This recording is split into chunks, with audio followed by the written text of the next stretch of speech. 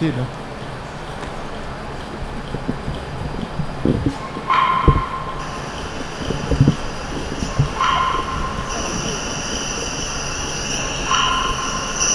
Mic check 1 2 3 4 5. Mic check 1 2 3 4 5.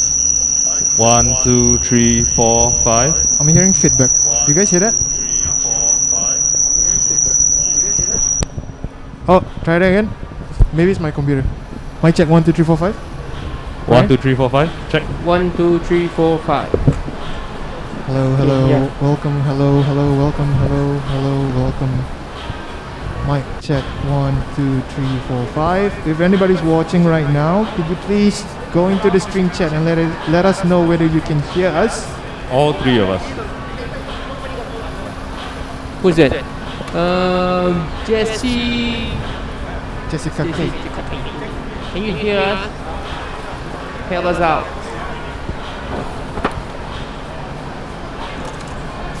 Doing sound check here.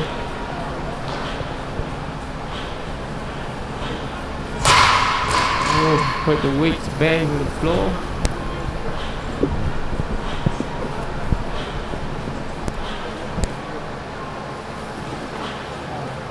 Put up the event screen.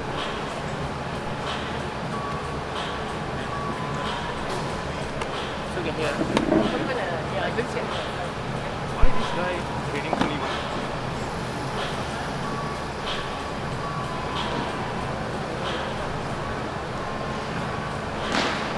The feedback is because of your laptop, is it? Yeah. Which what do you do? Just mute my laptop. So now we can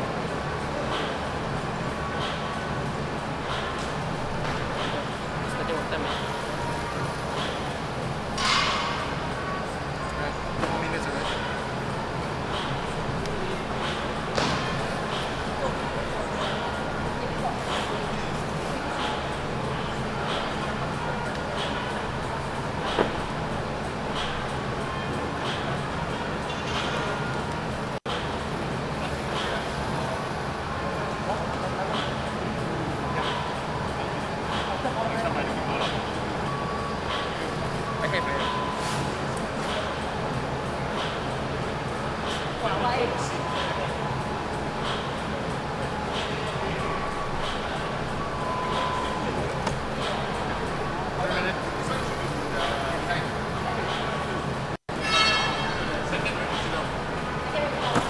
Don't forget to moderate. Don't forget to moderate.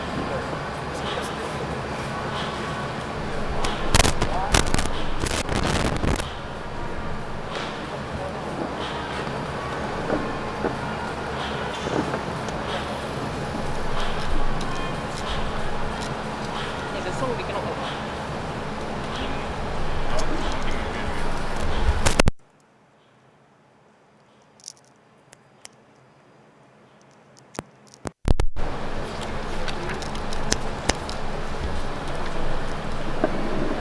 So when I say let's talk about the fight schedule, then you bring on the fight schedule.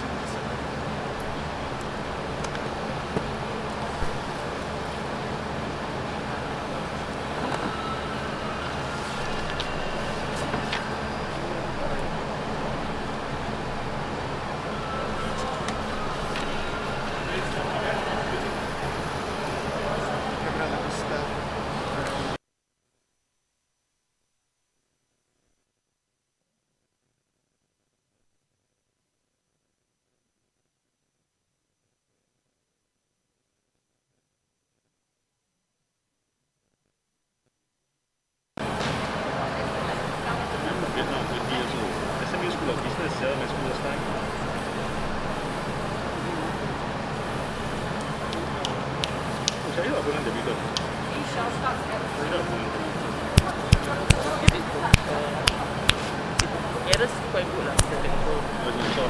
Cannot underestimate. They seldom send people but those people. Actually, in general, I see like whoever every fight is excellent in general. Not perfect, but no one. Singh independent, like one from.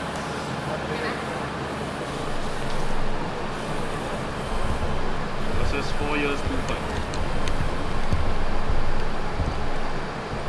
Chen is very picky. He don't want to fight until he don't want to fight somebody new. Been 4 years, but 2 times already.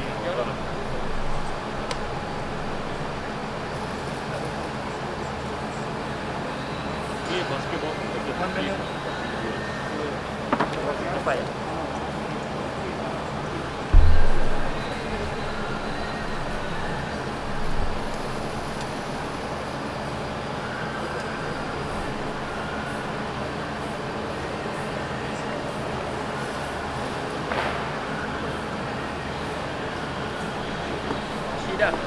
Shahidah, you be inside there.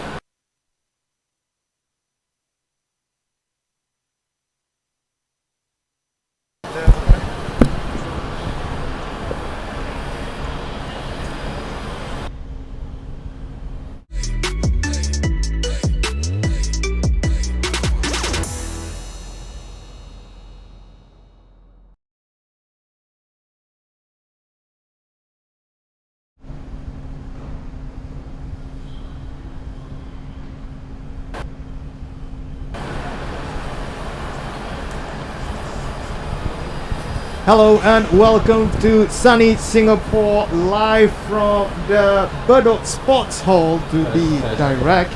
And welcome one and welcome all. You are here to witness history in the making. This is the All Women's Boxing Invitational Tournament 2021, brought to you by SG Women's Boxing Community, supported by the Singapore Boxing Federation. And this broadcast is brought to you by Legends Fight Sports and Habit SG. Hello and welcome everybody once again to sunny Singapore. You're here to watch 15 fights, some of the best Singaporean ladies amateur boxers making their debut in the rings and making their debuts in amateur boxing themselves. I am Iman Aldugani and I will be your main host and commentator for today. And joining me in the ring for this afternoon full of fun and fights is our resident boxing nerd, Brian. Brian, how you doing, man? Yeah, pretty good. Very excited to see some great fights today. What are you looking forward to today in particular? What can the viewers expect to see today from the All Women's Boxing Invitational Tournament 2021? In general, these ladies come from really good gyms already, and then they've been training together over here for the Singapore Women's Boxing Community as well. So I think what we can be on the lookout for is, number one, good fights in terms of good technique, good ring control, but also good fights in terms of being entertaining. Great fights to watch. Alright, thanks Brian. We have one more guest on the commentary panel with us today. He is a multi-time boxing international champion in the pro boxing scene, and he's also a 3-time SEA Games bronze medalist in amateur boxing itself. He's the one and only Muhammad the Chosen One, Ridwan. He will be joining our commentary team from time to time. One, how have you been doing, sir? Hey man, what's up? I mean, I've been very busy. As you know, I've been part of the Singapore Women's Boxing Community Coaching Program. I've been coaching the corporate development boxers, those who are just doing this for fun, for the fitness.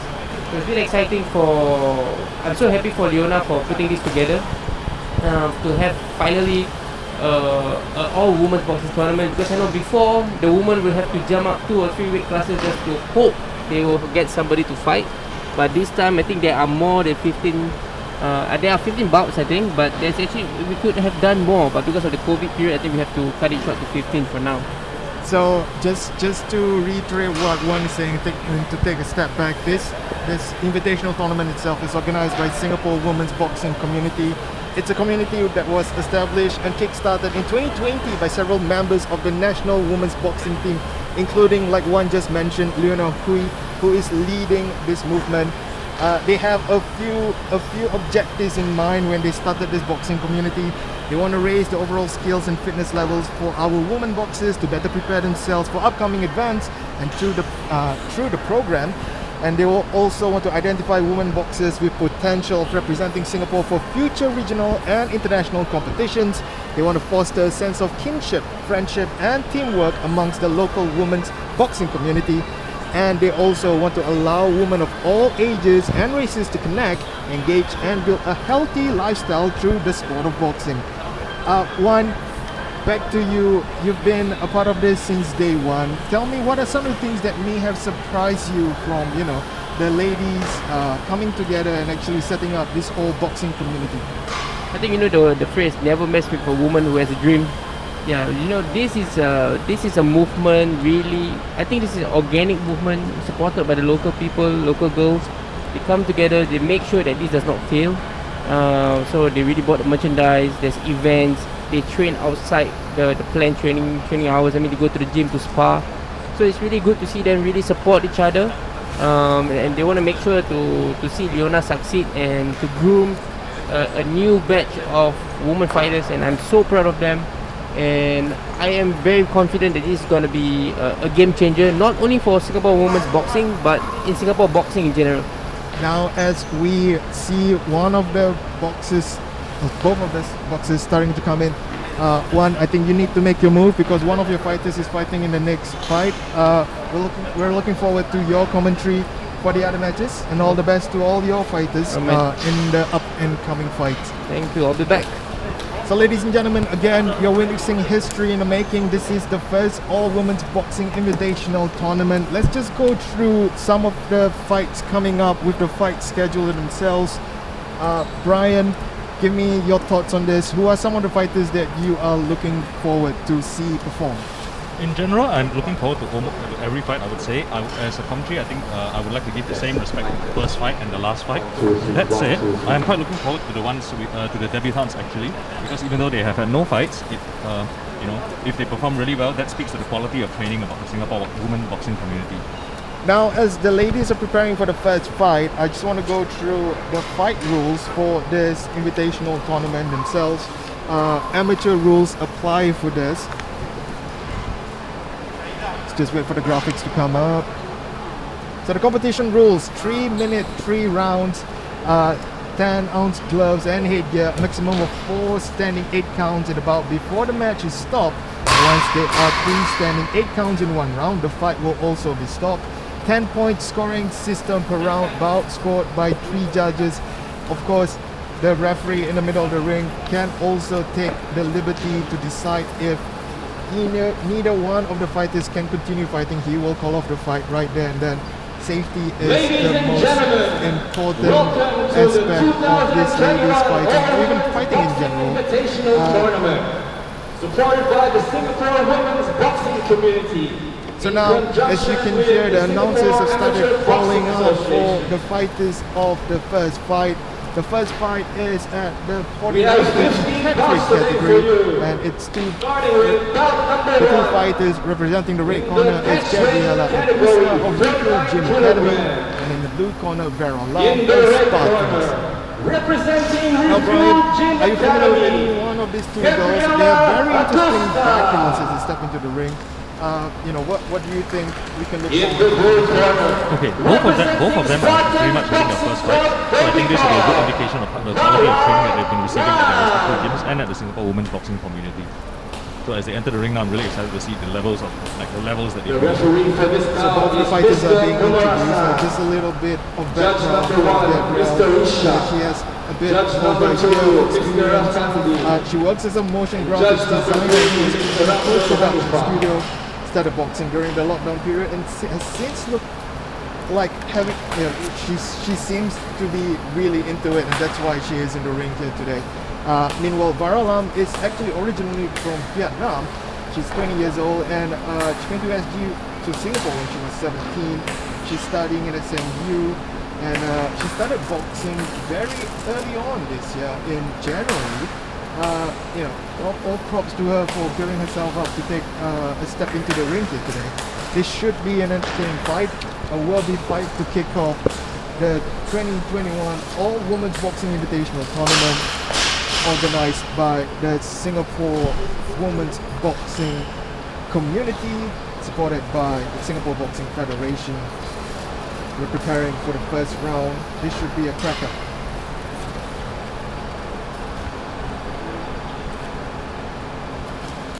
Just before the fighters get ready to battle it out, referee checking both their headgear, giving them last minute instructions. Kenny in the chat saying go Vera from Spartan. Just want to let everybody know tuning into the stream now. Get all your friends and your gyms to come and watch. You know, support your fellow. Support some of your fellow boxers. We're here for 15 bucks all the way. We're gonna be here for a long time and hopefully a good time, right, Brian? Oh yeah, definitely.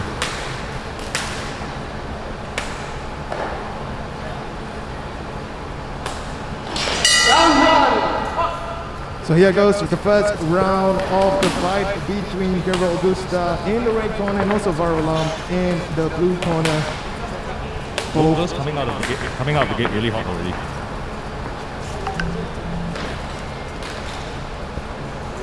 Gabriela looks a bit more tentative. She's conceding a bit of range, trying to pull Vera into her punches. Vera's doing a good job of moving ahead every time she enters. Just needs to do it a little bit more. Both fighters in the orthodox stance. Yeah, I really like how Vera is mixing up to the body also. It's always hit, body, hit. Now, amateur boxing is a bit different from professional boxing. The bouts are scored with points. It seems like combinations are always the flavor of the fight because the more you throw, the more points you get. Yes, in general for amateur boxing, just outlooking your opponent is prized more points-wise instead of just a pure damage. One other thing I want to say also is that in amateur rules, right, in professional rules, I think most people know that the knockdown constitutes a 10-8 round automatically. In amateur boxing, not very much. Usually 10-8 rounds are scored in terms of periods of dominance. So it's possible to score a knockdown and still lose the round if you get outworked for the rest of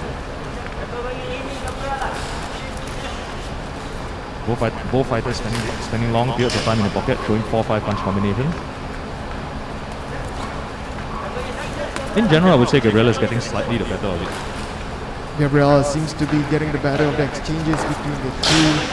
The combinations look a bit cleaner than Varulam's. Yeah, it's a very simple thing. She's basically aiming before she throws. Just a little bit. She feels out with the jab. She starts a combination with the jabs don't need to land. They're sort of just a range finder.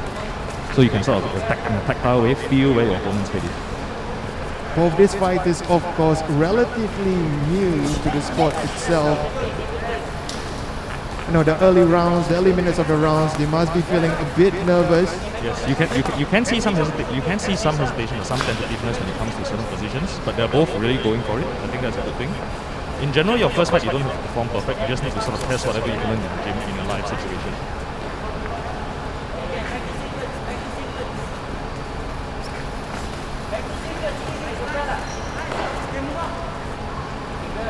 The pace between both girls has been high ever since the bell rang. It will be a good test to see if they can keep this up for all 3 rounds. Generally, the girls have better pacing and better cardio than the boys when it comes to amateurs. Oh yes, especially when it comes to like the lower weight classes. There's a lot less weight to be carrying around.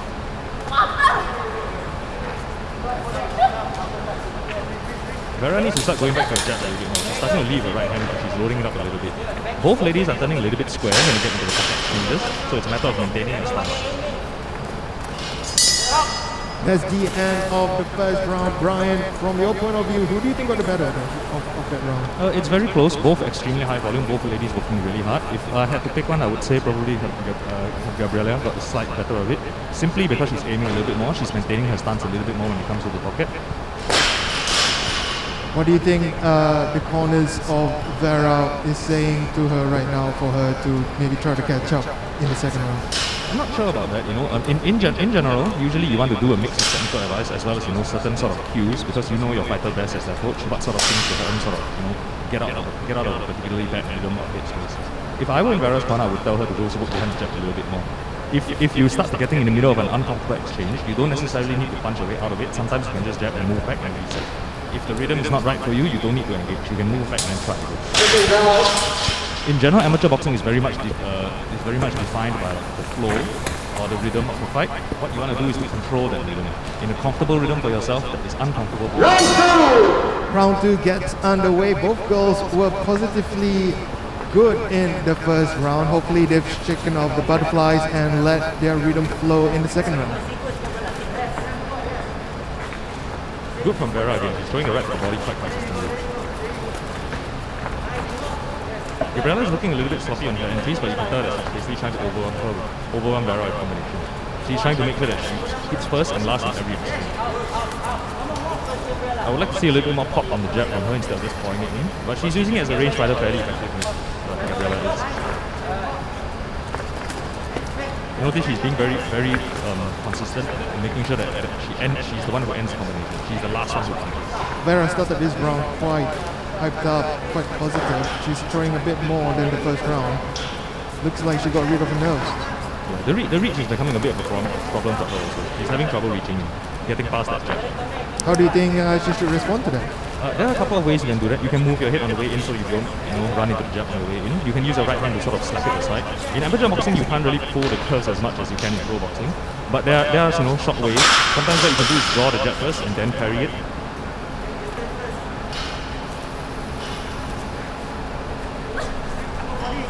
The pace is slowing down a little bit more now. Gabriella is controlling the range of the jab. Good straight right there by Gabriella. Notice when Gabriella throws her jab, that's when Vera has trouble getting in. And then she gets hit on the way up with that same jab as well.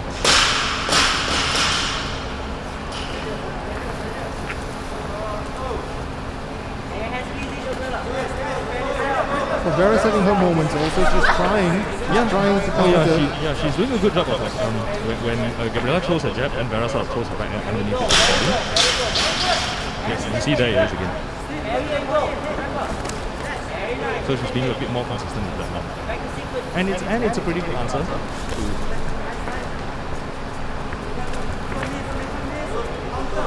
The pace has settled in right now. Both the girls seems to be slowing down from the first round. I think they're just trying to get into the rhythm, trying to catch their breath. Shaking off the butterflies. Both girls are not really experienced in the ring. They've taken that brave step to step into this competition. Definitely. And sometimes a lot of people, they look good on training, right? They look good on the pads, they look good on the back. Sometimes in a live situation when somebody's actually punching you for real, a lot of people can freeze up. I don't think that's happening to either of the girls today.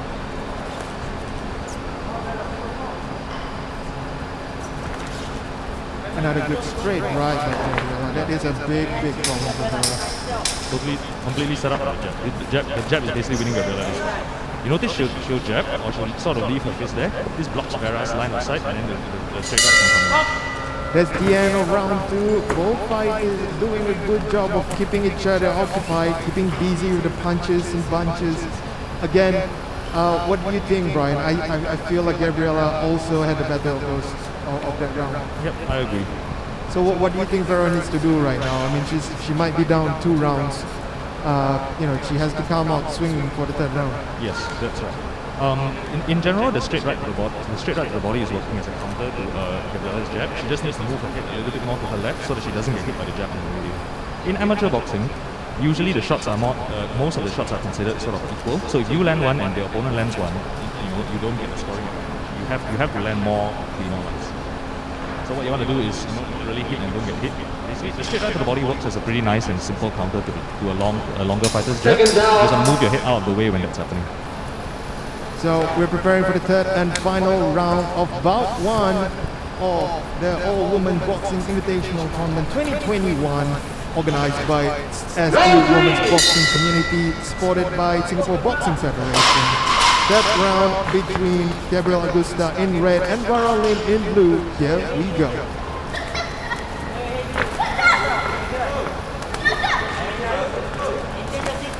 Yeah, Vera's having her moments, but she needs to move her head out of the way. She keeps getting hit by the jab, even when she scores her own points. She's starting the 3rd and final round with a lot more aggression. I think she knows she's a bit behind on the scorecards. She's being very, very positive and very, very she's taking the first step to engage right now. Yeah, she's still game. She's still trying to put her punches together. You see that reach, that jab is becoming a big problem. Gabriella's doing a really good disciplined job of just making sure everything comes off the jab, and she's building off the jab pretty effectively too. When she lands her jab, that's when she knows her right hand is set up. Well, she can't afford to get too complacent in boxing. When you get too complacent and too comfortable, that's when the danger is. Oh yeah, definitely. Although I think there is an opposite also. Sometimes people get a bit too eager to throw too many punches or too many kinds of punches. One of the good rules to learn in amateur boxing is that, when you see somebody of championship caliber, is when they're happy to win with just a jab. Just jab and move, rack up the points, start pulling away. It's a little bit like, in football, parking the bus. You score one and then you start parking the bus. It's a legit way to win, and sometimes you can tell when the coach knows his stuff. Vera's moving ahead a little bit more to try and get past Azab. You see, she's at least trying the right things, even though there's varying degrees of success. So I think this will be a really great experience. This is a really great experience for her. Basically fighting a longer opponent with a discipline and a consistent jab. How do you sort of get past that? Getting hit quite a bit though, but she's trying the right things, and I think that's more important than just win. Nobody really remembers that first fight anyway, who wins or loses. More important is like facing somebody like this, facing this problem, and then you're back in the gym on Monday learning how to counter something. I think the most positive thing coming out from this is that these two ladies, from their short period of boxing or starting boxing. Standing 8 count.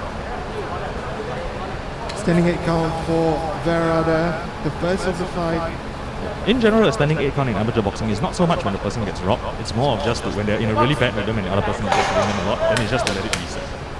The mental challenge for Vera now must be really, really big. I mean, she feels like she's already down the scorecards, and now she has a standing 8 count.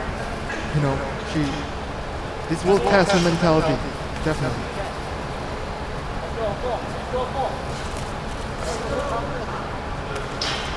She's not backing down. She's answering back to all of Gabriel's combos. Yep, that's right. She kind of needs to start parrying and defending some of these punches instead of just punching back with her. She's having success in punching, but she'll do better if she just avoids some of it. For example, she can be parrying that jab away with her right hand. Eating some jabs there. And that is the end of bout 1. After 3 rounds of Augusta boxing in the red corner and Vara Lam of Spartans in the blue corner. Brian, both fighters, not a lot of experience, but a lot of heart there. They can take away a lot of lessons from this first fight. Oh yeah, definitely. I think they both got to try a bunch of the things that they were working on in training. This gives you a sort of new perspective, when it comes to your training. You may practice a combination on the back, it feels really good, you imagine yourself beating someone up with it, and then in the ring you realize that, okay, in order to make this combination work, it's not working for this and these reasons, these are the things I need to work on. If you're just tuning in, welcome to the All Women's Boxing Invitational Tournament 2021, brought to you by the Singapore Women's Boxing Community. You're watching 15 fights of some of the best and some of the upcoming Singapore amateur female boxers. We're here for 15 fights. We're glad you can join us. Share the feed around. Let your friends know some of the meanest girls in Singapore are fighting right here today. Now the first fight just ended, and we are waiting for the scorecards. Unanimous decision, red corner, And winner of the first bout in the red corner, Gabriel Augusta. There was really no question about it. She was the more dominant of the two fighters. Definitely a learning experience for both fighters. I mean, props to both of them for stepping up and actually, having the heart and having the courage to take the ring. Because we all know some people, just train. That's all they do, and they don't really, have the will or the courage to actually step up. And these girls actually did it, and all props to them. Yep. It's a very brave thing fighting. Not just because getting hit, but also because getting hit in front of other people watching. bout number 2, light flyweight Moving on quickly now to bout number 2. This is a fight in the light flyweight category. That is 48 kg. In the red corner we have Shahidah of Legends Fight Sports, and in the blue corner Singh of Legends Fight Club. Now Brian, you train yourself from Legends Fight Sports. I'm sure you've seen Shahidah around. Can you tell us a bit more about her? Yeah. One thing I would say about Shahidah that defines her is very steady and consistent improvement. She was quite raw when she first started, but you can see, day after day, just getting 1% better all the time. I'm quite excited to see what she brings to the table. Shahidah has been training for 5 years in Chong. This is her first fight. She's an engineering student at NTU. She did Muay Thai for 3 years and then boxing for 2 years. Very equal amount of experience in the fight game. This should be very interesting, especially if you can see right now with the height difference between the two fighters. Yep. So we saw in the first fight how a height advantage coupled with disciplined use of a good jab can sort of win the taller fighter the fight. So it'll be interesting to see how this particular dynamic plays out. In general, it's not really an advantage to be longer or shorter. There's pros and cons of both. It's more of what you do with your height.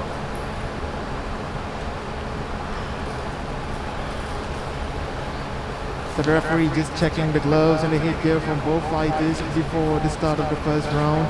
You are watching the All-Women's Boxing Invitational Tournament 2021 here live from Burdock Sports Hall in Singapore, organized by the Singapore Women's Boxing Community, supported by the Singapore Boxing Federation. Round 1, bout number 2 between No Shahidah in the red corner and also Yong Singh in the blue corner. Here we go. Nice jab from Shahidah. Disciplined enough to use the right hand to parry the return fire. Both girls fairly experienced, 5 years each in the fight game, in martial arts in general. Quite strong, heavy pressure from Tenzin.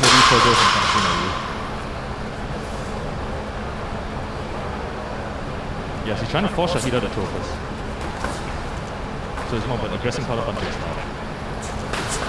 Great movement from Singh also. You know. Both fighters look really focused, really up for this. Very proactive hit movement. So she's trying to draw the jab from Shahidah, duck under it, and then come back with a combination. Notice she's pulling back on her own jab. Jab, and pull back her upper body. Very nice discipline fighting. Singh taking dominance in the middle of the ring. Shahidah looks happy to fight, in the corners in the pocket right now. Yeah, she looks comfortable. I think she needs to get out there a little bit. It gives her more space to back off. There's nothing wrong with fighting on the back foot, but you want to make sure that you always have space to move off. For example, not now. You want to move off. Jab and then move. Use the jab to cover your movement so you don't get hit. The pressure though from Tenzin is relentless. And then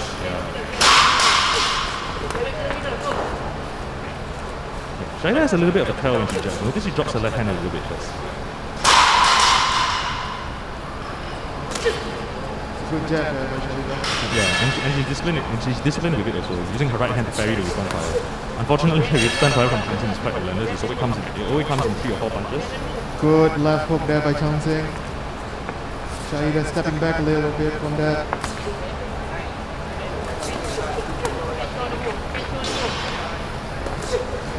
Singh might be making her debut here in the ring today, but she definitely doesn't look uncomfortable at all. Oh yeah, she looks very comfortable. She's done this game plan a lot of times. It's a brave game plan to execute. You will get hit a little bit, on the way in, but it's something you accept in order to put yourself in a good position to, fire off your own punches. Very good exchanges from both fighters. See how they're not really static and they're moving around all over the ring right now. Really shows the experience of both ladies in the fight game. Yep. Seems like they've both done their homework in the gym. Yeah. I would like to see Shahidah build off her jab a little bit more. Once the jab can land consistently, you want to put other punches behind it. Because if not, it becomes predictable and easier to counter. Singh again with the pressure. It has been non-stop from her, chasing Shahidah all over the ring in the first round. Yeah, I would like to see a slightly more disciplined footwork from Tenzin. Like, mirror her movements when you're trying to pressure somebody instead of just chasing them around. So you kind of cut out the escape route. Like you see, when your opponent is trying to escape your pressure by sidestepping, you sidestep with them. Shahidah is doing better when she steps into the pocket and throws the domination. Good hustle from both fighters to at the end of round 1. Right there, you're watching the second bout of the All-Women's Boxing Invitational Tournament 2021. In the red corner we have No Shahidah of Legend Fight Sports, and in the blue corner we have Yong Singh of Aries Fight Club. Brian, what are your thoughts from the first round? Both fighters really active. Oh yeah, and it's a good and different and more interesting dynamic as well. Previously we saw a shorter fighter trying to get past the jab of a longer fighter. Now we're seeing an out fighter trying to escape the pressure of a pressure fighter. So for both fighters, I think Tenzin needs to be a little bit more disciplined in her ring control footwork. Like cut off Shahidah instead of just following her around. As for Shahidah, she's doing a good job with using the jab to try and keep Tenzin's pressure at bay. I would like to see her build off the jabs a little bit more. You can jab twice, you can put the right hand behind it, then the right hand can vary it between going up and going down. Small things. Well, the pace was really relentless in the first round by actually both fighters. Let's see if they can keep it up in round 2 of bout 2 in the All-Women's Boxing Invitational Tournament 2021 live here in Singapore. Good job from Shahidah. Playing around with that jab a bit more. Yeah, she jabs and she pulls back to avoid the counter. Because now she knows the counter is coming. She knows Tenzin's working her jab. Singh still chasing her down. Really good pressure from her throughout the whole fight. Good job from Shahidah to escape from that exchange. Shahidah seems to be more active in moving around right now. She doesn't want to be stuck in one place. Yeah, she's beginning to build off her jab as well. She knows her jab will put Chang Xin stationary for a split second, and that's why she can start aiming the rest of her shots. I would like to see her just swing a little bit more with the jab, so that Chang Xin doesn't always know when it's coming. Because you can tell she's looking for it. Like Chang Xin's looking for Shahidah's jab. Good head movement from both ladies. A lot of times head movement is proactive. Like you don't need to wait for a punch and then try to weave under it. Sometimes weave in anticipation, so you just become harder to do. Oh, Shahidah's in a bad place here.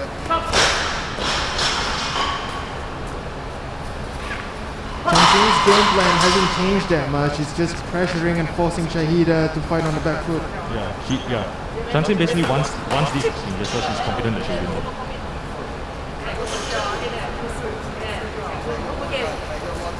Good jab by Shahidah there. She needs to do that a bit more. Now is when she needs to move. She lands one or two shots and then she needs to move. As the longer the exchange goes on, the more comfortable Chang Xin gets. So what Shahidah needs to do is land her 1-2s and then move. Land her 1-2s and then move. It's okay to win just off a few. Pretty good control of the distance over there. As you can see, right, the longer fighter in this case doesn't have the distance control. It's more of how aware of how far away you are from your opponent. It's a really good example of how you should fight somebody taller than you right now. Shahidah's movement really neutralizing that height advantage that Chang Xin She kind of has. squares up a little bit when she gets into the longer exchanges, which is why I think it's really imperative that she just lands 1 or 2 shots and then moves. Both girls doing absolutely a good job. The pace has not dropped at all in the second round. They're both still very, very active, still exchanging. There's also a lot of technique between those exchanges also. Yeah, Shahidah in general is getting the better. I think she's building off whatever reach she made in the first one a little bit better. Shahidah's also going to the body a bit more than Chang Xin at this point has accepted that she'll get hit on the way in and is just trying to win the exchange as after it's over. So Shahidah needs to not play her game. Just hit her on the way in and then move out. Last few moments from round 2. The fight between Nur Shahidah in the ring corner and Yong Chang Xin in the blue corner.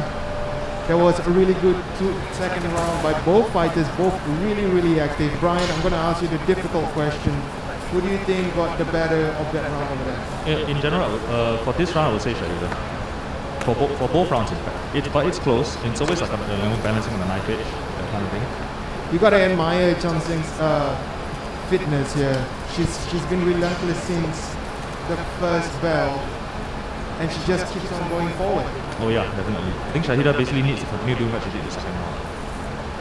Like it could still go badly for her. She sort of just gets caught in a bad position. So there are times in some of the longer exchanges when her stance starts to square up, and then that's what she needs to avoid. What do you think Chang Xin needs to do? In general, I would say again, she needs to pressure her more effectively. Basically, instead of chasing her around, sort of cut off her. Second round. Let's see if she can do that in the third and final round of bout number 2 of the All Women's Boxing Invitational Tournament 2021. Brought to you by Singapore Boxing Community, supported by Singapore Boxing Federation.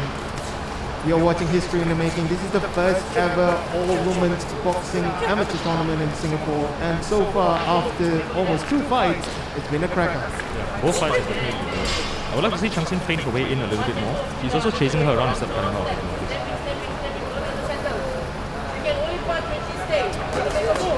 Shahidah very wise, investing in the body shots there.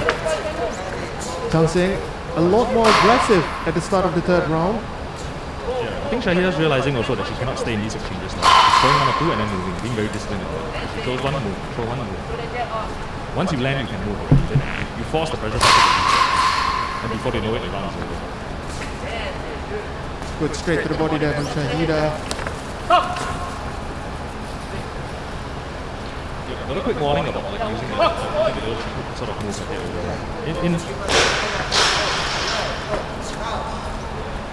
You notice basically Chang Xin just chasing her and Shahidah's basically quickly circling off with her left with the float, small check hook. Seems to be a sense of urgency from Chang Xin.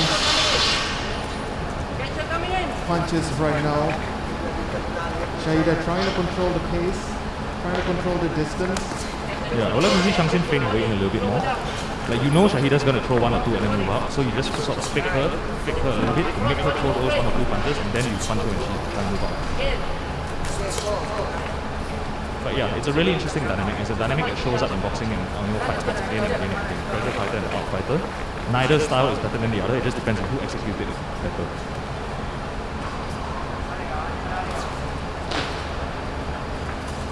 Pace here slowing down a bit as Shahidah starts to control more of the exchanges. Yeah, it's quite good for her. I quite like this. She's putting a lot of weight on her front foot because this sort of like it gives her a base to spring backwards from, but it also adds a bit more weight to her legs. Yeah, doing a pretty disciplined job of letting one or two and then. See, that's the kind of exchanges she doesn't want to get into. That's the kind of exchanges that Tenzin is doing. She needs to move around a bit more, Shahidah. Singh again, the pressure. It's mounting again and again since the first bell. Yeah, one of the things about it is that it's tiring to be chased. Like, mentally, it's tiring to be chased. Like runners sometimes would prefer not to be in a pole position because there's the tension of some of the egos that are trying to do. Shahidah needs to get away from the ropes there.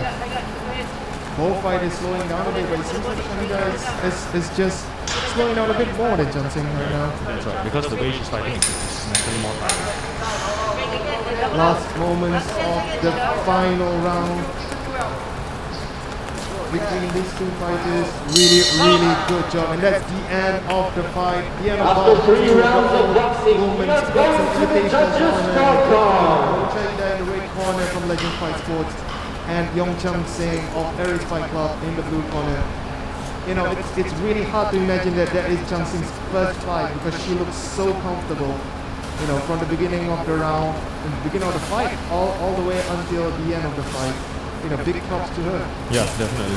You know that Mike Tyson quote, right? Everybody has a plan until they get punched in the face. Well, Singh got punched in the face a lot, and the plan did not change. All the way she was trying to put her punches together through a mounting pressure. Shahidah did a really good job of controlling the fight, with the distance and everything else. Let's see what the judges have to say as we head to the scorecards for the results of bout 2.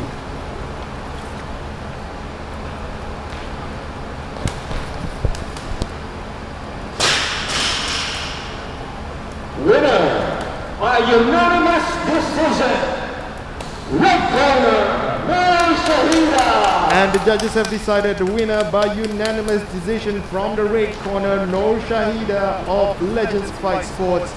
Both fighters, truth to be told, both fighters did a really good job in there. There was some really high level boxing,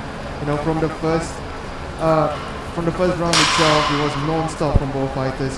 Big prop. Shahidah might have won, but I think Singh also, is going home with a lot of experience. Hard to believe that's her first fight when she looks so comfortable in it. Yeah, definitely. Usually people's first fights, they sort of tend to play around a lot more and just react on the spot. In order to consistently put together a game plan, whether it works or not, the fact that you're trying to execute something specific is something that is usually indicative of greater experience. Well, if you're just joining us, welcome one and welcome all to the All Women's Boxing Invitational Tournament 2021. This is history in the making, the first ever All Women's Boxing Tournament in Singapore, organized by the Singapore Women's Boxing Community, supported by Singapore Boxing Federation. We are going into the third bout out of 15. And we're waiting for the fighters to walk in. Brian, have you liked the fight so far? Oh yeah, definitely. I think one of my favorite things is that even watching these fights can be quite instructional, just as boxing fans, because we can sort of see how different style matchups and different fighter types come into play against each other. It's always like a perpetual rock paper scissors kind of dynamic.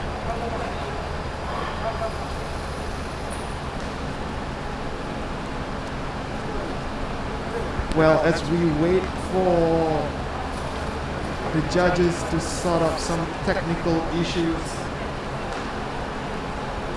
we ourselves are going to welcome back one of Singapore's premier boxer back to the commentary team.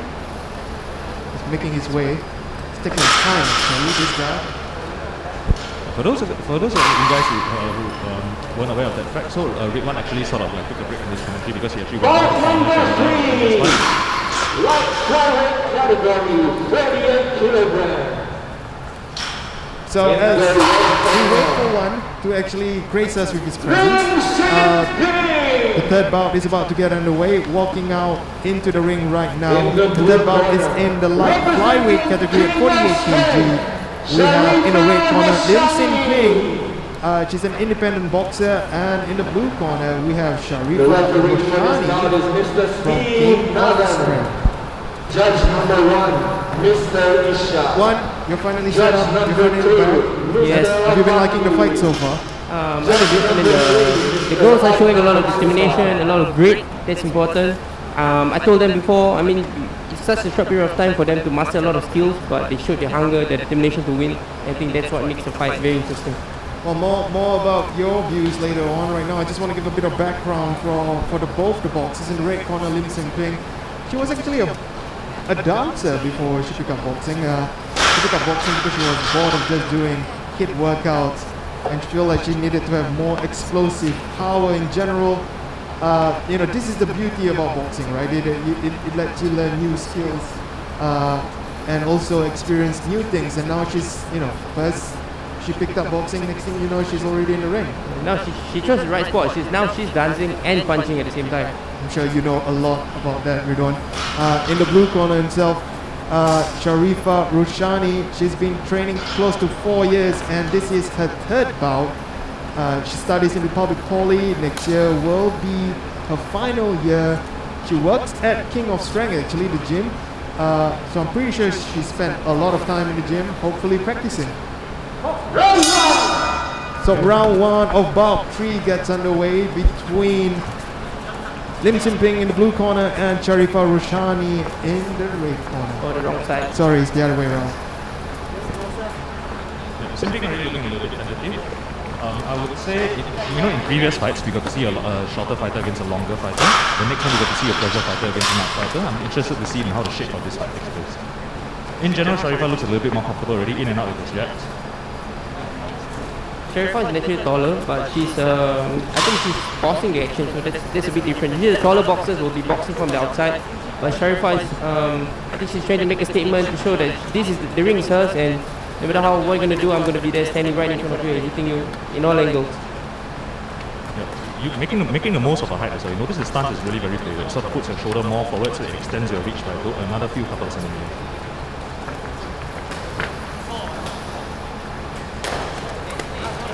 So we're starting to see the shape of the fight as for the first one a little bit, where the taller fighter's jab is making it hard for the shorter fighter to get in. I'm just doing a quick break for the headgear adjustment. Sharifa is using her footwork very well actually. I'm impressed that she doesn't put her feet together when she moves forward and back. So there's just a lot of footwork discipline, a lot of drills in the ring, in the gym to be able to do that now in the ring. Well, you've been in your fair share of amateur fights. When you come to events like this, for girls who are just starting out, how much nerves are there for them when they enter the ring? I think right now they're going to be very, very nervous. One is because this is a huge event for them, so they need to show a strong statement for the Singapore women's boxing in general, and also to make a name for themselves and for the gym, because I think Leona is looking for some boxers that we're ready to pull into the pathway development program for those ladies who are ready to compete seriously and maybe one day move on to the national team. So a lot at stake for some of the girls right here, and right now you can see one fighter dominating the other in the middle of the ring. Yeah, Sharifa is basically starting and ending the exchanges on her own terms. So this lets her rest when she needs to rest. This lets her push the pace when she needs to push it. Wow, she did a little feint there. That's nice. Yeah, that was good. So hands are down. She shows a lot of confidence. Sin Ping is a little bit lost, but at least she's using her footwork still for now. So hopefully she can maintain that for 3 rounds. Yeah, her reactions are not great, but at least she's trying. I would like to see her not square out her stance so quickly every time she sort of gets into an exchange. But a lot of proactive Sin Ping has only been boxing for under a year. She joined this tournament because she wants to push herself out of her own comfort zone and end the year with a bang. Nice right hand. In the ring, the fight is not a place to be comfortable. So she's definitely in the right place. If she wants it, she's gonna get it now. Well, either way, props to her for actually stepping into the ring and actually stepping out to fight. Yeah. Notice when she throws her right hand straight, it connected a couple of times against Sharifah. When she does the big leaning ones and it doesn't hit so much. Huge respect because Sharifah has fought in the ring a few times. A few sparring matches even, I've seen them. And I think it's Simping's first time in the ring in a competitive match, so that is truly memorable. And we have Tyson there in her corner. At the end of the first round, between the fight in bout 3 between red corner Singh and also blue corner Sharifah, we saw that Sharifah took control of the fight in the first round. If you are in Simping's corner, what would you be telling her, to change her fortune? I think I would tell her to stand her ground a little bit more, force her action, initiate, make your opponent move back, show her that you're here to stay, not just to participate. You have to make her respect your power, impose your will a little bit more, and then slowly the skills, the strategy will come into play. Because at this level, it's not just about the skills, it's also about your willpower, your determination. I agree. I think that Sharifah is getting a lot of freedom to go in and out with her skills because she's being given a lot of space. What Simping to do is sort of try and take the space away from her. Let's see if Simping is able to change the game plan and adapt as round 2, the third bout in the all-women's boxing invitational tournament gets underway. We have Simping in the red corner and also Sharifah Roshani in the blue corner. You see, Sharifah can dictate the exchanges because she has all the space that she needs to work in and out with her good footwork. Simping needs to start doing this a little bit more, just push her back a little bit. You may lose some of the exchanges, some of them will be 50-50 or worse, but it's okay as long as you are putting yourself in a more comfortable position. Then they will start to turn the tide a little bit. What she can't do now is let Sharifah just continue to style in and out. Simping needs to get Sharifah's respect right now.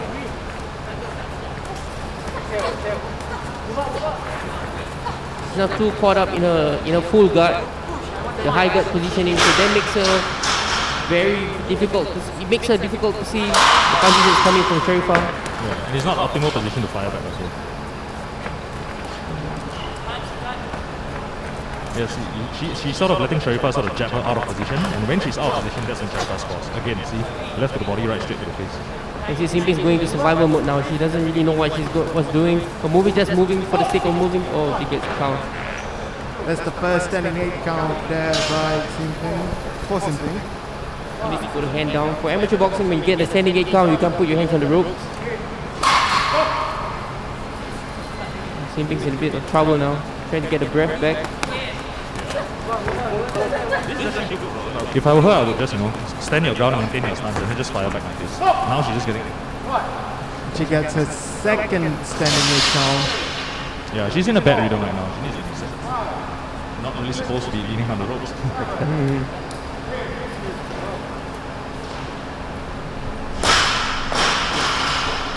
She's from Independent? Yes, she is. And I think the referee has called a stop to the fight in the second round.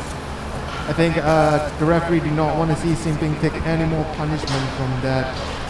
Sharifah Roshani from King of Strength taking a dominant win. What do you like from that fight from Sharifah? Sharifah showed a lot of technical ability in her footwork, in her range control, in her distance.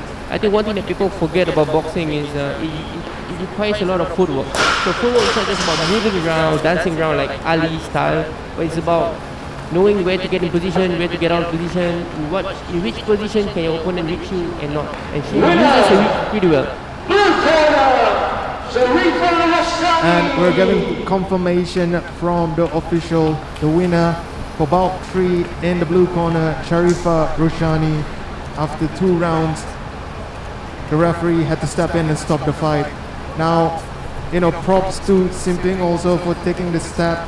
She wanted to get out of her comfort zone and end 2021 with a bang. I'm sure this will only make her more determined to come back and, prove her worth in the next fight. Huge respect, huge. Now, we just saw our first referee stoppage of this tournament. When you know, from your experience, when you get a standing 8 count like that in the middle of the fight, what thoughts go through your head? I would say what I would be thinking is, what should I do next? Should I box? Should I force the fight? Should I change my strategy? So it's really a lot of thoughts going on, so can't really say for what. And it's important to note during a standing 8 count there can be no quoting. So not everybody can, your coach can't tell you what to do at that point. You kind of have to figure it out by yourself, clear the cobwebs in your head. And with that, we move on to the fourth bout of the In the blue afternoon. corner, In the red corner, we have Amira Raza of Refuel Gym Academy. You are, of course, watching the All-Women's Boxing Invitational Tournament 2021, organized by SG Women's Boxing Community, supported by the Singapore Boxing Federation. This is the fourth fight of the afternoon. It's at light welterweight category, 64 kg. Judge number 3, Mr. Do you want to give any thoughts before the fight starts from both fighters? I mean, this is the first time I've seen Jolin Yu from Spartans Rangoon. I've seen Amira Raza a few times because she's been training at the Singapore Women's Boxing Community training sessions. So she has always been there, she never missed a session. And I'm excited to see how she's been training in leading up to this fight, because I think I believe her corner from Refuel is gonna be capable. Like, they're gonna come up with a plan to upset. A little bit about Jolin Yo in the red corner. She's actually a volleyball player. She's boxed for about a year. I believe she's making her debut in the ring here today. The height difference between the two fighters, again, the stamina component between the two. Are we, what does Amira need to do from the get-go to establish herself and nullify the taller Jolin Yo? Well, earlier we saw, in the first fight, we saw the taller fighter win because of a range advantage. In the second fight, we saw the taller fighter lose despite the range advantage. So I think it's not so much about the height, but more of how they apply themselves, how they apply that height. For example, Sharifah used her height really well.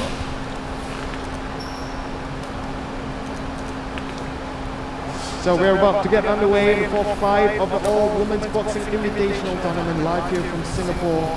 If you're watching right now, share the links, tell your friends. Some of the best lady fighters in Singapore are in the ring, are fighting. 15 fights we have for you. Keep it tuning here to Twitch. Amira looking quite comfortable already. Getting hit a little bit, I would like to see her not square up so much, but she knows she's keeping her eyes open, looking at the punches coming. Oh, nice slip there by Amira. Slip and a jab to the stomach at the same time. But I think clearly Jolin is a bit more athletic at this point. Yeah, definitely. There's the height and athletic disparity, I think. Although Amira's doing a pretty good job of moving her head up proactively. Amira switching to southpaw. I'm not sure whether she's doing it on purpose or she doesn't realize that she's doing it herself. Yeah, she's getting a jab out of position a little bit. I think the jab that works for Amira right now is the jab to the body together at the same time. When Jolin chose a jab, Amira chose the jab to the body at the same time. That was nice though. Nice one by Jolin.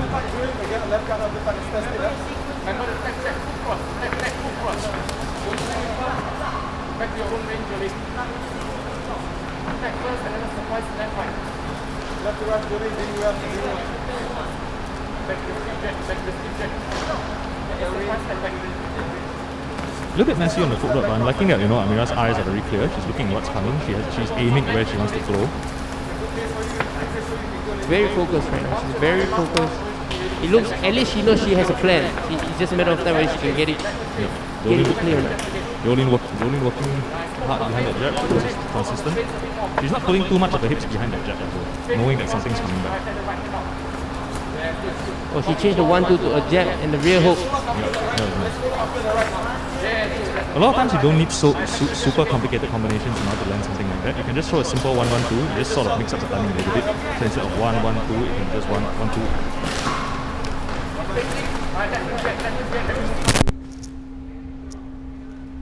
Jolin right now is doing the stalking, but I think she's doing more of she's following Amira around the ring. I think she can do a little bit better in cutting the ring off. Yep. but still beautiful work to work behind the jab and mixing up the 1-2 and the jab and the rear hook. That really confuses the opponent because it doesn't know, you won't know whether it's the cross coming or the rear hook this time. I'm really liking that she's consistently double jabbing as well. Oh, nice read, but Amira needs to come up with a plan B right now. Yeah, she's not super uncomfortable, but she is still kind of getting jabbed out of position and being on the spot. I would like to see her not square up so much every time the exchange starts. She changes the stance again.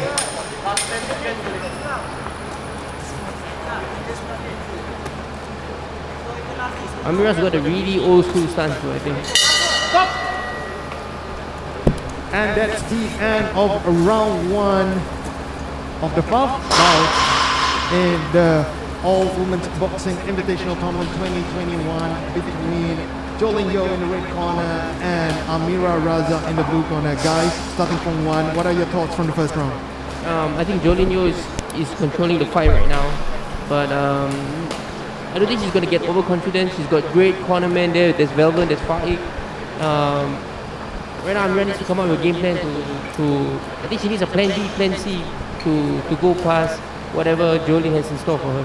Yeah, she had a couple of nice ideas at the start, to slip the jab and then get the jab her back to the body at the starting. That was nice. Yeah, that kind of went away a little bit as she started getting jabbed out of position. Sometimes it's okay to eat a couple of jabs in my view, if you just maintain your position and don't get out of it. When you're jabbed out of position, that's when you're open for a lot of other stuff. So let's see if Amira can catch up in round 2 of bout number 4 of the Singapore All-Women's Boxing Invitational Tournament 2021. Oh, nice. Amira still looks focused. That's what I like. From this simple exchange, it shows that Jolin is not comfortable working on the inside. So this is something that Amira can work with. Yeah, very nice. Go downstairs with the jab and come back upstairs with the hook on the same side. Jolin is very effective fighting from long range, but on the inside, she doesn't seem to be able to throw the hooks and uppercuts really well. So that's something that Amira can capitalize on. I hope she catches on that.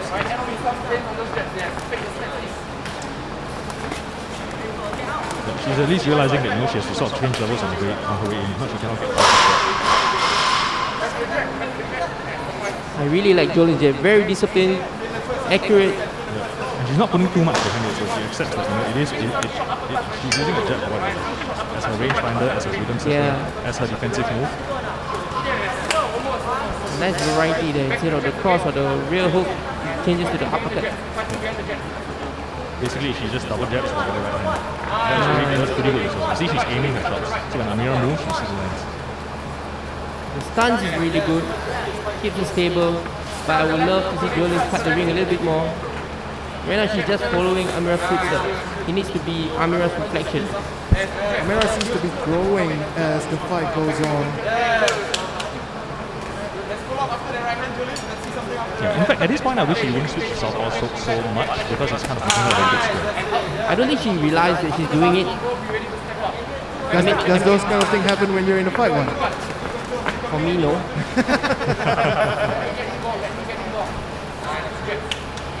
Sometimes when I get lazy myself, I get complacent, I would just change stance without realizing it, and it's bad.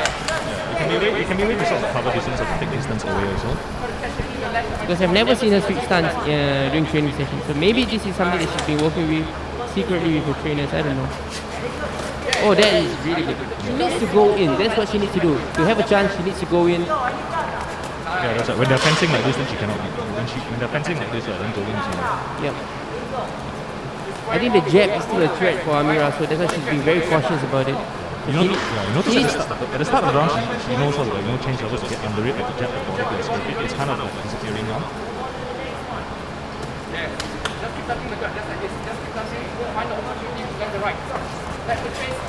Amira rushing into that one. She's got a lot of heart, but it's clear that she doesn't really know what to do now. Yeah, that's right. She wants this, but she's kind of lacking a little bit of pulse for it. If you are in her corner right now, what would you tell her? I would just say go back to the basics, get back to the jab and the cross, walk forward, never take a step back. Whatever step that your opponent gives you, you take that, you claim that, and just show that you're willing to come forward and fight. Well, that's the end of round number 2 of the fight between Amira Raza in the blue corner and also Jolin Yo from Spartans in the red corner. Amira, like you said, showed a lot of heart, but she's kind of lacking a bit in the technique sense. Meanwhile, Jolene looks comfortable. Yeah, that's right. She can be made to put in uncomfortable spots, as we saw from like a few key moments earlier, when like Amira sort of gets a bit more inside. Sometimes when you're fighting a shorter fighter, you don't like them to be inside of you, like inside of your range. Now, if you're in Jolene's corner, what would you tell her? She probably is 2 rounds ahead right now. And what does she need to do to close off the fight? I would like her to basically like sort of pivot away after she jabs, so that this is sort of lets her escape the more time to come from inside. And we're about to go for the third and final round of bout number 4. Boxing International Tournament 2021, brought to you by Singapore Women's Boxing Community. Amira needs to make the fight messy. I think that's the best chance for her to win. She cannot make Jolene look good. Get messy on the inside, throw that sneaky left hook, because Jolene gets caught by the left hook a little bit. Even though with her right hand up, she still gets caught. Yeah, because right hand is kind of in front of her, like glued to her chin, instead of actively parrying away the shots that come.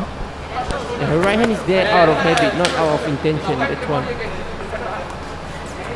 See, the right hand is there, disciplined, but I don't think the right hand knows that it's there. Yeah.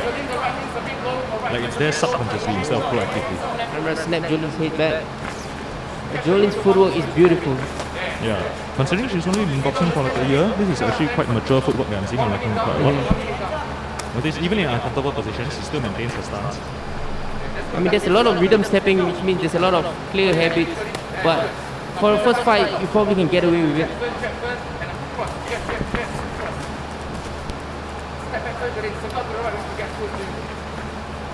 Amira needs to push it a little bit more if she wants to have a chance.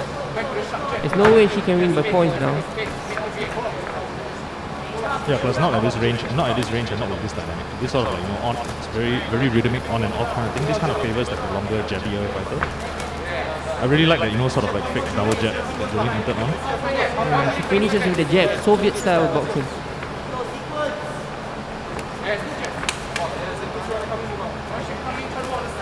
She gets caught by a jab herself. Amira needs to take advantage of that. She's not able to follow up that much. So. Yeah, she definitely wants it, but she kind of like starts running out of ideas after like the first or second punch already. She had like a couple of like clever things earlier, like jab the body and the left hook upstairs on the same side. That's kind of just not showing up anymore. Okay, just as I say that, there it is. The hook is really working, but she needs to find out how to land that hook.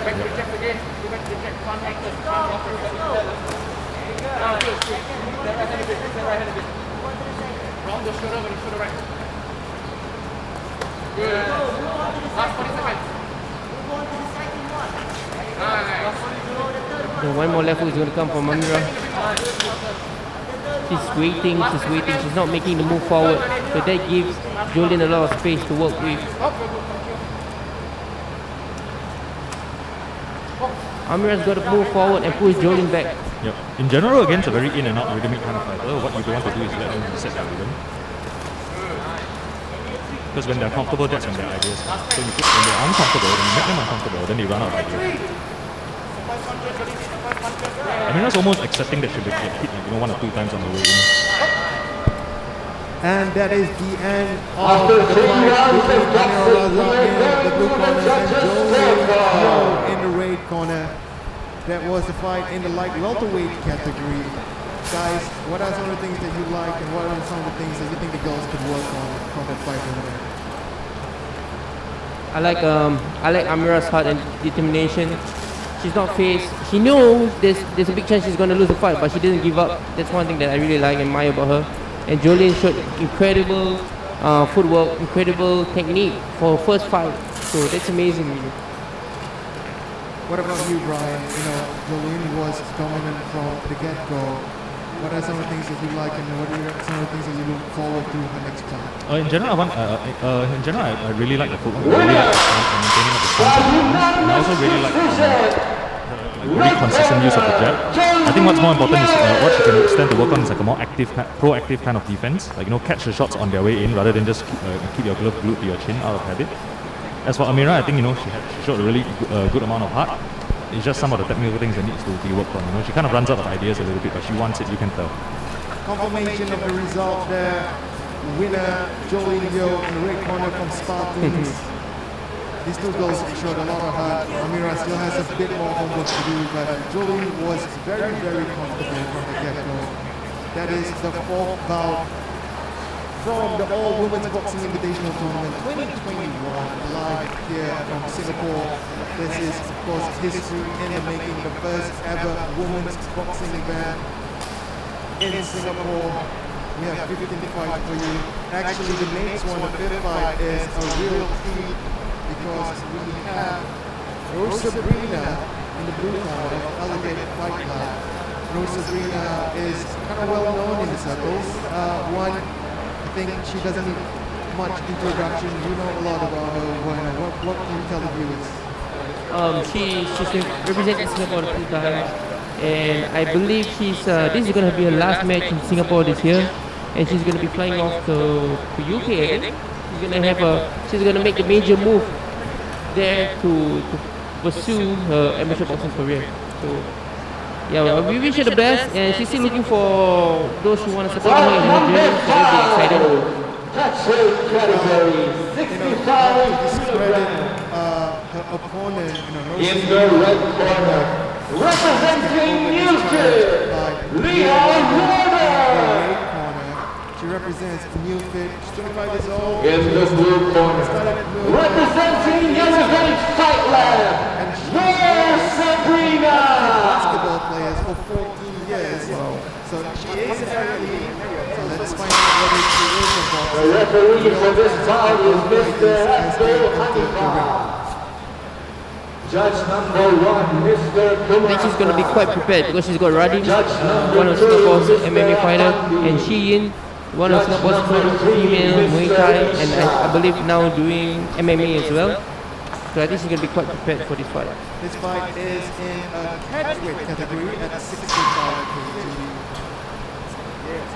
This should be a cracker. Lil Warden definitely an athlete. Pretty sure she will bring her athletic gifts into the ring. She's already taller than Sabrina, but Sabrina will have experience behind her. Let's see whether could spring out a surprise for one of Singapore's brightest female boxer, Sabrina.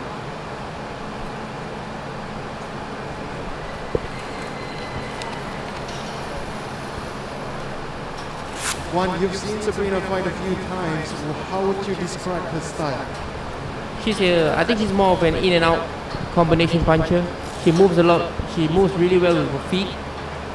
She's very technical. That's one about her. And I always see her Instagram stories about her doing her bench press, her squats, her throwing balls here and there. So it's really exciting. She's a strong girl. So now she needs to translate that strength into boxing. So that's going to be the challenge. Last checks from the referee on both fighters. This is the fifth bout from the All-Women's Boxing Invitational Tournament 2021, organized by Singapore Women's Boxing Community, supported by the Singapore Boxing Federation. Round 1 is about to get underway. Rosabrina in the blue corner and Leo Warner in the red corner. Here we go.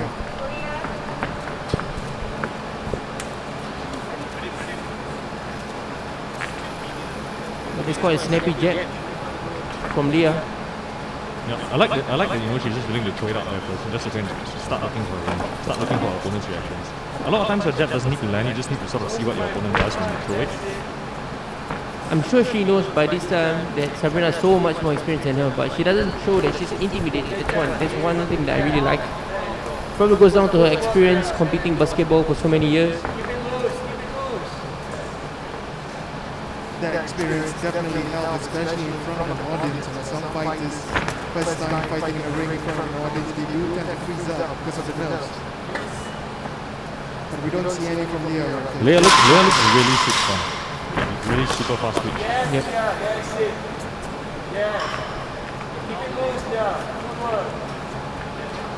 Yeah, I like that she's pawing out with her left hand a little bit just to sort of take the space away from Sabrina.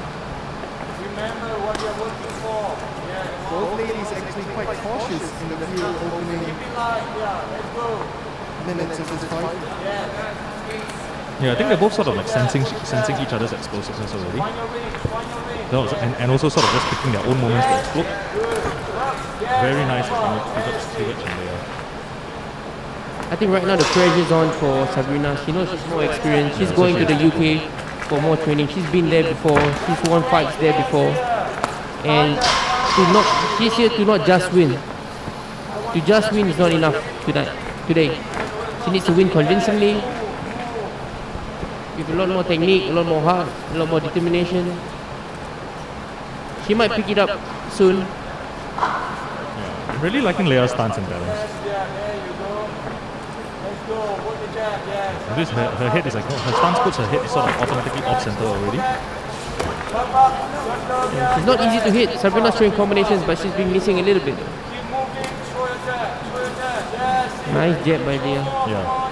Good that she's willing to just jab at the guard, so just keep the opponent away. Footwork looks a little bit messy out of the corner, getting caught by those more winging shots.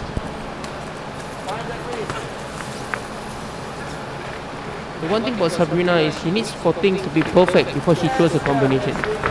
She needs to just let her hands go. She's technical, but sometimes when you're too technical, that's a problem. She tends to overthink. Is that what you're trying to say? I'm not sure. Very nice left hook. I'm not sure what's in the head. Shifting left hook forward.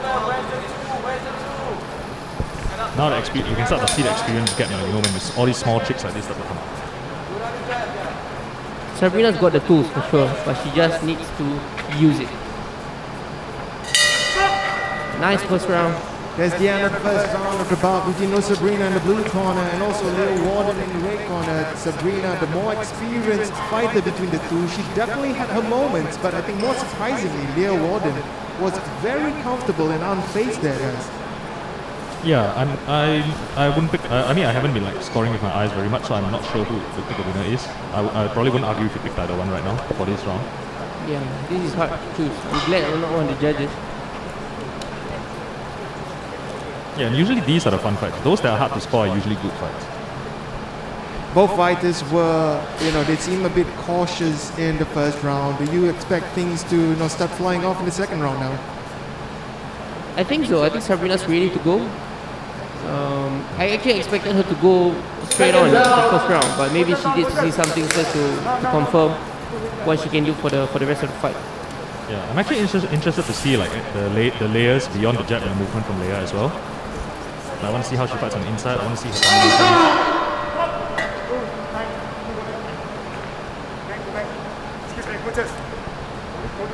The referee not happy with how Leia's headgear is being worn. Some adjustments needed. Yeah, the hair problems for the women fights are quite common. Have you ever had that kind of experience now that you have long hair? Not yet. I haven't had a fight with long hair yet. And now we're ready for round number 2. The fifth bout of the All-Women's Boxing Invitational Tournament 2021. Here's Sabrina in the blue corner and Leo Warden in the red corner. Sabrina threw a few combinations there, but so far only one cross landed. Yeah, I'm actually quite interested to see how Leia responds. She's been doing pretty okay in like this range. I think Sabrina's waiting too much. She's bouncing a lot, but the bouncing is not really helping in the style. Yeah, she's not using it to sort of create a rhythm and then disrupt it. She's kind of just using it to reset herself. Yeah, if you see when she bounces, the feet tend to come together, and if she gets caught there, she's going to be quite dangerous.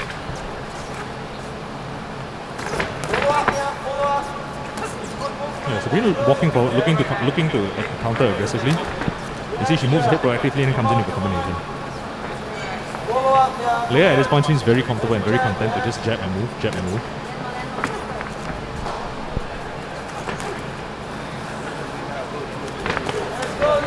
Sabrina's finding her range now. He needs to make sure her punches land. She's throwing really, really good punches, but the distance is not quite right.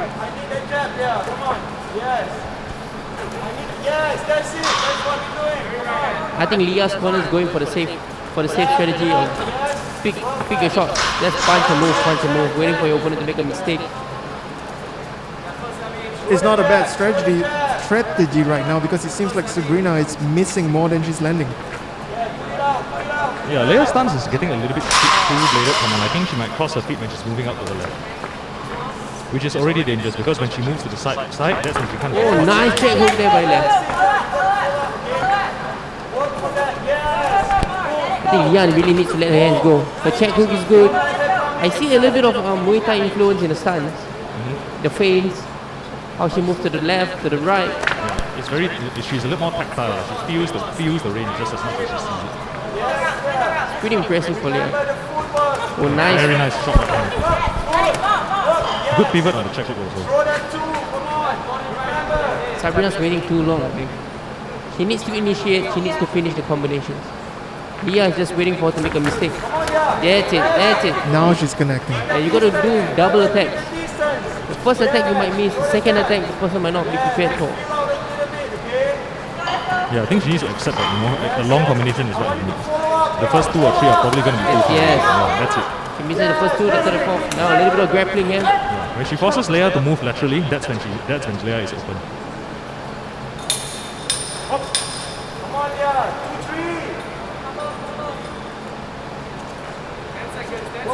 I do like that Leia is not intimidated. I think she's still trying. Yep, for sure.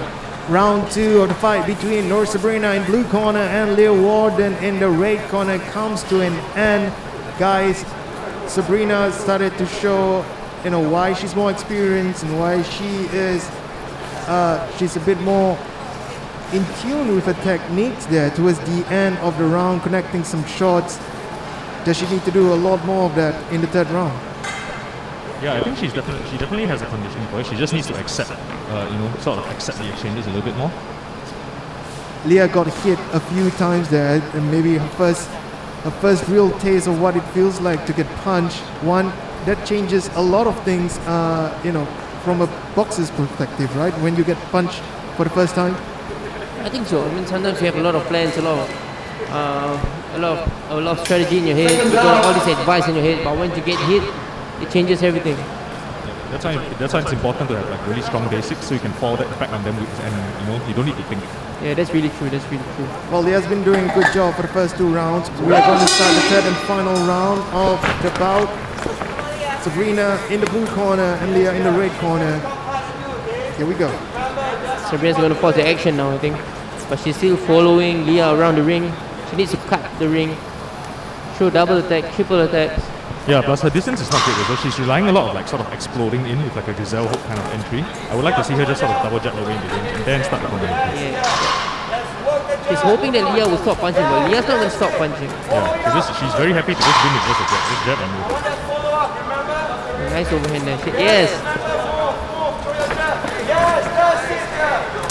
Sabrina just needs to manage her distance a little bit more. Yeah, now Leah's getting uncomfortable. So she needs to continue doing what she was doing. What she was doing was already working. It will still work. Yeah, this kind of slow fencing pace actually favors Leah. Sabrina needs to pace a little bit more. But I think that last burst took quite a lot out of her. You see, she's walking now instead of bouncing.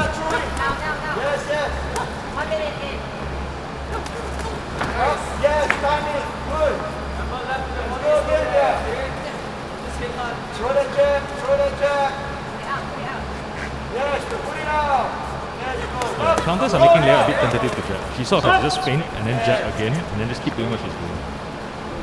That's a Muay Thai move by Leia. Oh yeah. Cheeky move. Hey, I always say all great fighters have a little bit of protein in them. Very nice overhand. Nice, Sabrina's cross is landing really beautiful now. Yeah. She gets hit by a hook herself. Leah not backing down here. Definitely not. Sabrina finding the overhand right counter to the jab quite consistently. Leia sort of needs to just start jabbing and moving in the other direction to escape from that. Leah's lean back is pretty nice to see. Yeah. She leans back there, but she doesn't put herself out of balance. She still maintains her stance. She throws the cross, her head goes off center line. She changes her position, she leans back, and her stance is still solid to the ground. Yeah, she jabs, then she just pulls her head back to avoid the overhand right counter. That's really nice. Leah smiling there. Now she's stalking Sabrina. But she needs to punch though. Looking, watching your opponent's not going to win you fight. You got to punch. especially in amateur boxing, even the illusion of landing is often enough to win fights. If you just punch the guard a lot, in fact, if you punch the guard, if your opponent blocks 10 of your punches and they land 1 on you, you probably still win the exchange on the scorecard.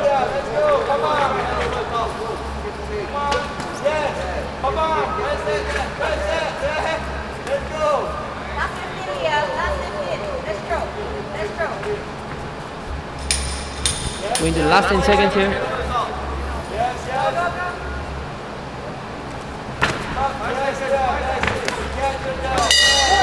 That's the end of bout number 5 of the All Women's Boxing Invitational Tournament 2021. Here we just witnessed the fight between North Sabrina in the blue corner and also Leah Warden in the red corner.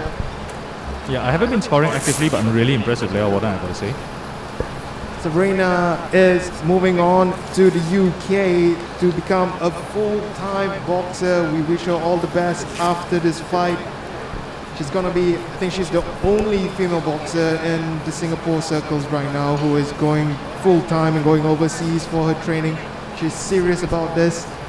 But at the same time, all props to Leah Warden. She really held her own in there.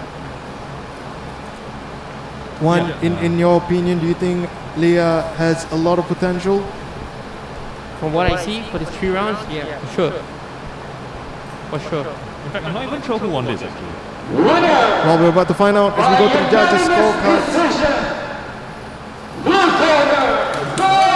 Confirmation of the result from the judges. Nur Sabrina, the winner in the blue corner.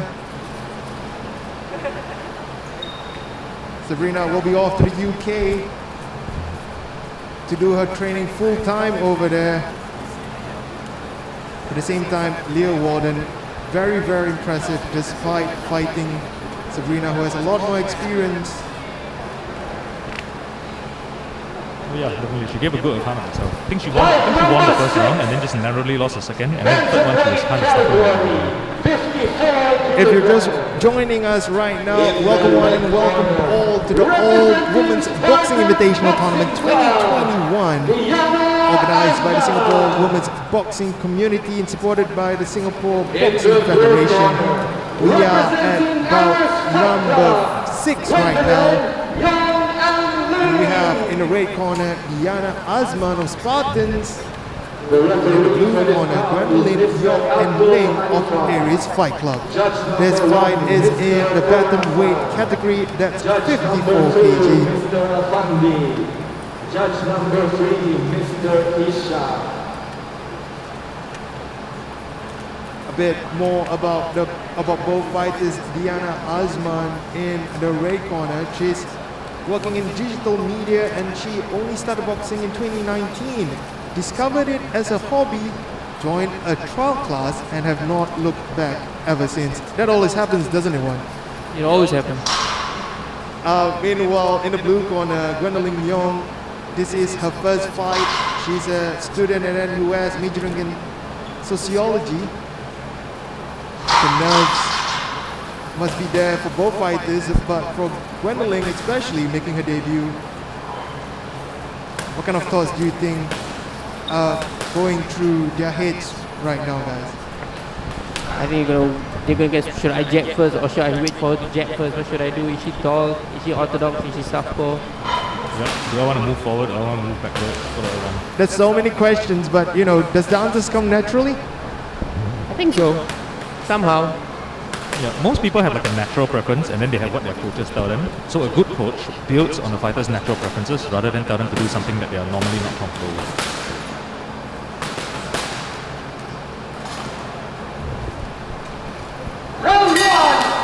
So round 1 gets underway. This is bout 6 of the All Women's Boxing Invitational Tournament 2021. Gwendolyn Young in blue and Diana Azman in red. Both are tall and rangy. Can almost see that their styles are pretty much quite similar. Yeah, both look like they favor a sort of in and out jabbing kind of performance. More bladed on Gwendolyn's side. I think she looks a little bit more comfortable snappy with her jabs.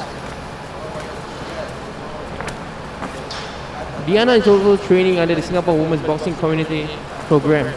So I've seen her in our training sessions. It's quite amazing to see her in the ring finally, getting her first fight in.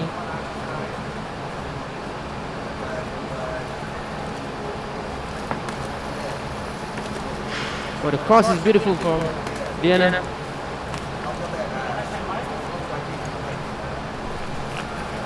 Yeah, Gwendolyn doing a pretty good job of cutting out the ring as well. Maybe she's mirroring her instead of chasing her. Yeah, very nice, like long check hook.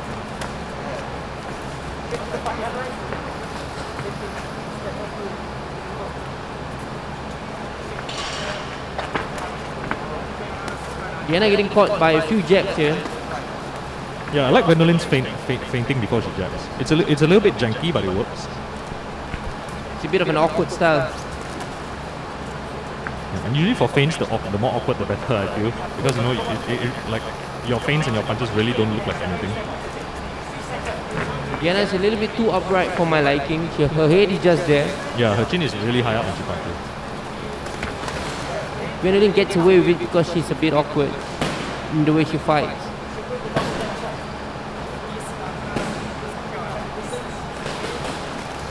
It's very tough to go against awkward fighters because you can't really prepare for them, and everybody's awkward in their own way.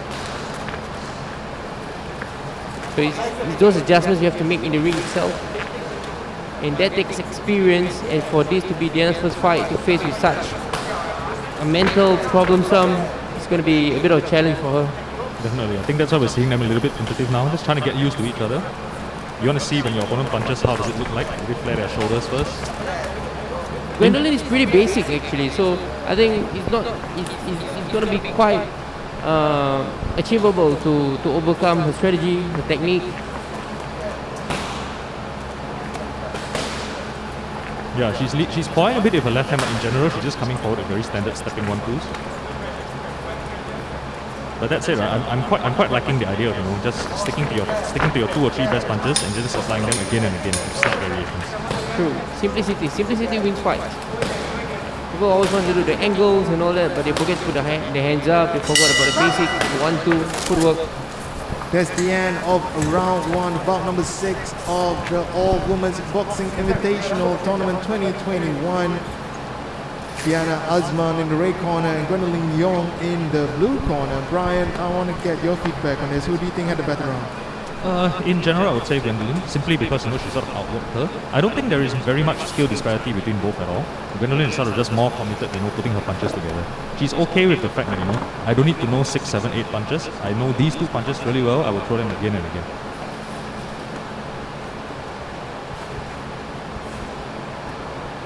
If you're in the corner of Diana right now, what would you tell her? I would be telling her first of all to sort of like remember to keep her chin down. Right now her chin is really high, and to sort of just be more like have more confidence in the punches. It's okay to miss a couple. It's okay if your opponent blocks a couple. You want to just throw. Give them something to think about. Give the judges something to look at. Round 2 of bout number 6 of the Singapore All-Women's Boxing Invitational Tournament 2021 is about to get underway. Diana Azman of Spartans in the red corner and Gwendolyn Yong of Aries Fight Club in the blue corner.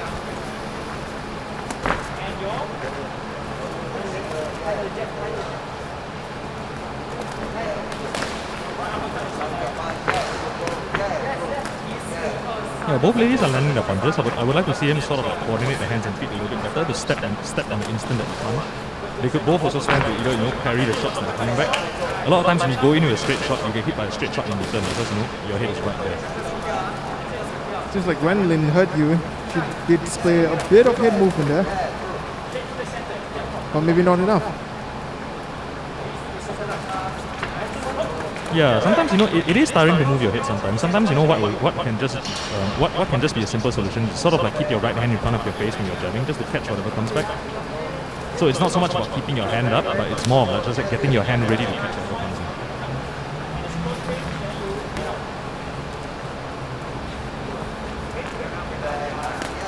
Yep, very nice cross from there, sort of snap Gwendolyn's head back. Notice Gwendolyn is initiating a lot of the action and she's generally getting the better of it, but she's getting hit by a lot of the return fire because her head is right there after the action. So I would like for her to, you know, add some proactive defense to it. Just roll away after you're done throwing. You know, step backwards after you're done throwing. Or just keep your hands up to swat away any return fire. Diana is trying a little bit more now, which I think is good. A lot of people under fire stop trying and just try to survive. Well, she's answering back for sure, but Gwendolyn is standing her ground also. She's the one initiating most of the exchanges now. Yep. Sometimes at levels like this, sometimes the initiative is all you need to win. Like you talk about people getting tired, right, and stuff like that. A lot of times having the initiative sort of mentally gives you a break. It's very tiring to be reacting to somebody else. Whereas if you are the one controlling the action, if you're tired, you can, if you're tired, you can rest. When your opponent is tired, you can put the pace on. Nice combo by Gwendolyn there. Yep. Very basic, very simple, but it's all working. Just 1-2, 1-2. I would just sort of like to see her, like, snap the jab a little bit more. From A to B, B to A.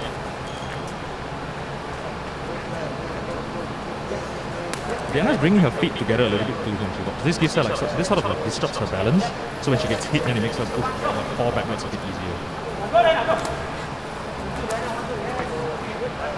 Okay, Gwendolyn's at least kind of moving her head away to the left when she throws her right hand. This is good, so she don't get hit by a return fire. Usually when you throw straight punches, it's important to expect something to come back. Diana mixing up a little bit, trying to go to the body a bit more.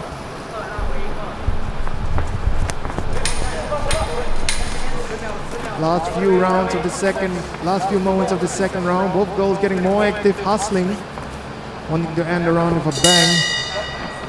And the bell goes. This is bout number 6 of the all-women's boxing invitational tournament fight between Diana Azman in the red corner and Gwendolyn Young in the blue corner. Brian, you saw both girls still hustling towards the end of the round there, but you have to say Gwendolyn is taking charge of this fight right now. Yeah, definitely. Diana wants it. She's trying really hard, which is really impressive. Considering it's her first fight and everything. Well, it is for both of them. Well, she had her moments. She had that straight which snapped back Gwendolyn's head there a bit.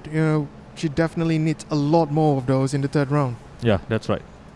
Sometimes in the middle of a combination, one of the most stressful things, right, is to be able to punch while your opponent is punching with you. And, to punch properly while that's happening. So I think she needs to do a little bit more of that. Her sort of hands and feet coordination need to be a little bit better. But this is not something that can be fixed now. So if you were a coach, right, this is not what you talk about. Just tell her whatever she can do that is already working, just tell her to do more of those. Well, this is, I think, one of the first few fights for both fighters. They're doing a good job. They're learning a lot. Third round gets underway. This is bout number 6 of the All-Women's Boxing Invitational Tournament 2021, live from Singapore. Gwendolyn Young in the blue corner and Diana Azman in the red corner. Yeah, you see Gwendolyn keeps getting her head snapped back when she comes in because she doesn't move her head off the center line when she comes in. When she throws her left hand there, her right hand is kind of already loaded up, so it can't be there as a shield to parry the return fire. It seems like she's accepted the fact that she might get hit when she comes in. She's just throwing to reply now.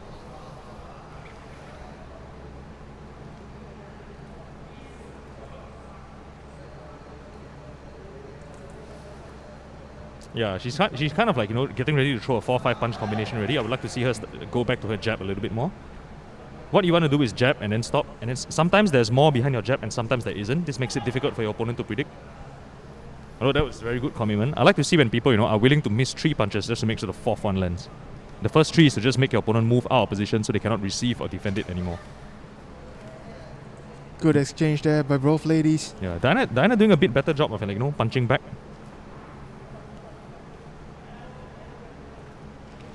Now I think Gwendolyn's actually slowing down a little bit. This is the time for Diana to actually pounce and push the pace, make up for those lost points in the first 2 rounds. Yeah, that's right. Gwendolyn is still fairly hittable. Diana can put her punches together fairly easily. She just needs to be comfortable going to the exchange. Right now it seems that because she's uncomfortable to go into the exchange, then Gwendolyn is initiating everything. Now Gwendolyn stepping on the pace. She's choosing when she wants to commit. She's controlling her breathing. Yep, when she's tired, she can rest because Diana is letting her. It's a good punch there by Diana. She needs a lot more of those. She needs to pressure Gwendolyn, not let her rest. Yep, when your opponent wants to rest, that's the time to push. And usually it's visible. Even your opponent may not look tired facially. Usually when they stop throwing punches, that's the clearest indicator that they're tired. Just look at the dip in activity. Like if they were throwing 40, 50 punches a minute versus 4 a minute.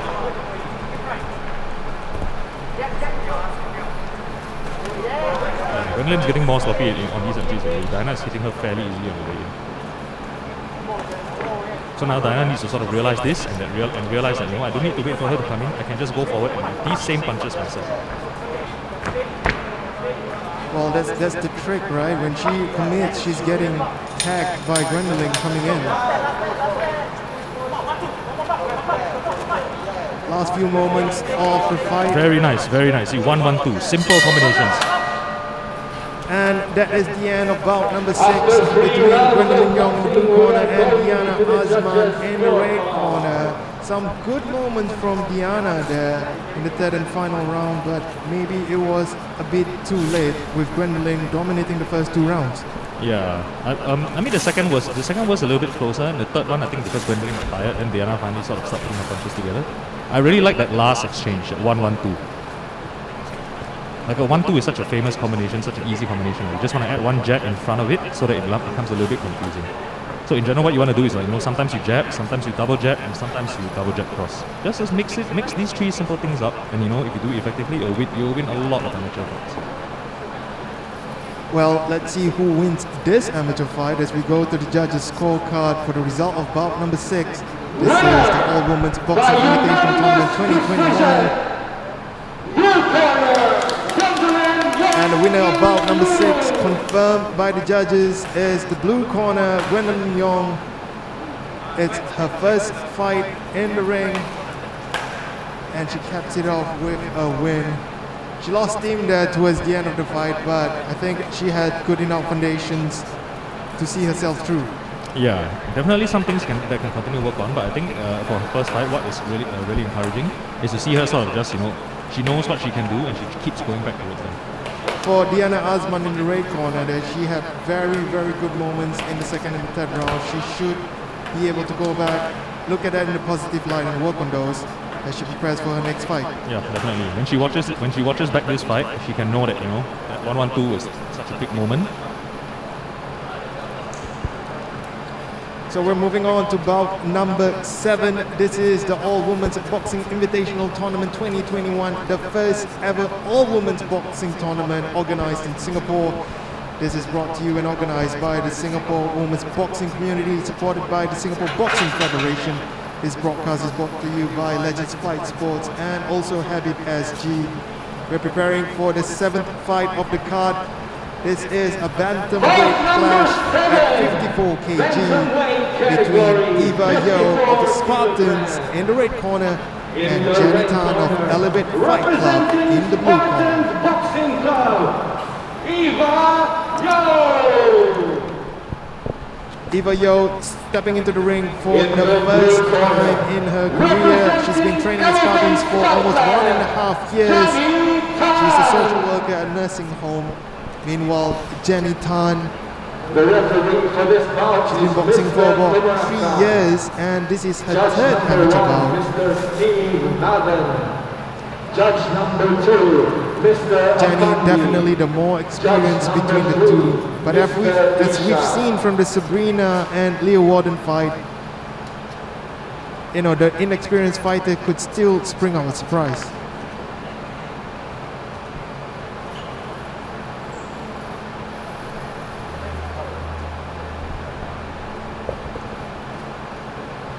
Last checks being done by the referee before the start of bout number 7. 3 rounds ahead of us, 3 minutes each.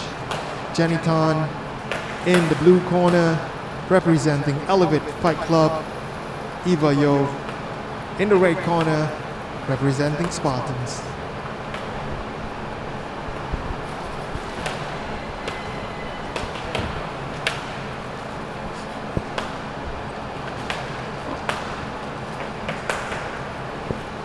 Last instructions given by the referee as bout number 7 of the All Women's Boxing Invitational Tournament gets underway. Jenny Tan in the blue corner, Eva Yo in the red corner. Starting off strong from both ladies here. Yeah, really swinging on the way in early. You gotta be careful not to blow her watt up too early. Yeah, just kind of compromising her stance a little bit. In general, in close exchanges like this, what you want to do is really maintain your stance so that your weight is in the correct places and you don't get pushed back easily.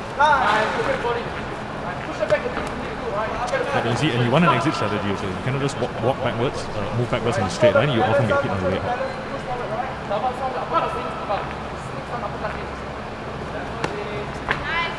Yeah, very nice one, Jenny. Straight and then body shot. But Eva's replying also.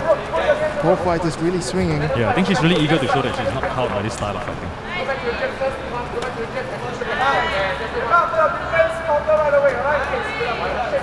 Sometimes it's a mix, you know. Sometimes you have to show that you're not afraid of fighting in a particular range, and sometimes you have to realize that, you know, I could probably be doing better at a different range.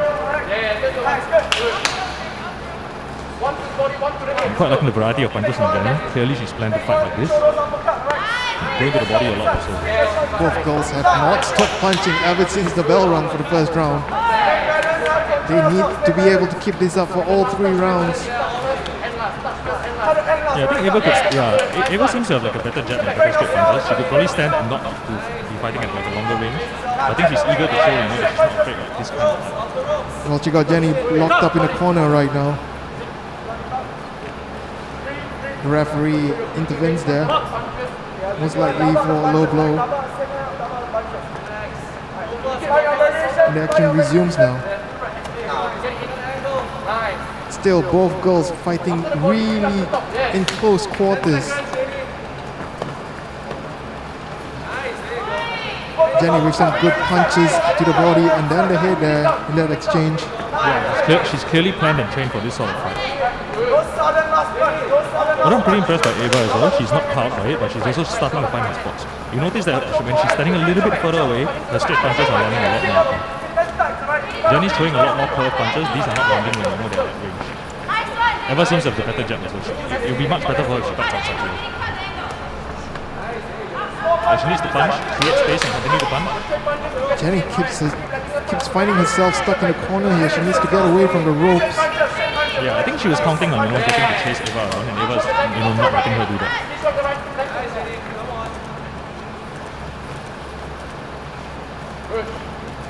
Yeah, overall, I would say Eva's getting the better of this eventually. She seems to be more comfortable on her feet. Her stance is better, her feet are planted better. And she's landing a lot because, you know, Jenny keeps retreating in a straight line. And that is the end of the first round, bout number 7 between Jenny Tan in the blue corner and Eva Yo in the red corner. That was high action from both fighters, but Brian, definitely the best round of this afternoon, I think. you would say that Eva got the better of Jenny there? It's hard to say. They both landed quite a lot of punches, but I think generally Eva is looking to be more comfortable. The fight momentum is slowly moving towards her way. Interesting to know, Jenny actually recently recovered from a left wrist fracture a few months back. She's all healed up. Maybe that played into her head in the first round. You know, she is the more experienced of the 2 fighters. This is her 3rd amateur bout. Let's see if she can bring that experience into the 2nd round and get the better of Eva. You know, she most definitely have to find a way to counter that pressure from Eva. Get away from the ropes. I'm quite impressed that Eva, you know, sort of didn't crumble when, you know, Jenny burst out the gate like that. Round 2 of the fight between Jenny Tan in the blue corner and Eva Yo in the red corner underway now. Different round, seems like same story though. Yeah, Jenny doing a pretty good job of her, you know, taking her angles. The problem is that it's really tiring to fight like this, and if you don't find enough success, it may not be worth the cardio expenditure. Plus Eva's doing a pretty good job of like, you know, tracking Jenny's head movement. Oh, this is some pretty good ideas from Jenny actually. Fake the jab, come over the left hook and then uppercut to the body.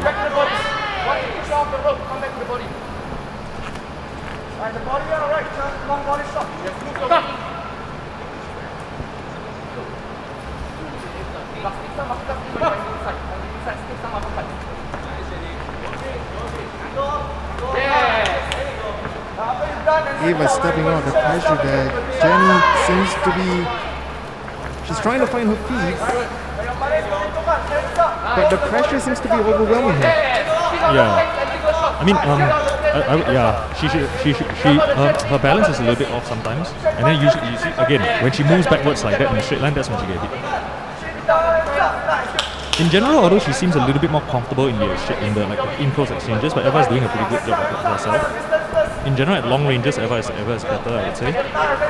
Although Jenny has some pretty cool ideas also. The pace has really surprised me here. Both girls really keeping up this high pace, throwing punches in bunches from the first round. We're halfway through in the second round, and the pace is still continuing. Yeah, I think they're both just refusing to slow down because that would be like sort of the concession.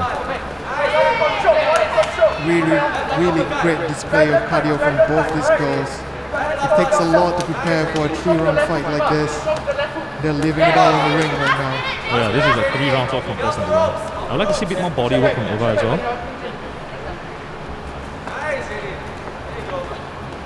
Yeah, and Jenny I think sort of just needs to tighten up her defense a little bit more. She's having good success, but she's getting hit a little bit too often. She's landing a bit more than Eva, I would say. Yeah, correct. It's still very close though. If she just covers her retreats a little bit more, then she might be pulling away with this.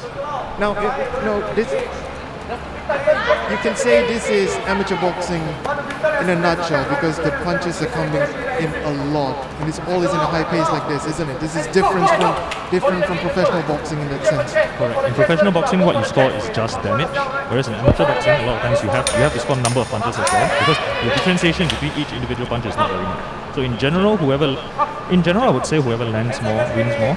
But even more than that, in amateur boxing, usually whoever throws more wins.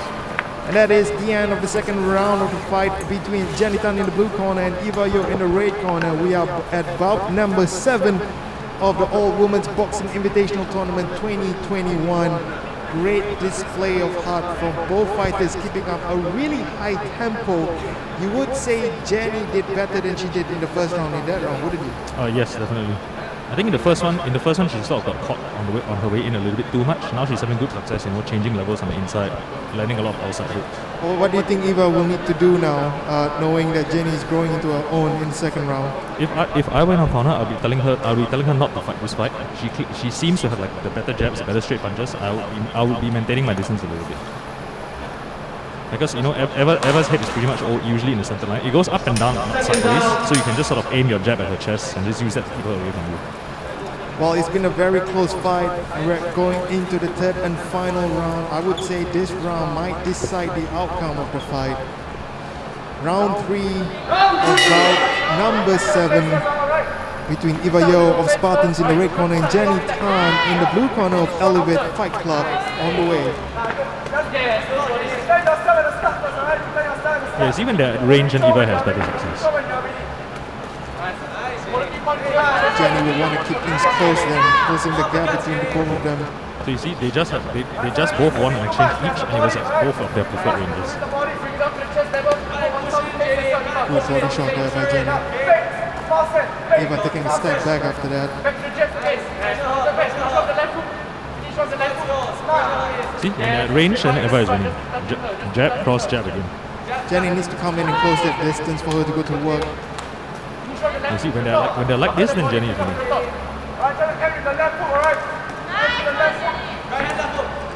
A lot of punches being thrown by both fighters. Similar pace from the first 2 rounds. Great display of fitness and cardio from both girls. Really something to admire about. Yeah, I would throw the body a lot more towards Eva also.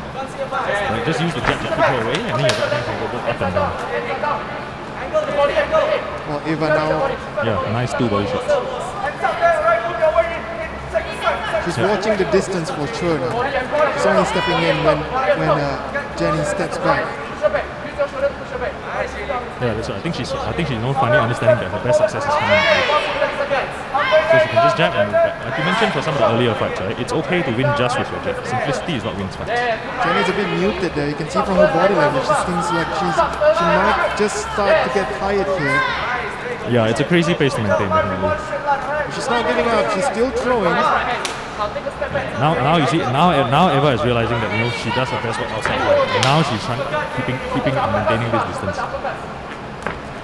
So that's pretty good. This is pretty good from her actually. At the start, she answered the high pressure with pressure of her own to show that she won't be cowed. And then now, So basically, she used her heart at the start, and now she's using her brain at the end. This is, let me remind you, this is Ava's first fight in the ring, and she's giving us a really good account of herself. She's, maturing in the ring from the first round to the third round. You can see that. Very nice. You see, when Jenny moves backwards in a straight line, she always gets hit by those straight punches. Jenny with her hands down right now. She looks like she's in survival mode right now. Yeah, it was a crazy pace when the thing from the start. And I think that she's realizing that she's getting outboxed at range. All credit to Ava for forcing the fight to go that direction. Yep. In general, when somebody really wants to fight in a certain way, once you take that away from them, it can be super discouraging. But all credit to both the girls showing a lot of heart the last few seconds of the fight here. They are both still swinging, still high volume. Brilliant round from both girls.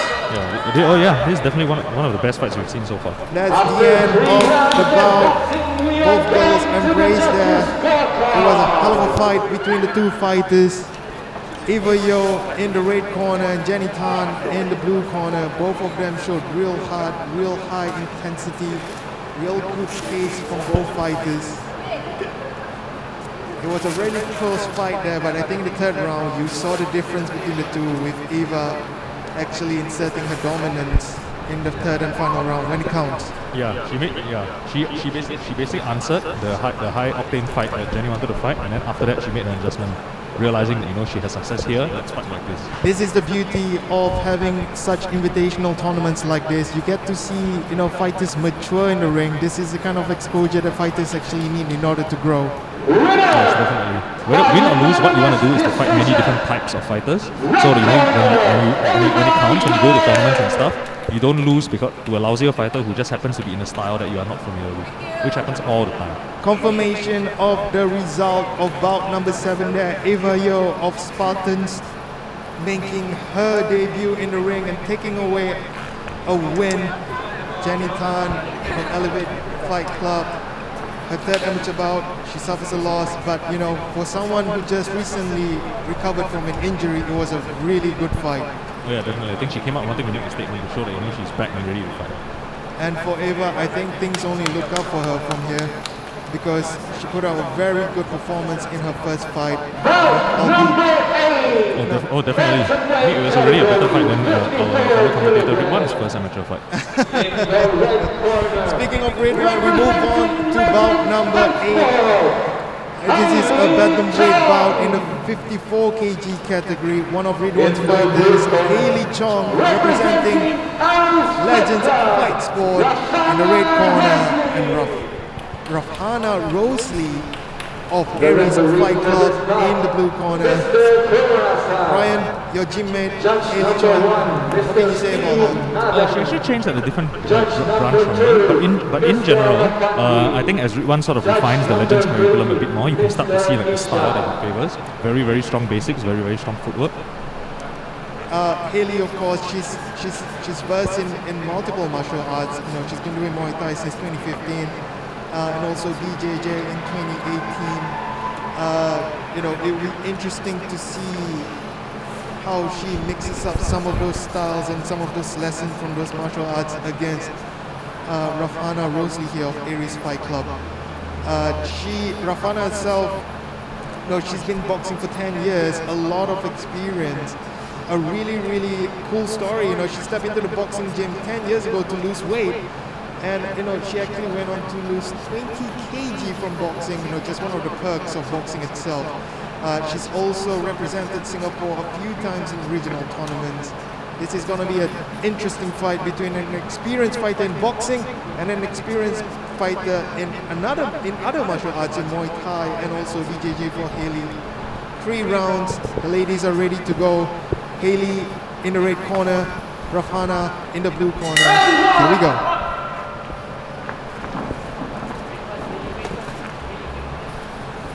Really working behind the jab. Rafana moving ahead a lot to try and get inside the taller fighter's range.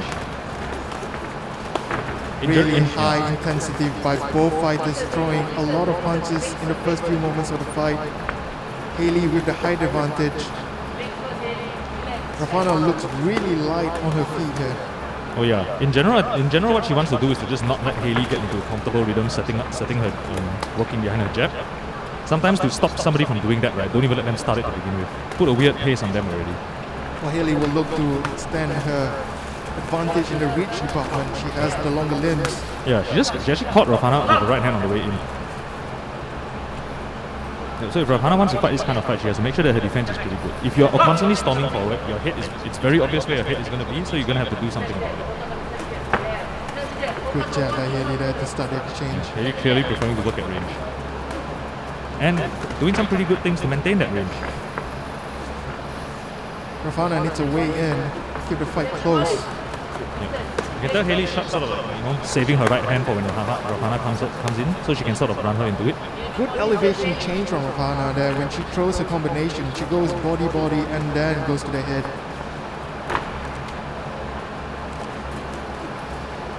Yeah, she's changing levels quite a bit also, which is good. That's how you that's one of the ways you can get past a longer fighter's jab. Nice stepping combo as well. It's you change your stance in the middle of a combo and then you change it back. It's one of the quick ways to cover distance against a longer, rangier person. Haley needs to do a better job of keeping that range right now, because Rafana has been stepping in and throwing combinations every time she breaks into that. Yep. Sometimes sometimes what can be tempting to do when somebody has a lot of head movement is to try and track that head movement. Sometimes the obvious answer is to simply just not bother with the head at all because the body doesn't move.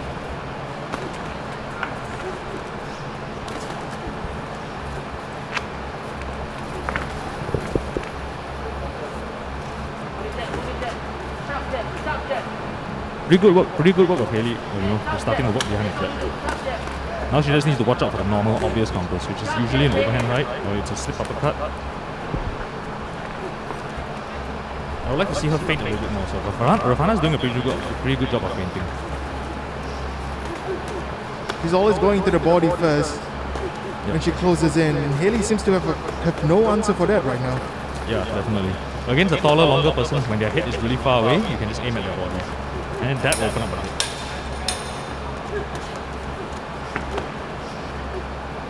Rafana throwing more punches, but it seems like it's taking her breath away a bit more as the round comes into an end. The first round of bout number 8 between Rafana Rosli in the blue corner and Haley Chong in the red corner. Brian, I think Rafana had the better of the exchanges when it comes to combinations right there in the first round. What does Haley need to do to kind of stop that? I think it was actually really close. Yeah, but Rafana probably got the better of it just because she outworked her. I think what Haley needs to do is to sort of throw the jab a bit more consistently, but also go to the body a bit more. She's missing a lot when she throws straight punches to the head. Towards the end of the round, you see the body language between the two fighters definitely really look like the fresher of both fighters. Rafana needs to watch the pace and not get burnt out. Yep. Basically, you have to set a pace that you yourself can maintain.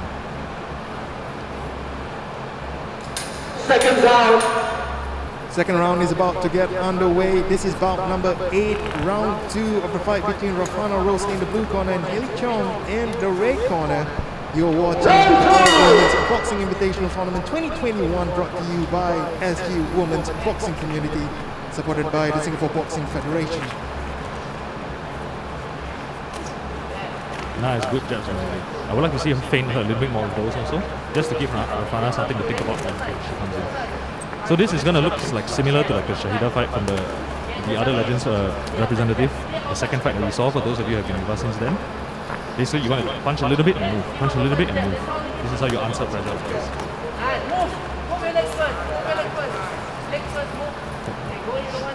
Footwork a little messy, but Haley's doing a good job of knowing when she needs to go. Yeah, she needs to get away from the ropes when Rafana have her in the corner there, because that's where Rafana is devastating when she throws those elevation change combos. Yeah, very nice, short little chopping uppercut. From Haley, that is. See, she's doing a good job of landing her initial jabs. She needs to land those 1-2 jabs, land one right hand, and then now she needs to. Haley is definitely landing a lot more than she did in the first round. Rafana has to think twice now before she comes in. In general, Rafana is more balanced. That's why in these messy exchanges, she's getting the better of it. She keeps her stance, her weight is in the proper places. Haley's weight is normally in the proper places, but when it actually gets messy, then her balance gets messy. So she has to move. Like now she has to move. This is kind of exchange of favors right now. Really high volume of punches thrown by both fighters there. Yep. Again, we are seeing the pressure fighter and out-fighter dynamic. Now it's just to see who does it. We've seen pressure fighters win, we've seen out-fighters win tonight. So, you know, it's not just which style is better, but how you execute that style. You should find what style fits your personality the most, and then you train the things that style needs.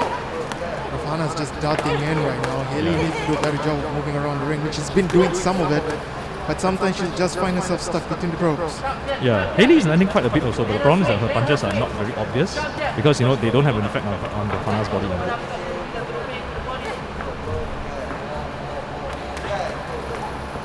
Good proactive head movements from Rafana. A lot of people think head movement is about, you know, reaction times and moving your head out of incoming punches, which is true, but a lot of times the best and the most prettiest head movement is when you're doing it proactively. Move out the way first so that whatever punch comes, it's gonna miss. Not a good sign by Rafana there, having her hands on her hips during that break. That surely gives Haley a lot more initiative to pressure her now, knowing that she might be tired. Yes, that's right. Rafana is setting the pace, but like, you know, even though she's generally comfortable in these exchanges, she is getting hit quite a lot. You see again. When Rafana goes in, her head's exposed, and Haley's just picking it off right now in the second round. And there goes the bell. That's the end of the second round of bout number 8 between Rafana Rosli in the blue corner and Haley Chong in the red corner. You are watching the All Women's Boxing Invitational Tournament 2021 live here from Singapore. Brian, Haley had a better round compared to her first. Rafana looks like she's just fading out a bit towards the end there. Yeah, I mean, she's getting to fight her fight. The problem is that, you know, in those exchanges, she's still getting hit quite a bit.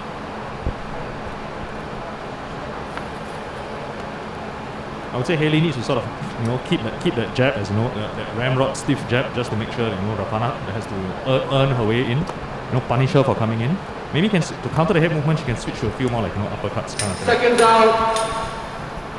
Well, it's still a close fight. I would say it's been a split between the two rounds for both fighters. Agree, they probably have one each. The third round will be very, very important. This is where fitness levels, as much as boxing technique, comes into play. Let's see who has the better cardio and the better stamina. This is the third and final round of bout 8. In the blue corner, we have Rafana Rosli representing Aries Fight Club. And in the red corner, Haley Chong of Legends Fight Sports. Yep. And sometimes, besides having lots of stamina or hoping your opponent wears himself out, sometimes you can take stamina away from your opponent by making them work, by hitting their body. You know, like even leaning on them in the clinch, that kind of thing. Very nice, like in and out, straight punches from Haley now. I think she's been told exactly what to do. Yeah, Haley's checking out right after she throws her punches right now. She's not staying in one place anymore like she did in the first 2 rounds. Yep, just like the same game plan as her gym mate Shahidah from earlier today. That forces Rafana to actually chase her down and move around a lot more. Yep. You see, even in the long exchanges which Rafana was winning earlier, now Haley is winning these longer exchanges. I have to say the aggression from Rafana has been great ever since the first round. She's been pushing forward ever since. Oh yeah, definitely. And her elevation change has really worked on Haley.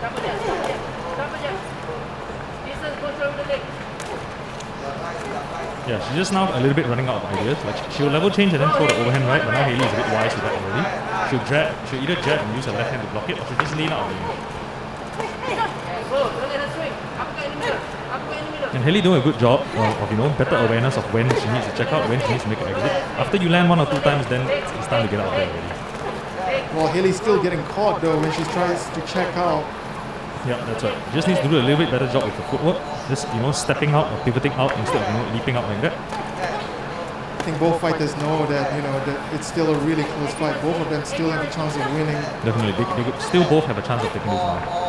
No one has really taken charge of the fight just yet.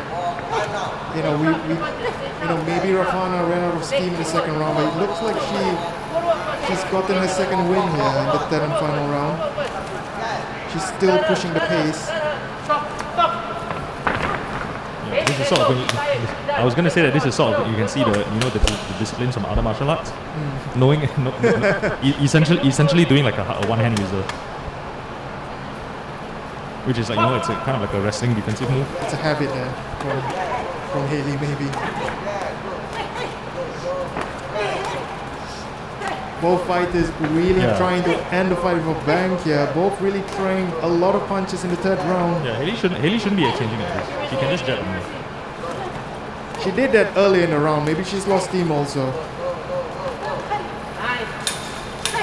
Last few moments of the fight here. Very nice, consistent jabs. I love that she steps in with those jabs. And that is the end of bout number 8 After 3 of the rounds All of Women's Boxing Invitational Tournament 2021. We just witnessed Rosli in the blue corner of Aries Fight Club taking on Chong of Legends Fight Sport in the red corner. One of the more exciting fights we've seen here today. We've seen 8 fights so far. That is one of the better ones, one of the better final rounds actually, with both fighters really trying to make their mark, knowing that the fight is really close. Oh yeah, this is a pretty good fight, back and forth. One person takes one round each, and then even the third round is a little bit back and forth. I do think that Haley pulled away a bit at the end, but let's see what the judges have to say.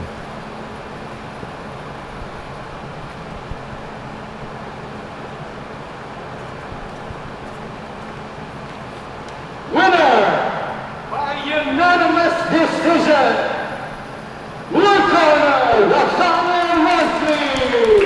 And winner by unanimous decision there from the blue corner, Rosli. She takes the W over Chong of Legends Fight Sport.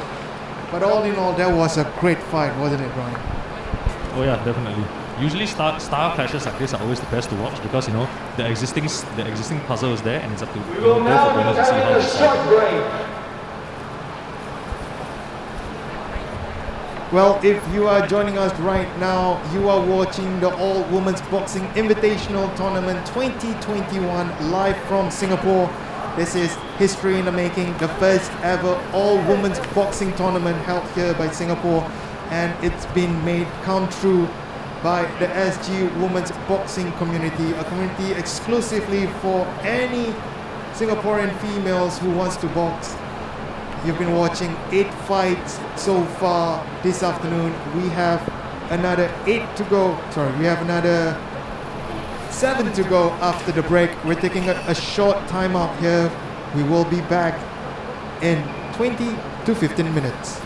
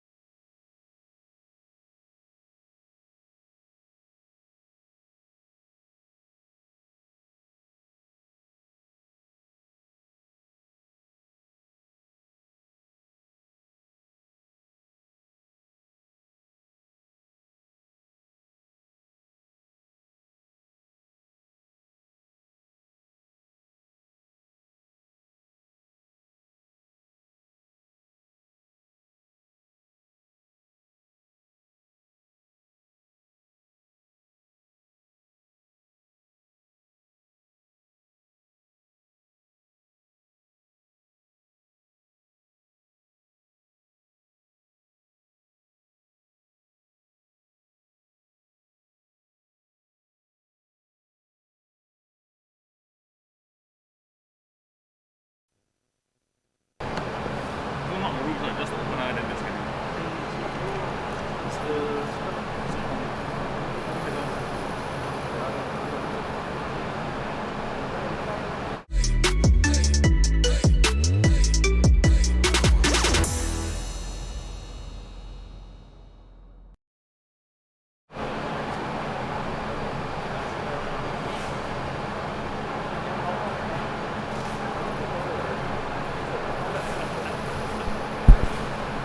Welcome back to Singapore. We're live here at the Bedok Sports Hall. This is the All Women's Boxing Invitational Tournament 2021. For those of you who are just joining us, this is history in the making. The first ever All Women's Boxing Tournament held here in Singapore, organized by the Singapore Women's Boxing Community. We've already had 8 fights and we have 7 more to go. This is the fight schedule that's left. Brian, is there any fights here that you're really looking forward to? To be honest, right, all the fights have been really good, so I don't think I want to pick out a single one. The least technical fight was probably the Diana and Gwendolyn one, and even that was still quite entertaining. So I think, as a nerd, I like to see like techniques and strategies and stuff like that, and I think that can enhance the viewing experience. But at the same time, I also do like to see, a high octane, good fight. I think what's interesting for the viewers who can watch out is, take note of what style each fighter is in. Are they a pressure fighter? Are they an out fighter? Are they a puncher? Are they a slugger? When you can see like what the style matchup is with this kind of fighter versus that kind of fighter, then you can sort of, it can be a bit more interesting to see like what tools do they use to enhance that kind of style that we're trying to do. Now, if you are a female boxer who's interested in joining the Singapore Women's Boxing Community, go to Instagram right now. Search for Singapore Women's Boxing Community. DM them, tell them, ask them when the training is. They do take in almost anybody who actually wants to be a part of their sessions. It's open for almost everyone. They train. They've had a training program on from September to November this year as a pilot initiative with 40 over female boxers joining them on a weekly basis. They are looking forward to creating more programs from January 2022 onwards. So if you're interested in joining them, being a part of the Singapore Women's Boxing Community, it's open for all female boxers. Hit them up on Instagram at Singapore Women's Boxing Community and just drop them a DM. Most likely Leona will be the one replying you because she's the one that is actively running this program. Big props for her for running the program and actually organizing this whole event, also taking charge. We've seen some really, really great fights from all the female fighters here. Definitely see the growth of Singapore women's boxing, and hopefully this can continue, this initiative, this program can continue, and hopefully one day we'll start to produce, SEA Games champions, regional tournament champions, and who knows, even world champions from our women boxing ranks. That is the main goal and the ultimate goal of the women's boxing community, which was established in 2020. It's open for all. Do drop them a note if you want to join in their weekly training. Leona organizes and she conducts most of the training. Sometimes you'll get to train with former world champions like Muhammad, the chosen one, Ridwan. He of course has an impressive amateur record himself, winning bronze in the SEA Games 3 times in a row. Something that he might not be very proud of because he has never gone on to win silver or gold, but definitely a great achievement itself. He's totally made up for it by winning like some world titles in the pro ranks for sure. So we're about to wait for the start of the next bout, which is bout number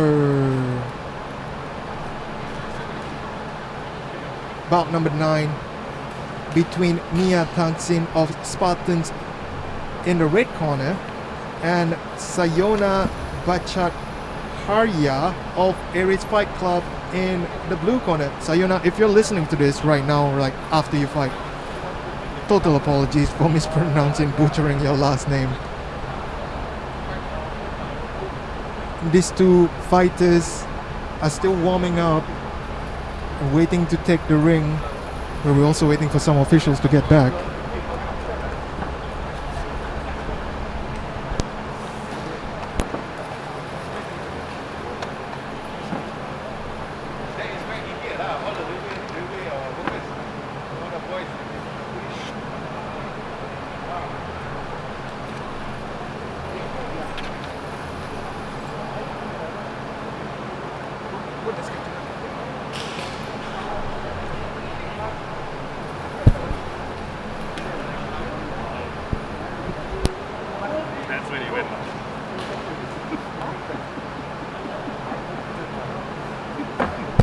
Seems like the officials are getting the coffee right now, getting ready for the action. Everyone's just taking a break. It's been a great first half of the day. 8 bouts between the female fighters. Just before we start the second half of the day, now let's go through the fight rules for the All Women's Boxing Invitational Tournament 2021 again, as we wait for the fighters to come in. So the competition rules are as follows. There are going to be three minute rounds, 10 ounces gloves and headgear, maximum of 4 standing 8 counts in the bout before the match is stopped. Once there are 3 standing 8 counts in one round, the fight will also be stopped. 10-point scoring system per round. Bout is scored by 3 judges. And if you've been with us from the beginning, you also know that the referee in the middle has the power and authority to stop the fight at any point of time if he thinks one of the fighters cannot continue. We've already seen that once today. And hopefully we might see a few more with one fighter dominating another fighter in the fight. Everything else has been quite close, Brian, wouldn't you say? Oh yeah, definitely. I think that's what makes fights good. You know, a lot of times it's fun to see one guy's style on the other, but more often it's best. It's usually better to see the way the style match up, the way the dynamic of the style match up fits with each other. What kind of fighter each one is, what style they prefer, and how these styles match up against each other. How well each fighter executes the style. One other thing I want to say about that, since we are competing under amateur boxing rules, is that for the 10-point mark system, it's not like in pro boxing where a knockdown constitutes an instant 10-8 round and 2 knockdowns constitute a 10-7. It's more of overall who wins by how much.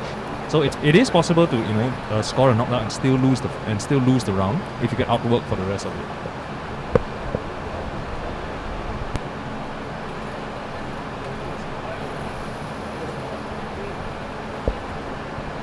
Well, we're still waiting for the judges to get ready and the fighters to get ready before we continue with the 9th fight of the afternoon between Mia Tenzin of Spartans in the red corner and Sayona in the blue corner of Aries Fight Club.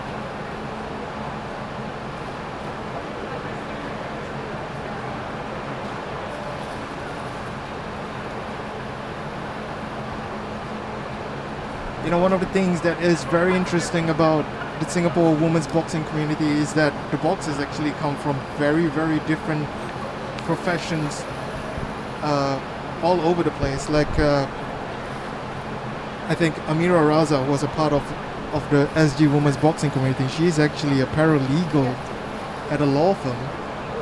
It just shows that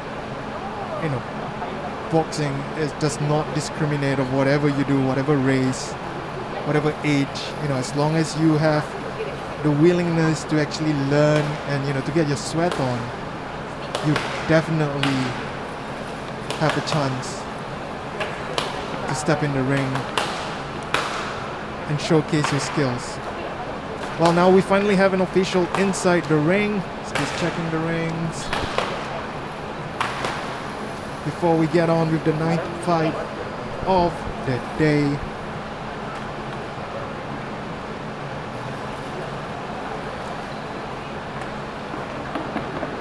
Again, for those who are just joining us, this is the All Women's Boxing Invitational Tournament 2021 organized by the SG Ladies and Women's Boxing gentlemen, Community, welcome supported back to by the Singapore Boxing 2021 Federation. Women's This broadcast is Boxing brought to you Invitational by Tournament. Legends Fight Sport and also Organized by Heavy the SG. Singapore Women's Boxing Community. We are in preparing conjunction for with the ninth Singapore bout Amateur of the Boxing day. Association.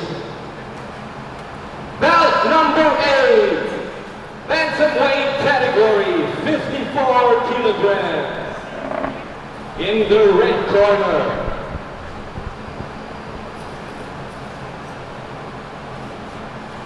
representing Spartans Boxing Club, Tenzin. And we're about to get underway as the boxers both make their way into the ring. This is the ninth bout of the All-Women's Boxing Invitational Tournament 2021. This next fight is in the bantamweight category, that's 54 kg.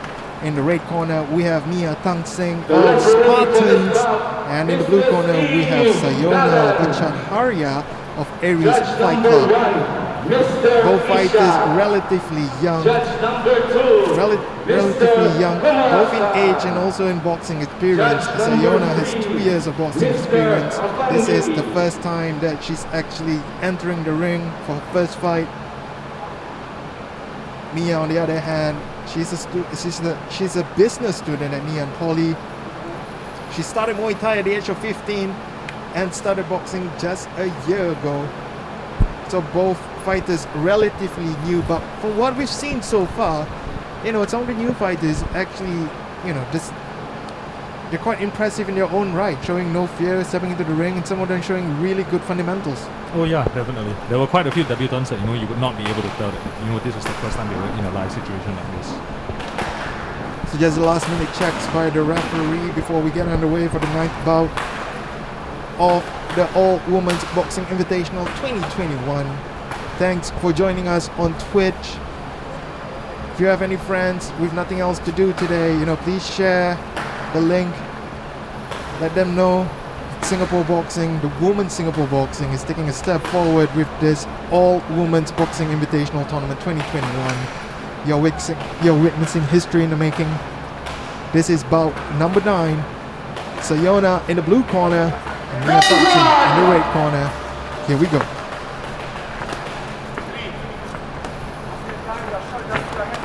Alright, pretty good right hands from Mia already, but you see lack of balance after the combination, got a head snap back.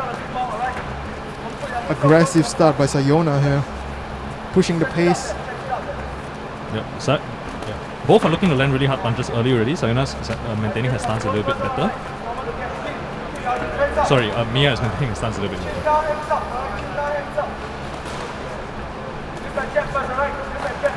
Good discipline also to just keep her away with the jab, to work behind it.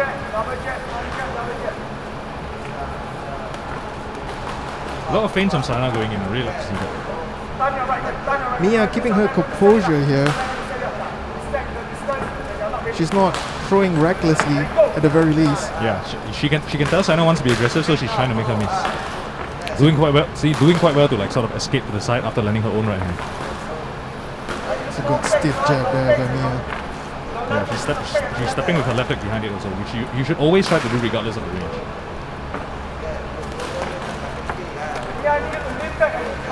Both really eager to punch. I would like to see a bit more active defense. One of the risks about trying to win rounds like this, right, is that when you get into an exchange like this, the judges can't always see who got the better of the exchange each time. Like you landed, but maybe it doesn't look like you did.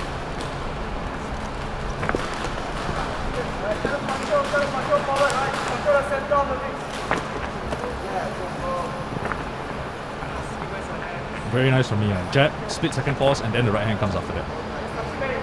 Both fighters slowing down a bit now. I think they're finding the pace. Yeah, I think there's a bit of tension at the start also. Mia doing a pretty good job of pivoting out every time she finishes landing her shots. So you see, just by this chat, you can sort of tell what sort of fighters they are, what their personality is, and then how this sort of translates into fighting style. Sayona's doing a pretty good job of kind of moving her head out of the way when she jabs, but she just needs to get a little bit more. You can tell she's doing it out of reflex because she's probably been coached really well and told to do that. You just need to see it happen a little bit more. Mia's been a bit inactive here compared to Sayona. Yeah, I think she can tell that she's tense and is trying to make her miss.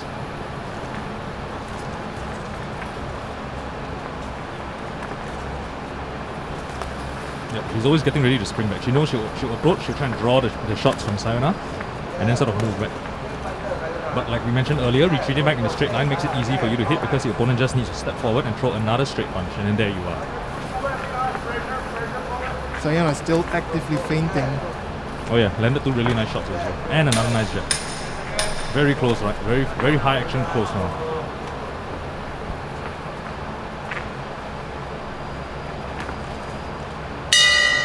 So that's the end of the first round in bout number 9 from the All-Women's Boxing Invitational Tournament 2021. Sayona in the blue corner and Mia in the red corner. Brian, what's your take on the first round? I'm not really scoring it to see who wins, but I think in general Mia looks more comfortable, more balanced and more in her stance. And also like, fighting at a rhythm that's at a pace that is more comfortable for herself. Sayona, this is her first fight in the ring. She might have been a bit too eager to punch there during the first round. What do you think she needs to do to improve on in the second round? In general, I would say, for example, in amateur boxing, volume is prized above power. So what you want to do is make sure that don't sell out on every single punch. Meaning to say, don't throw every punch as hard as you possibly can. In general, just punch correctly with correct form, and then the power will be there. Second round. I would also say that one of the things that's common with people with not a lot of fight experience is that they kind of forget to breathe. And breathing is important, don't you think? Oh yeah, definitely. I'm breathing right now. So we're about to get underway for round 2 of bout number 9. Between Mia Thaksin from Spartans in the red corner and also Sayona from Aries Fight Club in the blue corner. It's been very poised so far between the two fighters. Yeah, if you just look at both of their feet, you can tell Mia's a lot more comfortable and balanced. That is what makes you less tired. That is what gives your punches more pop.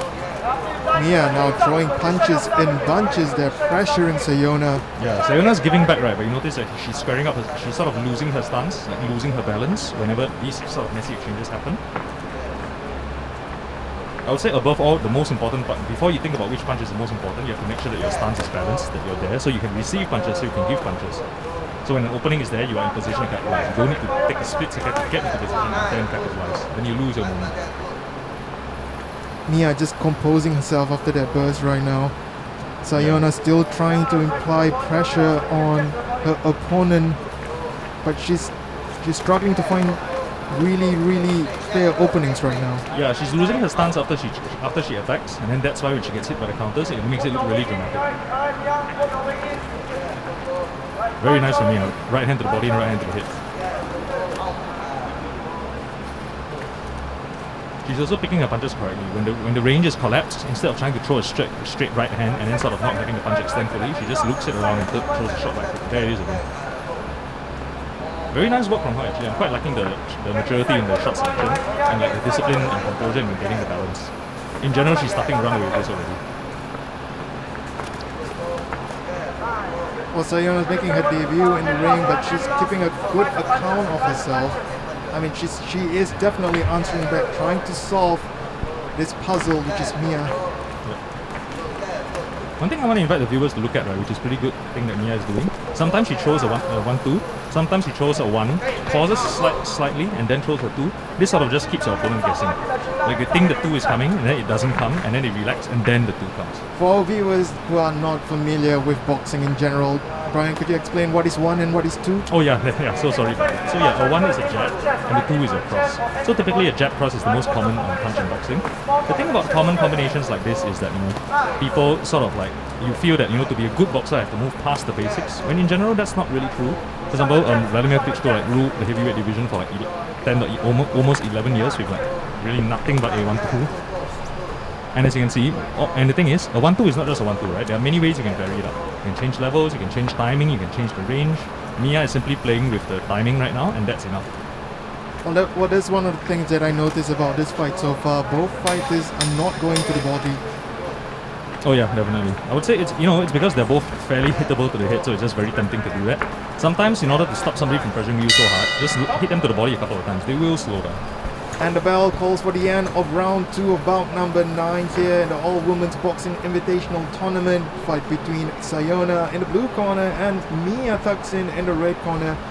Brian, you've mentioned it just now. I think Mia is getting really comfortable in this fight, and Sayona needs to find a way to solve that. Yep. For a fighter like Mia right now, who is, you would say that she's in control, what do you think her corner is trying to tell her? How can she maximize, her strength for the third round to kind of seal this? I would say in general, one of the dangers of being comfortable like this, being controlling of it, is that you can sometimes mentally switch off a little bit. So I would be telling her to just stay sharp. Make sure the defensive active is active. An active defense is not just putting your hands up, but sort of you moving them around, catching shots, deflecting shots away. Well, let's see if Sayona could make Mia uncomfortable in the third and the final round of bout number 9. We're about to get underway. This is the All Women's Boxing Invitational Tournament 2021, organized by the SG Women's Boxing Community. Yeah, Sayona's trying to throw a lot of volume. The problem is that she seems to appear to want to come forward, but she's pretty heavy on the front foot. The problem with being heavy on your front foot when you want to come forward is that you have to pick your weight up from your front foot and then step forward again. So you're making it more tiring for yourself. Powerful combinations there by Mia. She seems to have moments where she just bursts before she calms herself down and collects herself. Yep. And then while she recovers from that burst, she just uses the jab to keep Sayona away, and then she can recover. Very good management of her own cardio. A lot of times cardio is not just about having the most cardio, but sort of like managing your gas tank. Sayona by any means is not out of this. She's still trying, she's still pushing. All props to her. This is her first fight in the ring, making her debut here. Yeah, she's definitely trying a lot. She's throwing a lot of punches. She's not getting discouraged. It's just that, I think the mechanics on it can be improved quite a little bit. Just so you don't need to spend so much energy just to make a punch hit. For example, if you throw a hook correctly, even if there's nothing much behind it, it will hurt. Or another simple way, right, to add power to your jabs, just step in with each one. Even if you throw a jab with nothing on it at all, as long as you step in with your weight, it will be stiff, it will be hard. Nice elevation change there by Sayona. Yep, Sayona's still having success. Just that she needs to start taking control of this fight a bit more. Because she's tired and because her form is not perfect yet, then because of that, right, a lot of the sting is taken out of her shots, even when she does land. It's not enough to discourage Mia right now. Who, by the way, is taking these shots really well also because her weight is very evenly distributed between her feet. When you're balanced, toughness comes from balance. You talk about having a good chin, right? Usually, right, you can give yourself, better reactions to shots just by being able to take them a bit more. Well, Sayona seems to be getting the better of the exchanges for the last 10 seconds here. Maybe yeah, Mia's she's outworking Mia definitely. I think Mia's getting a little bit tired, just not showing it very much. Like she may not look tired, but you notice one thing about her is that her punch activity is slowing down. Basically, what Sayona is doing now, different from the previous round, is that she's not letting Mia rest. Both girls giving a really good account of themselves here in the ring, in their own ways. Sayona pushing on, despite Mia having the obvious technical superiority over her. Yep. In fact, Sayona's doing really well this round by simply doing one thing, going forward a lot more, being more consistent with her volume. Sometimes you don't need to be better, you can just fight better, or you can just make your opponent fight worse. And that is the bell as the final round of bout number 9 comes to an end. Sayona probably had the best round of the fight there, but did it come a little too late. We go to the judges' scorecards after this to decide the winner. But definitely both girls did really well in that fight.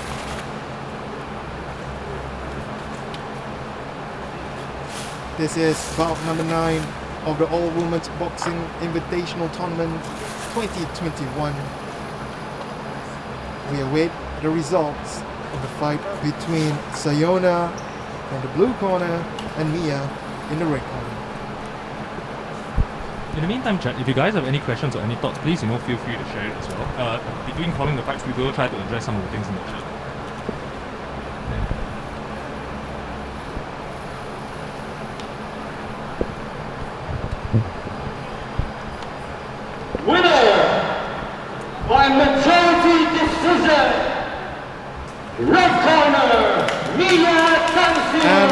But by majority decision, Mia Tenzin from Spartans in the red corner.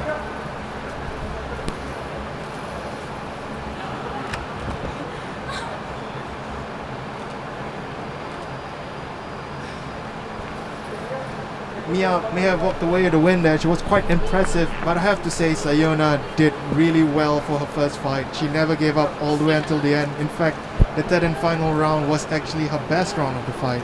She can only grow from here. Oh yeah, definitely. I think there was evidence of some good coaching as well.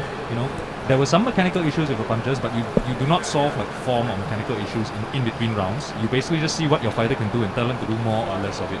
So I think her coaches basically told her, okay, we're not going to fix the balance of the issues now, but you can turn it up. You can still a lot more punches and you throw everything up. Well, if you're just joining us, we're moving on to bout number 10 here in the flyweight category. That's 51 kg. You are watching the All Women's Boxing Invitational Tournament 2021, brought to you by SG Women's Boxing Community, supported by the Singapore Boxing Federation. This is bout number 10. We have Alina Poe from Legends Fight Sport in the red corner, and Kelly Hammond from Spartans in the blue corner. Judge number 1. Brian, you've seen Alina in your gym. Judge number 2. Tell us more about her. Mr. Kumarasa. She started a couple of years ago. She just like Shahidah earlier I said, she has you can see the improvements quite gradually. Like, you know, it's not about, you know, giant leaps and bounds, but just consistency. In general, consistency is better than intensity. You just train a bit every day, again and again and again. Well, meanwhile, Kelly Hammond has been training with Spartans for 1.5 years. She is amazingly a mother of 2 sons, and this is her first fight in the ring. This is the beauty of amateur boxing. You never know, you know, who you're gonna face, and at the same time, there's no limits to who can enter or who can be, you know, in the ring. You just need a bit of courage, a bit of training, and you're good to go. What did you say? Oh yeah, definitely.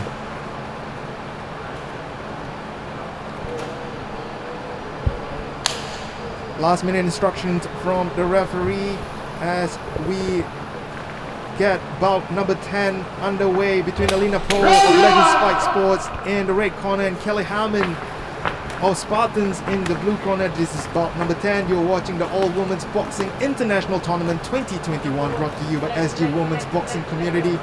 Round 1 underway. Alina already finding her rhythm pretty quickly.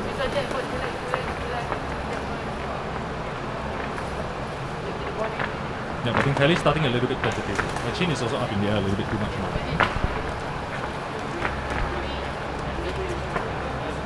Yep. Alina looking pretty explosive out of the gate already. I would like to see her enter with a little bit more feints to disguise the rhythm a little bit more. I would like to see her change the rhythm a little bit. Oh, But you know, good consistent use of the jab, using it to set up. This is Kelly's debut in the ring. She might shake off all the nerves after the first few seconds. But right now she needs to answer the combinations being thrown by Alina. Yeah, basically Alina's in a comfortable rhythm right now. Kelly needs to either get out of the rhythm or spoil it, you know, by doing something else. I would say the first thing is to just start jabbing and moving, just to, you know, interrupt Alina's flow a little bit.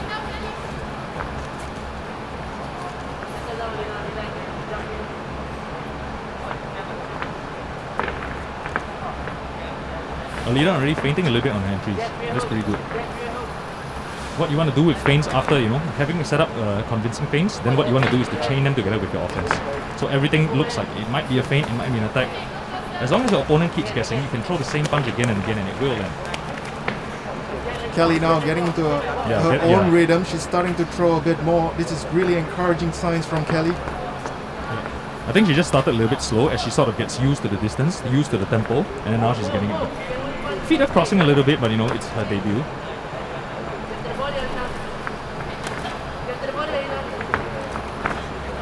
Alina definitely putting the pace on Kelly right here. Yeah. It's actually quite impressive that Kelly, you know, has not been overwhelmed by the fast, explosive pace at the start. She basically just, you know, kept her guard up, looked for her chances, start to find her own rhythm. And now you see that she's taking control of the rhythm again. Now Alina is punching with a little bit more desperation and less intent.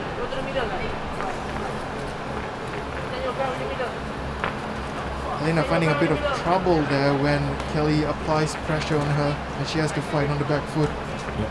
She's starting to run out of ideas a little bit. She just needs to sort of like, you can use the same ideas. Just vary the tempo, vary the distance, vary the levels.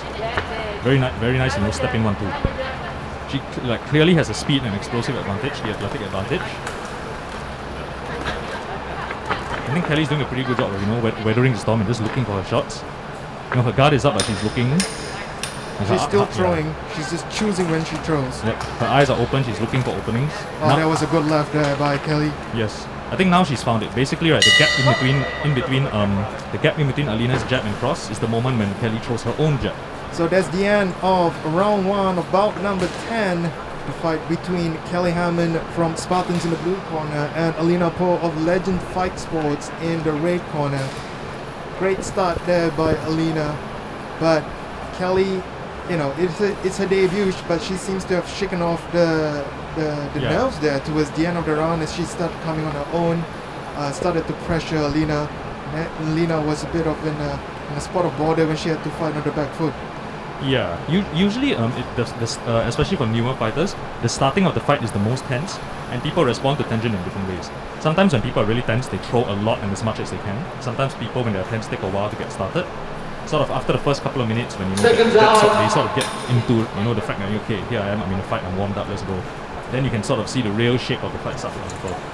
Well, let's see if Alina of Legends Fight Sport in the red could continue to push the pace here, or if Kelly actually settles into her own rhythm in the blue corner representing Spartans. Round 2, here we go. Yeah, in terms of just the technique and everything, I think Alina has a clear advantage, both in the technical aspect and in the physical aspect. That said, right, Kelly, her punches are a little bit awkward, but she's punching well. She's aiming when she throws, and most importantly, she's not wilting under the faster or busier fighter. In fact, right, she's now starting to get a good timing for her jab. She's basically splitting Alina's timing a bit. When I say split the timing, it means when the other boxer is in the middle of doing something else, that's when you land your jab. Whether they are stepping, whether they're in the middle of the combination, it just makes them uncommon. Very nice right hand, building off her jab as well. Kelly is. Well, Alina seems to be landing a lot more when Kelly has a guard out, but Kelly's counter has been quite vicious whenever she has the chance to throw it. Yeah, Kelly is basically absorbing Alina's shots on a high guard and then just choosing her moments on when to counter. So what Alina needs to do is sort of feint a little bit more to draw the counters out of Kelly. Or if you feint a little bit more, right, then the counter puncher gets more hesitant on when should they counter. Kelly's advancing now, applying the pressure on Alina. This is a lot better from Kelly compared to the first round. She seems to have settled in. Yeah, she's finding her groove now. Seems like she's also getting the distance right between the two fighters. Yep. Alina needs to vary her tempo a little bit. It's always the same. She'll move backwards and then she'll come in 1, 2, 3, 4. Move backwards, come in 1, 2, 3, 4. As this repeats, it makes it easier for Kelly to time when she should counter. So what I think I want to see from Alina is splitting, varying up the tempo a little bit. Instead of always 1, 2, 3, 4, 1, 2, 3, 4. Have a fixed start. So you could just jab first. But whether or not the jab turns into a full combo or it's just a jab, that's where you want to keep people guessing. Good exchange there from both fighters. Yeah. She's squaring up a little bit as the exchange gets longer also. Yeah, I think Kelly's starting to take over already. Now she is in the one in comfortable with him. Like basically Alina's sort of now feeling that she has to punch rather than choosing to punch because she wants to.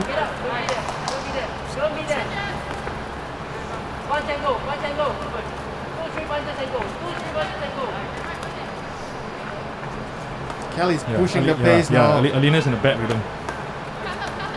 Alina needs to reset. Yeah, that's right. She's making herself tired by continuously throwing at the gut like this. She has to feint more. Not every punch needs to be really hard. Like what Kelly is doing, right? Pick your shots. Props to Kelly. She is the one that's put Alina in this position right now. She's really picky with her shots. Definitely, and she's throwing them at the right times as well. She's happy to absorb Alina's initial burst, and then when the burst runs out, then she attacks back. And that's the end of round 2 of bout number 10 from the All-Women's Boxing Invitational Tournament 2021. Fight between Kelly Hammond from Spartans in blue and Alina Poe of Legends Fight Sport in red. The tides definitely look like they have turned a bit. Alina, definitely the more dominant fighter in the first round, but Kelly came into her own in the second round. Yeah, even towards the end of the first round, you can sort of see Kelly sort of settling into that flow already. Like Alina had a really good flow when she just came out, and then sort of Kelly started to take over. So if you are in Alina's corner right now, how do you know? What would you say to Alina for her to kind of regain control of the fight? Very first, I would say, okay, now the fight dynamic is like this, right? Kelly marches forward, Alina throws at her guard, Kelly throws back, right? So to change, what you want to do is to change the dynamic of this fight. Maybe you feint a little bit to make her throw a counter and miss, and then you counter the counter. Or maybe you mix up the combination timings. You can throw the same combinations. Don't need to think of so many new ideas. Just throw the same combination, but add a slight pause in between one of the punches just to throw the counter puncher off. Well, it's been a close fight so far as the third and final round gets underway. This is bout number 10 of the All Women's Boxing Invitational Tournament 2021. Kelly coming out really hot now. I think now she's finally really comfortable after that second round. She doesn't want to burn herself out either. If I were in Kelly's corner, I would want the exact same round as round 2. I would want round 3 to look exactly like round 2. Whereas if you were Alina, you would want it to look completely different. So you have to do something a little bit different. You see she's getting caught on the way out a lot also. You're gonna need tighter pivots, hands up when you move out. And I would like to see her feint a little bit more, just to sort of confuse Kelly's counter punching. Now Kelly's sort of just walking her down and punching her when she tries to escape. You see, Kelly will march forward, Alina will punch her guard, and as Alina tries to escape, then Kelly will nail her on the exit. And Kelly's been like that since round 2, bringing her a lot of success, just walking Alina down. Yeah, she's basically found what she needs to do, and she's consistently doing it. It's very impressive considering it's her debut fight.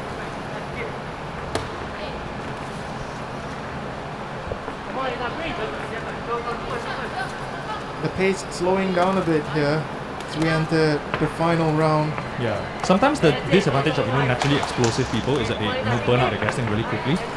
So if you know that you are like that, then you need to sort of be able to box in a way that lets yourself rest. Like Maria did in the previous round, right? She was bursting, then she found ways for herself to rest. Alina needs to do that now. You burst and then find a way for you to rest. And then what you want to do is, if you're in control of the rhythm, you can decide when to burst and when to rest, and then your cardio will be reserved a lot better. Well, it's very hard to do that when your opponent is just straight tanking, walking you down non-stop. Oh yeah, definitely. Really good pressure by Kelly. Notice what Kelly is doing is really, really simple. High guard, walk forward, catch the shots on her guard, and then just 1-2s. Nothing but 1-2s. And only to the head. Catch the shots on the guard, walk forward, force the opponent to throw at your guard, and then 1-2. See, that's why Ridwan was saying earlier, right? Simplicity wins boxing. It's not about who knows how many combos, or how many tricks, or how many Roma angle shifts. Just vary your 1-2s and you will go very far. Well, Alina is by no means out of this. She's been having success with her combos. Oh. It's just Kelly's not. It's undeterred by it. She just walks her down. Yeah. She's taking the shots really well. Yep. Being disciplined with her guard.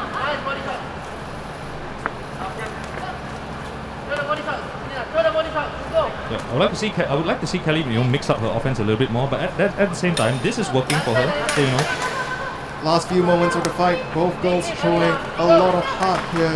Yeah, credit to Alina, she's not stopping. Even now, exhausted and hurt as she is, she's trying to win. And that is the end of bout number 10. Fight between Kelly Hammond in the blue corner representing Spartans and Alina Cole in the red corner representing Legends Fight Sport. That was a really close fight between both the fighters. A lot of heart. All props to both fighters for stepping into the ring and giving us three rounds of really exciting boxing. We now await for the judges' scorecard for the result of the fight.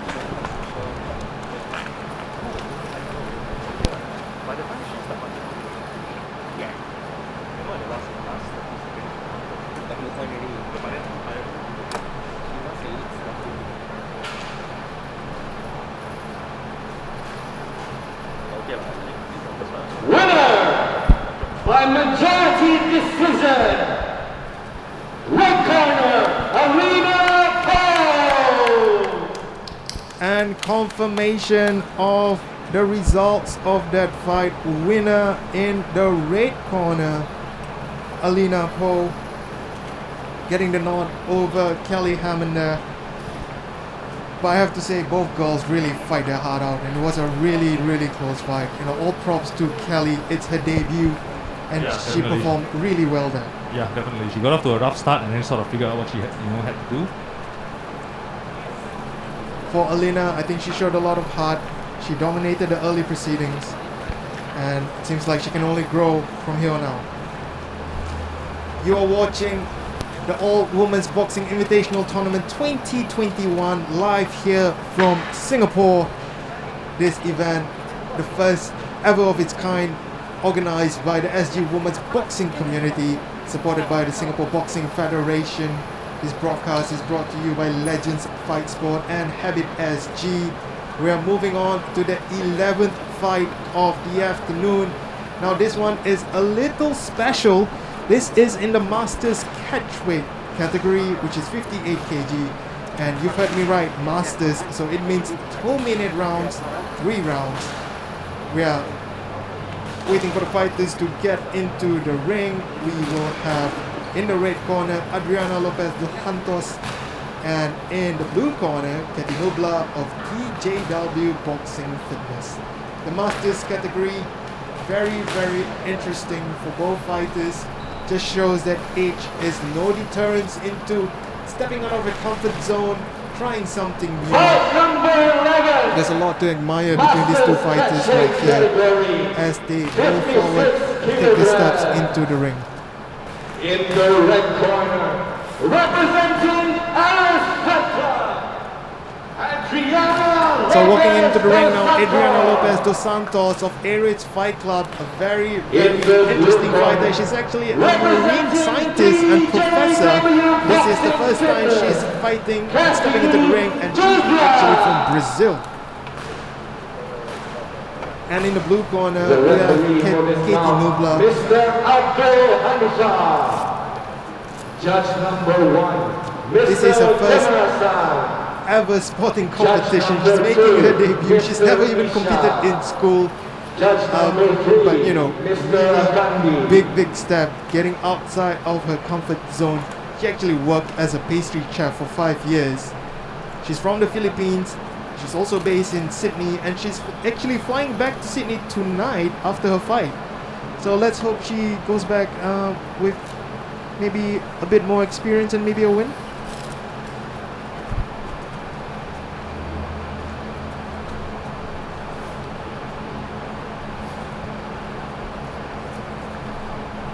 Final checks from the referee on both the fighters. We're about to get underway with bout number 11. This is in the Masters category. So instead of 3-minute rounds, we have 2-minute rounds. Still 3 rounds.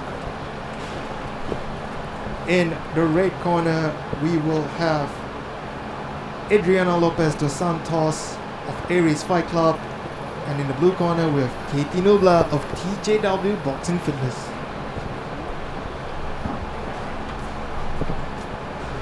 Raza.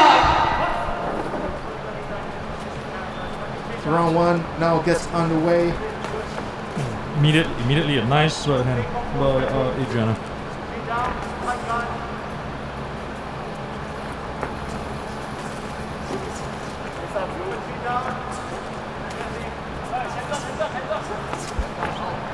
Both fighters throwing. Pretty good mix up in the rhythm already for Kathy.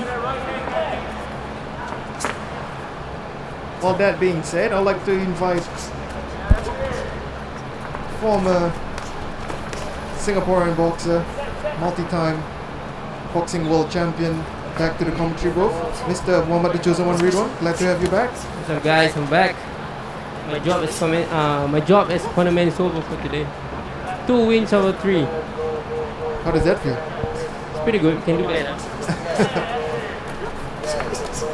Speaking of better, these 2 girls right now in the ring, throwing a lot of combinations.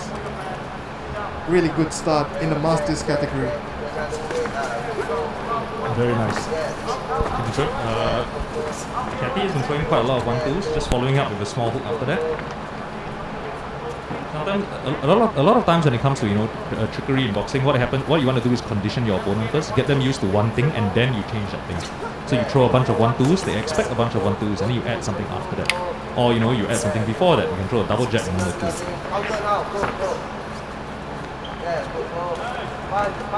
Quite competent pivoting already from Kathy. I like that she's punching off the break also.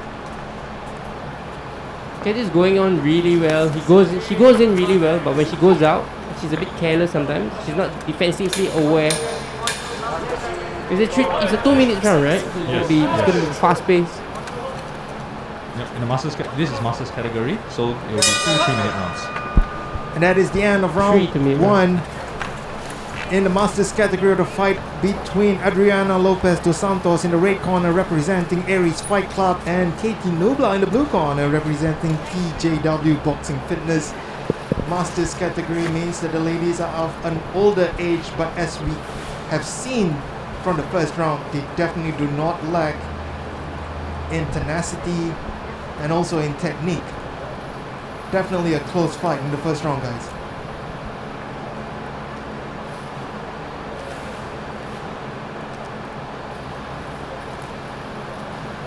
One, you are nearing the Masters category. Are you considering entering the Masters category yourself? Nah, not yet. Second round. Round 2 of the fight between Adriana Lopez dos Santos in the red corner and Katie Nobla in the blue corner about to get underway. This is the Masters category, shorter rounds, 2-minute rounds. This is bout number 11. You are watching the All Women's Boxing Invitational Tournament 2021. Both girls throwing punches in bunches, getting round 2 underway. A couple of messages in the chat about the commentary from Zalis and Frank Kiddo. Thank you very much, guys. If you have any questions, feel free to just feed them in the chat. We'll try to get to them between rounds.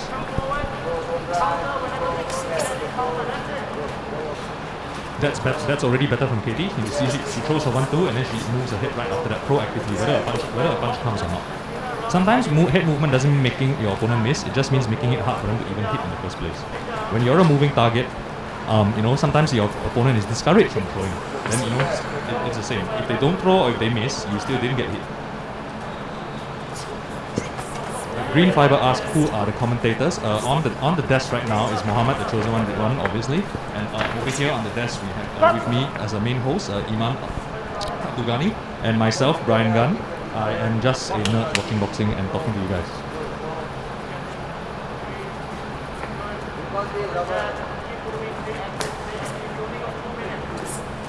Adriana seems to be a bit more conservative in this round. What do you think she needs to change up? Her chin is a little bit high when she enters, and her jab is a little bit slow as well. I would like for her to step with the jab a little bit more coordinated. One thing good is that she's throwing in combination. Not the fastest, but sometimes speed doesn't come from pure speed, right?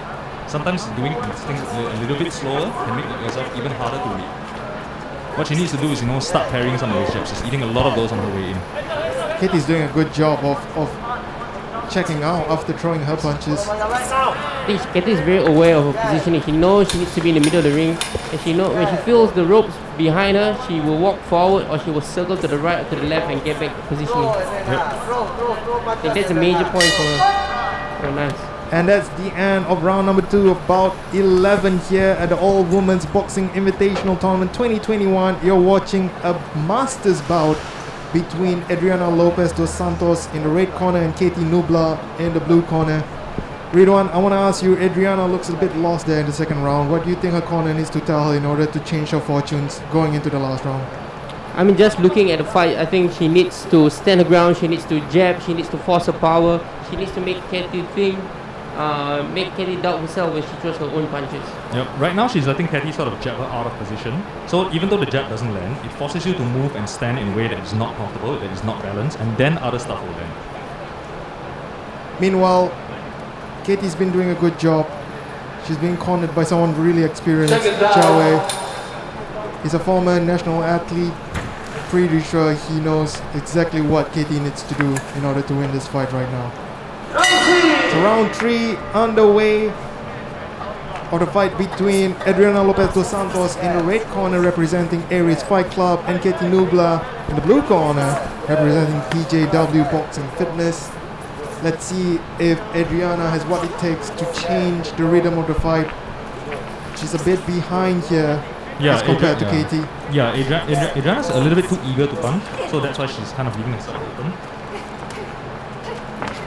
She's eating a lot of punches there, especially the jab of Katie. Yeah, she's staying in the pocket even though she's not in a comfortable position during this exchange. Sometimes it's okay to lose some exchanges. Sometimes when you're not in a comfortable rhythm, a comfortable position, a comfortable range. Sometimes it's best to just clinch or to just go all the way in or all the way out. Reset, make yourself comfortable, and then everything else will flow. Katie is moving and punching at the same time. When she goes to the right, she's punching. When she goes to the left, she's punching. So that makes her opponent a little bit more cautious. Yeah, good balance on Singh stepping forward with those punches as well. Katie's jab is really stinging. Oh, that's a standing 8 count. So there's a standing 8 count for Adriana from the red corner. One, can you explain to some of the casual viewers what a standing 8 count is? Standing 8 count means when you get hit clean by a shot, and maybe the referee sees the referee sees that you need a break, and they'll stop the fight and give you a standing 8 count. Yeah, a standing 8 count in amateur boxing is a little bit different from pros. In amateur boxing, it's sort of just to let you reset so that the fight can go on. Are any points deducted from the fighter who, has to take the standing 8 count? Yeah, naturally we minus 1 point. So if you get a standing 8 point, you minus 1 point. That means you get a 9 point. So if you're losing the round, you will minus another 1 point. That means you get 8 points for the round. And that is the end of bout number 11. Very good showing from the Masters category. In the Masters category, a fight between Katie Nobla in the blue corner and Adriana Lopez dos Santos in the red corner. Definitely a refreshing fight from both fighters, despite their age, or despite even being in the Masters category. They did show that they are quite young at heart, throwing punches non-stop throughout the 3 rounds. But definitely a more dominant performance by Katie. Let's see if the judges agree with us as we await the results. Yeah, they've surprised us a couple of times today. But that's what boxing is. Winner by unanimous decision, blue corner, Katie Nobla. Confirmation of the result of bout number 11, winner in the blue corner, Katie Nobla. She's flying back to Sydney with a smile on her face and a win under her belt right now. Props also for Adriana Lopez dos Santos for stepping into the ring and taking the fight. It's a debut fight. It was an encouraging showing, and hopefully she can grow from here. And we wish her all the best with that. You are watching the All Women's Boxing Invitational Tournament 2021. We are coming live here from Singapore. This is the first event of its kind, an All Women's Boxing Tournament here in Singapore, organized by the SG Women's Boxing Community, supported by the Boxing Federation of Singapore. Representing Spartan Boxing Club. We're moving on to bout number 12 now. In the flyweight category, that's 51 kg, we have Amanda Liu representing Spartans in the red corner and Queenie Quack representing the ring in the blue corner. A bit of background about both fighters. Amanda, she's a chef, and she also did MMA in her previous lifetime, according to her. Queenie Quack, on the other hand, she's a corporate slave by day. These words are theirs and not ours. And she does boxing for leisure. She thinks boxing is a bit scary, but she wants to challenge herself, and I think she's come to the right sport and at the right sport. Don't you think, Ridwan? For sure. I think boxing is something that's gonna give you a hell of an experience, and it's gonna give you a scarier experience if you're not prepared. And I'm reading here that Amanda just taking this fight 5 days notice. And so that takes a lot of guts also. But I also know that she just had a friendly sparring event.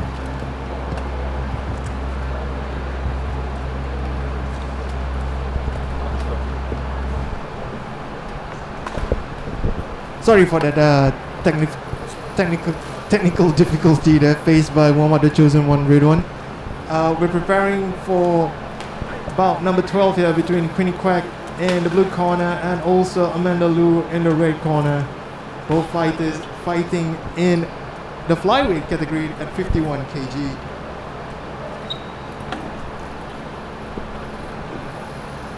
Referee doing the last minute checks, checking the headgear, checking the gloves. One, from your experience, this must be a terrible place, right? When the referee like kind of stalls the beginning of the fight, it prolongs the nerves, doesn't it? Yeah, a lot of times you don't know what's going on, especially for your first bout. You don't understand why is there a pause, because they're so used to getting it on as soon as the bell goes, especially during sparring.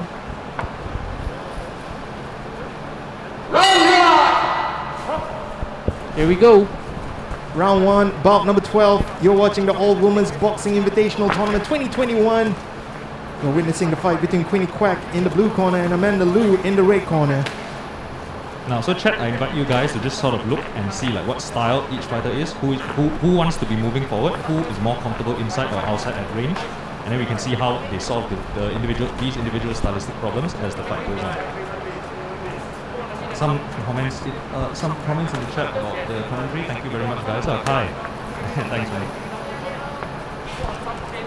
Interesting to see that the girl in the blue corner, they have somebody from the ring and also another coach from Spartans cornering her. Well, that's the beauty of the boxing community in Singapore. Everybody just gets together, doesn't it? I think at this point the fight is pretty equal.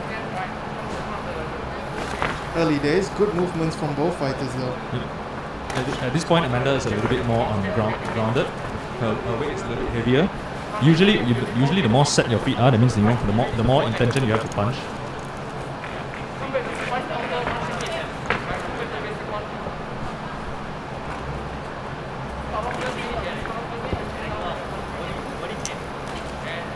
You can start to see the dynamic of the fight take place.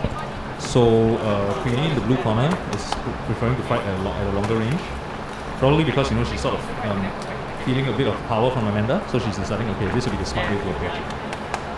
Now as the fight goes on, let's just see now how each of them deal with these individual problems.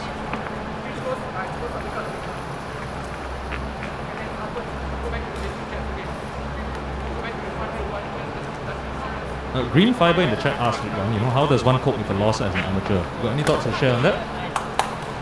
I mean, you just have to know, you have to embrace losing is part of the game. You just have to go, you have to do it, you have to go through it, and then you just have to grow from there. How many losses do you have as an amateur one? I can't count, I got a lot.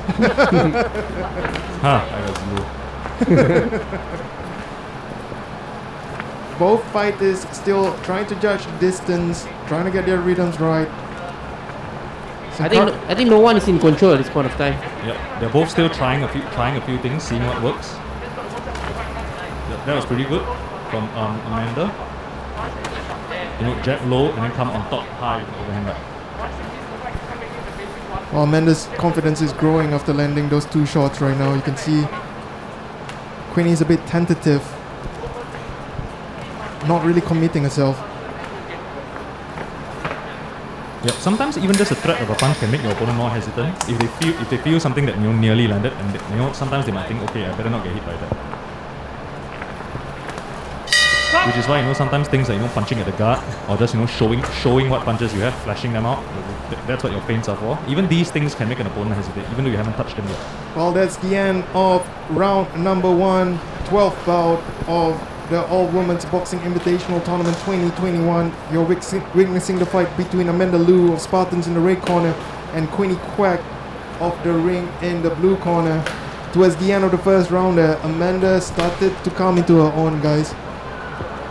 Yeah, agree. In general, she's putting her punches together a little bit better. So she just, the simple things like keep your eyes open, see what punches are coming, aim your own punches. Queenie was doing well until she ate 2 big shots from Amanda late into the round. One, when you're in a fight and you suddenly start to taste your opponent's power, how do you reset yourself? I think it depends. For me, I would personally just take a step back, get my footwork right again, be aware of my positioning, and take it from there. Yep. Usually different people naturally respond to damage in different ways. No particular way is wrong. It just depends on if you are going to do this, then how are you going to do it best? it also comes down to how well you prepare during training. If you only prepare like as if you're winning, you're gonna be in a huge shock when you get into trouble in the ring eventually. Yeah, definitely. If you're doing 20 punch combinations on the mitts with your coach for 3 months straight, you'll feel like a winner when you are punching. When you get punched, then you haven't practiced for that. Well, round 2 gets underway now. You're watching the 12th bout, the all women's boxing invitational tournament. Amanda Liu Very nice from Amanda. She's moving ahead to the left and she shows her right hand. in the red corner and Quack in the blue corner. Amanda is standing her ground. She shows that she wants to punch. She's there, but she's not there with her head movement, so that makes her a little bit more elusive. Yep. Proactive head movement. Just move it aside whether a punch is coming or not. Well, Queen is not backing down either. She's pushing forward here despite eating a lot of punches there. She's getting a head snap back though a few times. It is bad. I think if you get hit like that, you might get a 78 count, and it's gonna be tough to come back from. Yep. Just a fun fact for you guys in the chat, right? Usually after a fight or a hard sparring session like this, the part of your body that usually hurts the most is actually your neck, because your head gets snapped back so many times. Well, I don't think Ridwan has that problem because he's the one snapping other people's neck. For sure, man.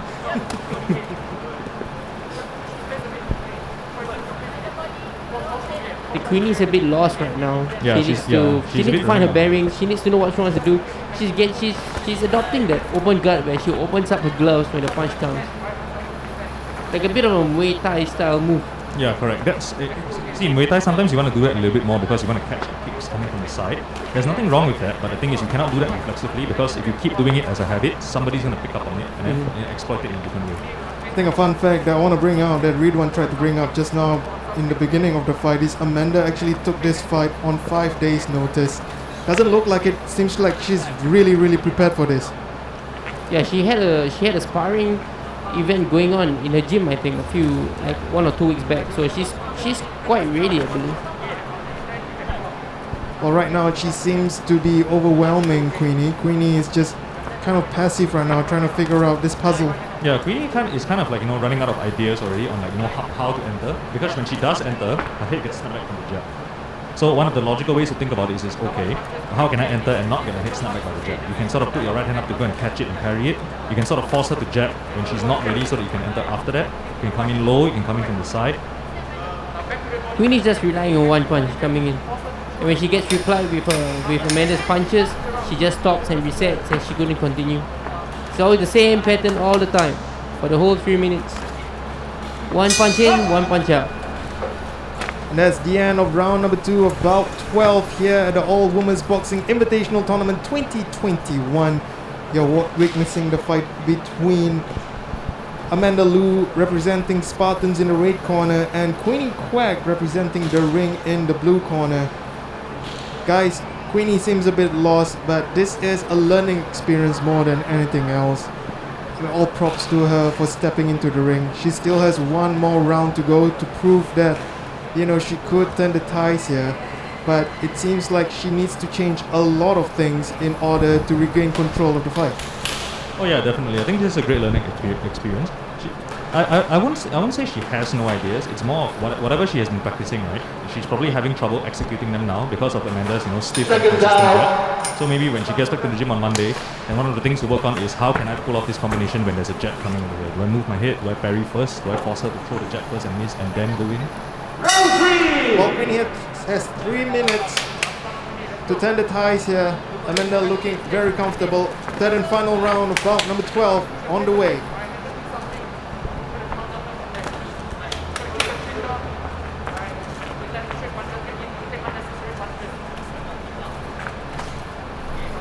Very nice with that. You can see Amanda is already timing Queenie's entries and with different punches already. First, in the second round, she was stopping her entries with a jab. Now, because she knows that Queenie will enter with a jab, right? She's looping overhand right at the. You can see she landed it 2 times in a row already. And she doesn't get hit with a jab herself because she moves her head to the left. It's a very nice, calm and mature performance. Amanda is not blinking when she punches or when the punch comes towards her. This shows a lot of maturity. And she recognizes at which distance Queenie can reach her. She just takes a small step back, or she puts her left hand out to prevent Queenie from coming forward anymore. And Queenie, when she jabs, she puts her weight all the way back, so she can't really follow up. Yeah, Amanda is winning this fight comfortably. Green Fiber in chat asks when Ridwan's next fight is. No comments. No comments. For legal reasons, Yeah. we are not going to answer that, guys. Let's make it about the woman here today. It's all about them. Their day, their special day.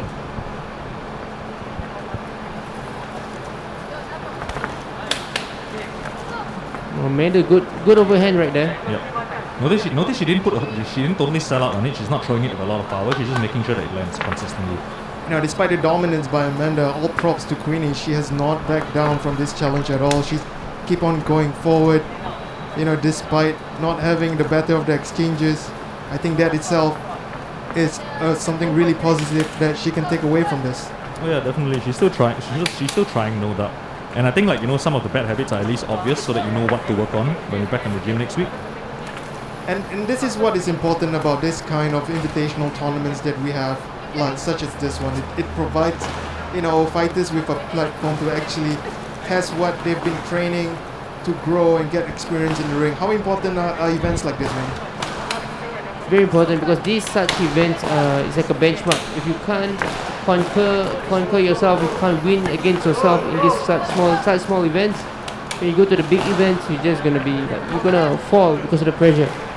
And would you say that we need more of these events in Singapore in order to grow the boxing scene here? For sure, we need structure, we need training, we need proper timeline, so the boxers know what they are working towards, and they have something to work towards. So that's the best motivation. When you know you have a goal, that's the best motivation. And that is the end of bout number 12 of the fight between Quack of the ring in the blue corner and Amanda Liu of Spartans in the red corner. It was almost one-way traffic, but big props to Queenie. For someone who thinks that boxing is scary, she sure was brave for all 3 rounds. And hopefully she could take that back and build on that confidence and develop herself further. Meanwhile, I think Amanda showed a lot of maturity in the ring. We wait for the judges' decision for bout number 12.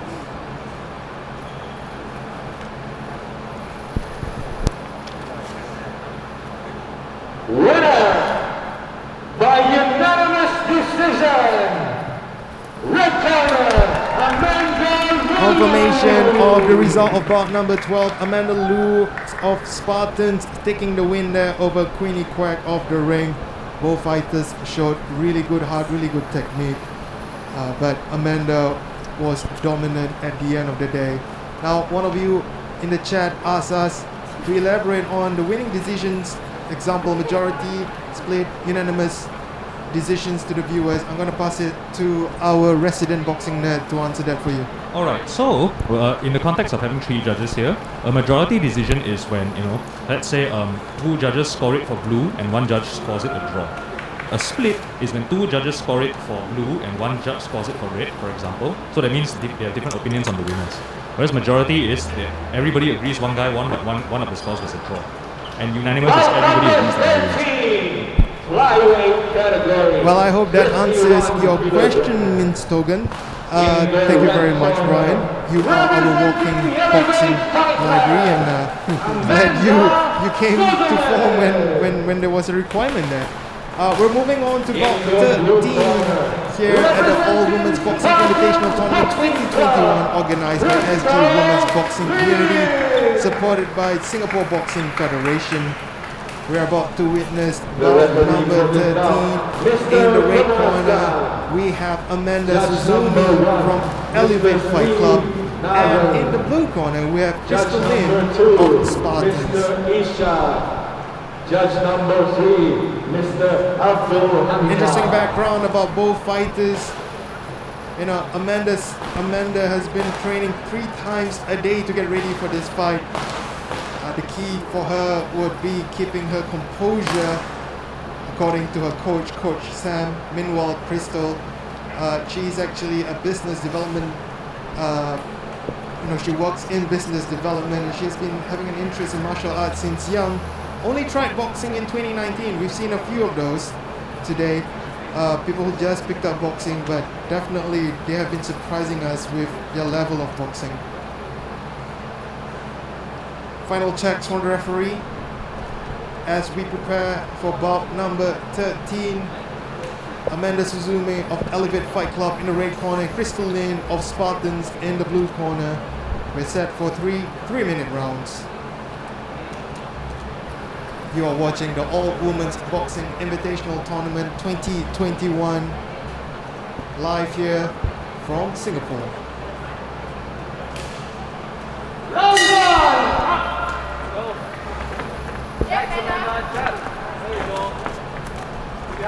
Amanda coming up pretty hot already. Crystal in me.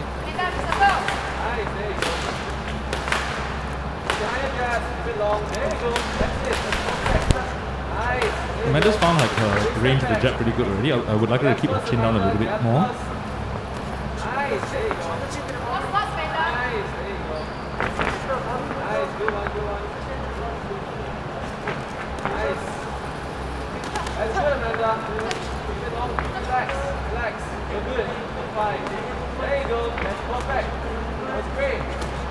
Crystal is actually one of the girls part of the Singapore Women's Boxing Community Program. So she's been training for the past 3 months with the entire group.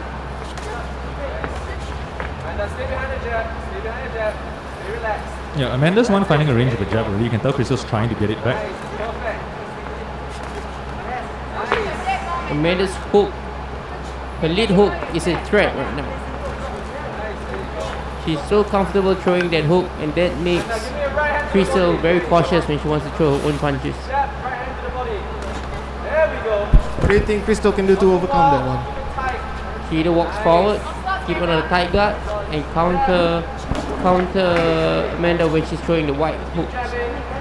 But the hooks are pretty wide, so if you keep your punches tight and compact, you might find your punches land. Yeah, basically watch for it and then throw a short, tight Yeah, right hand. that's what happens for the past. Just about when Amanda's throwing the wide hook, Crystal landed her own short right hand punch.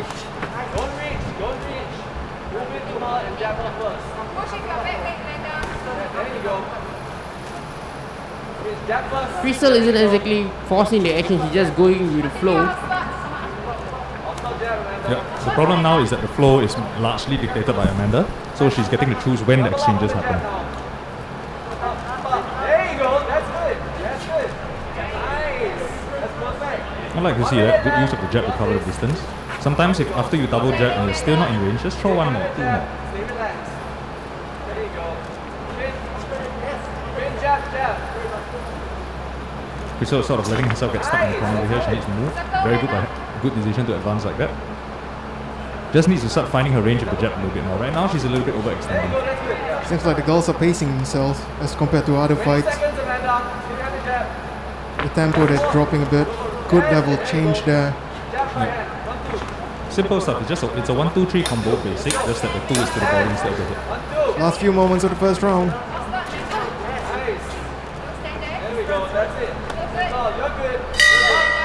And that's the end of round 1, about 13. The fight between Amanda Suzume in the red corner and Crystal Lin in the blue corner.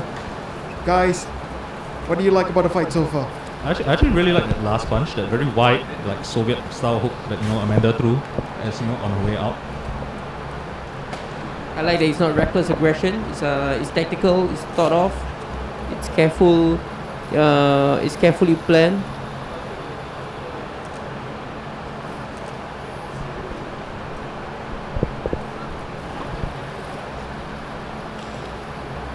Still a very close fight between the two. What do you think each fighter will need to change in order to improve their chances of winning the fight in the second round? Okay, for blue corner with Crystal, I think that she's still not getting her range right. She kind of needs to just work behind the jab a little bit so she can sort of sense the correct distance to punch. Right now she's overextending on quite a few.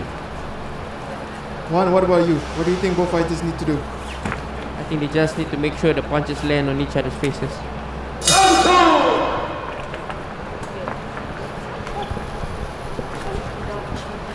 Well, they seem to have hurt you. They're really trying to land the punches on each other's faces now. Yeah, Crystal is not trying to use volume to overwhelm Amanda. Since she realizes that she cannot fence with her, she'll just eat one punch and then throw back 4, 5, 6 more.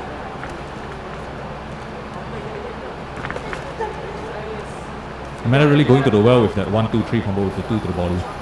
Amanda's pressuring, but not too much. She's still a bit cautious there of Crystal's counters. Yeah, she's not so much pressuring as more of like just trying to set up her shots. Yeah, she's quite heavy-footed. So in general, she's like more of a puncher kind of fighter. I think Crystal keeps waiting and waiting and waiting. I think that's playing in Amanda's favor. Correct, because you're letting the puncher like sort of decide how to set up their punches. They can think 2 or 3 seconds ahead on how they plan to enter. When by right, when they are thinking, you should be punching. Amanda can be quite careless in the punches, and because Crystal is not doing anything about it, so Amanda is getting away with all these mistakes. I like it when fighters do feints. So I see Amanda do a jab feint over there. It made Crystal react. Yep, and they see that's the utility of feints. Once you can see how your opponent reacts to something, you can show them that something to get that reaction out of them and then punish them accordingly. Crystal is a little bit slow in her footwork. She's almost always posing after her punch. There is a slight second where she freezes after the punch combinations. There was a good moment there from Crystal when she pressured Amanda into a corner, but she straight away walked back after that. Seems like she doesn't want to pursue it that way. Yeah, I don't think she's so much walking Amanda down as Amanda is sort of trying to pull her into her punches. Oh, she got caught there. What happened? I think we need a stoppage Oh, the here. contact lens, I think. I think there's either... Oh, seems like Crystal's contact lenses popped out after that shot to their face. Oh, you're actually not supposed to do that. You shouldn't like take a break when you feel like it. Yeah, that's right. But it's also dangerous if she was boxing and can't be... She can't see anything, right? Well, it is what it is. Yeah. I mean, if I was Amanda, I was within range, I would just jump at it and give her a good gazelle left hook. Yeah.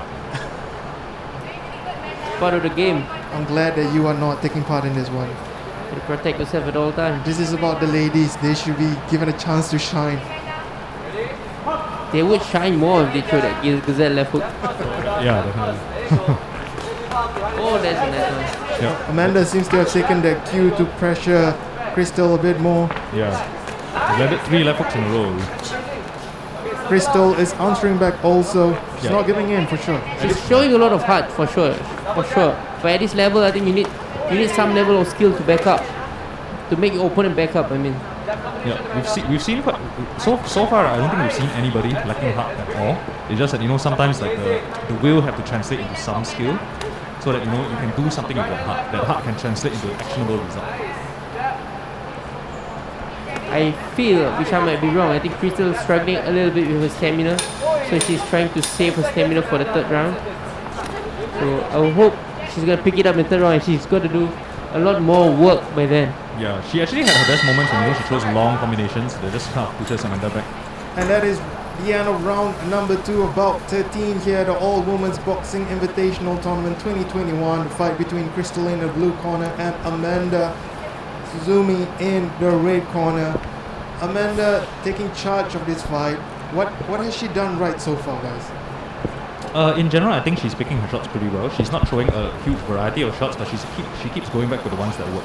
This shows me that she's very aware in there, that she knows, okay, this is working, this is working, I'll keep doing this. That is not working, I'll stop doing that. This is a high level of self-awareness, like in the ring. When most of the time, right, the minutes just fly by and you don't know what's happening. A lot of times when you watch on TV, right, you see, oh, why isn't this boxer throwing more? It's only 30 seconds left. When you're in there, you don't know that there's 30 seconds left. There's everything is just flying by. Everything in your head, everything hurts. You just want to go home. So that level of self-awareness, I think, is pretty good, very mature. Well, let's see if Amanda can keep it up here in the third and final round of bout number 13 at the All Women's Boxing Invitational Tournament 2021. You're watching the fight between Crystal Lin of Spartans in the blue corner and Amanda Suzumi of Elevate Fight Sport in the red corner. Crystal looks a little bit more switched on right now. Yeah, Like I said, she was trying to save her stamina for the third round. I think it's happening.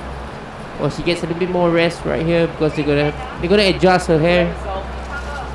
Now, I'm going back to the hair thing right now because I'm a bit amused by it. I see a few of the female fighters, they're wearing swimming caps.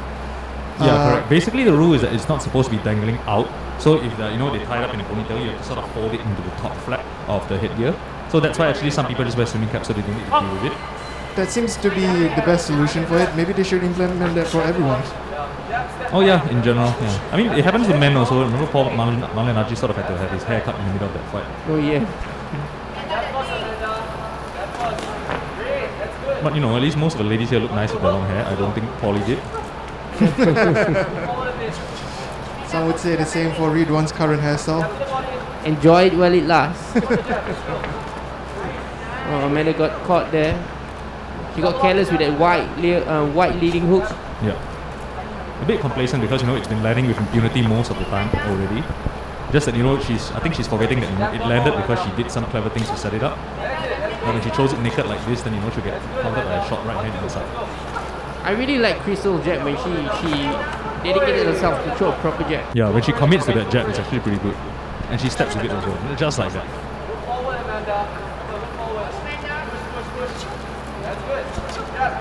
Nice exchange. Yep, now she needs to feint before that jab. If you see properly, Amanda will throw every 2-3 seconds. There's a certain timing about her. Yeah, that's her rhythm. 1, 2, punch. 1, 2, punch. 1, 2. She's gonna punch again. No, she's not. Yeah, she did. Yeah, you can see she's sort of falling into that 1, 2, rhythm. 1, 2, punch. 1, 2, 1, 2, punch. Okay, break it. So you see earlier when we talk about splitting the timing, that's when your opponent 1, 2, in the middle of the 1, 2, 1, that's when you jab them. Then that's how you split the timing. When people are in a comfortable rhythm, they won't run out of gas because you know it's comfortable. Oh, it seems like Amanda might be slowing down a little bit here. Crystal should definitely take the initiative. She looks a lot fresher than Amanda in the third round. Amanda's jabbing to the body, that's good. Investing her shots to the body to slow Crystal down. Yeah. When you are tired, you do stuff like that so that the other person cannot chase you while you are tired. And see, it's kind of working. Crystal's activity is slowing already. Because here's the thing about body jabs, like they suck. They suck the air out of you. Yeah. Like just a fist, you're already very tired and some fist going to like the pit of your stomach, that's like an awful feeling. I would rather eat like 5 jabs to the head than one over there.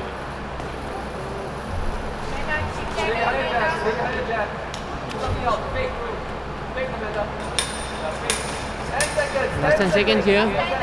Yeah, you can tell Crystal was slowing down because like, you know, she's stepping in less of the punches. Usually when people are tired, they will still punch but they will step a lot less because it's much more tiring to move your legs. And that is the end of the third round of the bout between Crystal in the blue corner and Amanda Suzume in the red corner. Crystal definitely had her best round of the fight there in the third round. A lot of things that she could probably work on. But I think Amanda dominated the proceedings before that. Don't you agree, Juan? Definitely, I think Amanda won comfortably. But definitely a great experience for Crystal. If she comes back to fight again, I'm sure she's going to make a lot of changes, a lot of improvements to her game. This is the second time I've seen Amanda in a competitive match. Previously, she competed in one of the sparring matches. Winner by unanimous decision, red corner. Confirmation of the fight result there in the flyweight category. Amanda Suzume taking the win over Crystal Lim. Amanda Suzume representing Elevate Fightland, Crystal Lim representing Spartans. It was a good fight for both fighters and hopefully they'll grow and develop from this experience. We now move on to the second last fight of the afternoon. You are watching the All Women's Boxing Invitational Tournament 2021 organized by the SG Women's Boxing Community, supported by the Singapore Boxing Federation. This broadcast is brought to you by Legends Fight Sport and Heavy SG. We've watched 13 fights so far. This is fight number 14.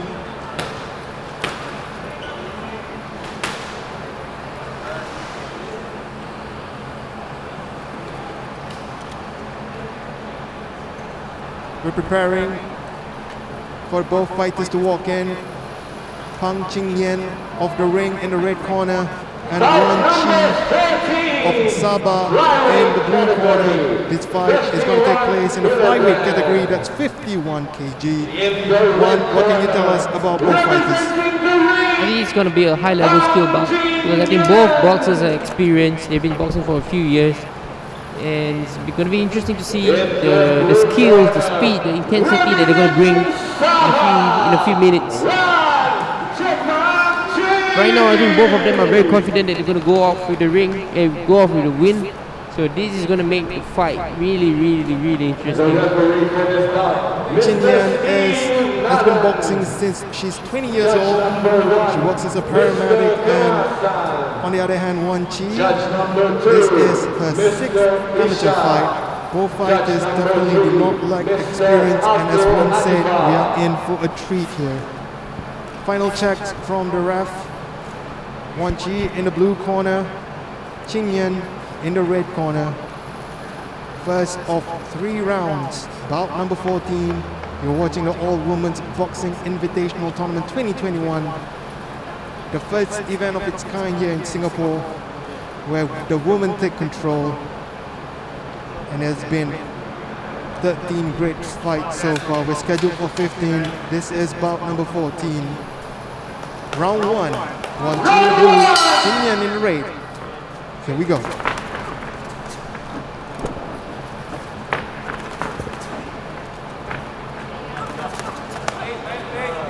Good exchanges between both the fighters there.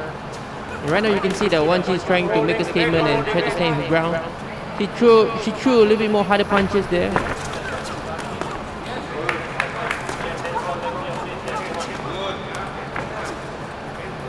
Both fighters looking really sharp when they throw there. Both refusing to take a step back. Both trying to take center ground. Qingyan's got to turn.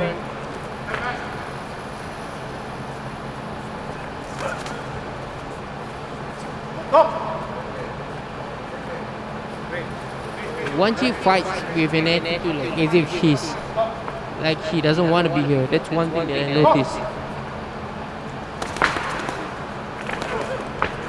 But when she punches, she really explodes, and the punches have a lot of pop. Is that a technique for her to show that she's not interested, and then when she engages, she's really aggressive? I think so. I think it's more of a mental game. But Wan Chi really looks really comfortable in the ring there. She knows what she's doing. She knows where she is. She knows where exactly she needs to be, what punches to throw. Yeah, she's throwing and landing a lot right now. Qingyan eating a lot of shots.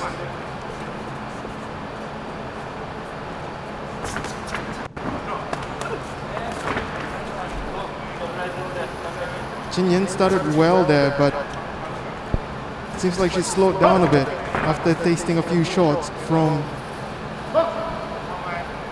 Wan Chi. A lot of speed here.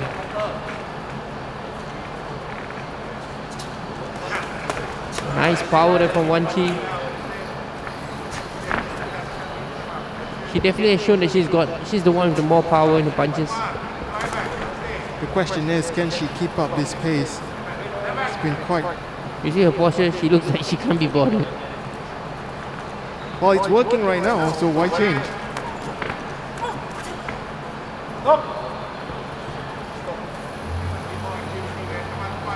Really just shows that Wan Chi is really confident there. She feels comfortable, she knows she's gonna win. But in front of her is Qingyan, is trying to win herself. Oh, Wan Chi's not doing too bad of wanting to win, because she's been landing majority of her shots. Qingyan is a bit more passive. That's the end of the first round. The 14th fight of the All Women's Boxing Invitational Tournament 2021, brought to you by SG Women's Boxing Community. You're watching the fight between Pang Qingyan of the ring in the red corner and Wan Chi of Sabah in the blue corner. Wan Chi did a lot of things right there in the first round. What do you think Chin Yan needs to do in order to turn things around? I think Chen needs to stand her ground. She needs to cover her distance. She needs to decide whether she wants to fight going forward or going back. I mean, I don't know how Wan Chi's power is. It's not me in there feeling the power of the punches. I mean, it's easy for me to say to Chen to just stay there and fight through. But it really depends. Now, for those who don't know, Wan Chi is fighting out of Sabah. Do you want to explain to the viewers what Sabah is? Again, sorry? Well, I have no idea why they're representing Sabah. They're not representing any gym, but they're representing Sabah. So I don't really know what's that supposed to mean. What is Sabah again? Sabah is patience in Malay. Round 2 gets underway of the 14th bout here at the All Women's Boxing Invitational Tournament 2021. You're watching the bout between Pan Chin Yen of the ring in the red corner and Wan Chi of Sabah in the blue corner. Different round, same pace. Both the ladies keeping up the high intensity here.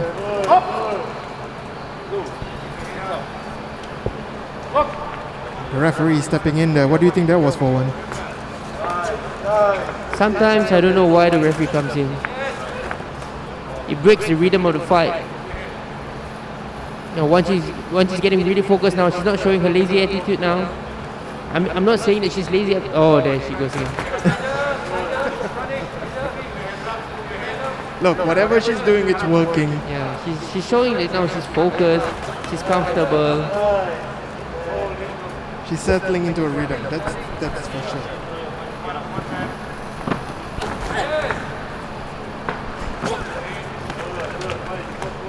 One thing that will make Wan Chi a bit more efficient if she don't bow forward. She keeps her distance and she can give herself punching room. Because right now I think she's smothering herself, so it makes the punches don't look really clean, and it's going to be hard to judge. If the punches are more accurate, the judges will more likely to rule the fight in your favor. Wan Chi dominating the middle of the ring there. She needs to throw a little bit more jab though.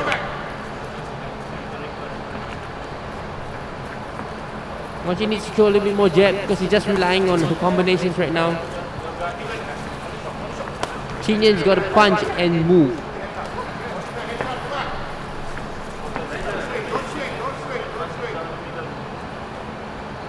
But I think from my eye, from what I see, there's quite a bit of a difference in physical size. I think Wan Chi is a bit much bigger than Chin Yan. I think knowing Chin Yan, I think she used to fight in the 48 kilograms category before. So I don't know if she's forced to go up if you want to make this fight happen.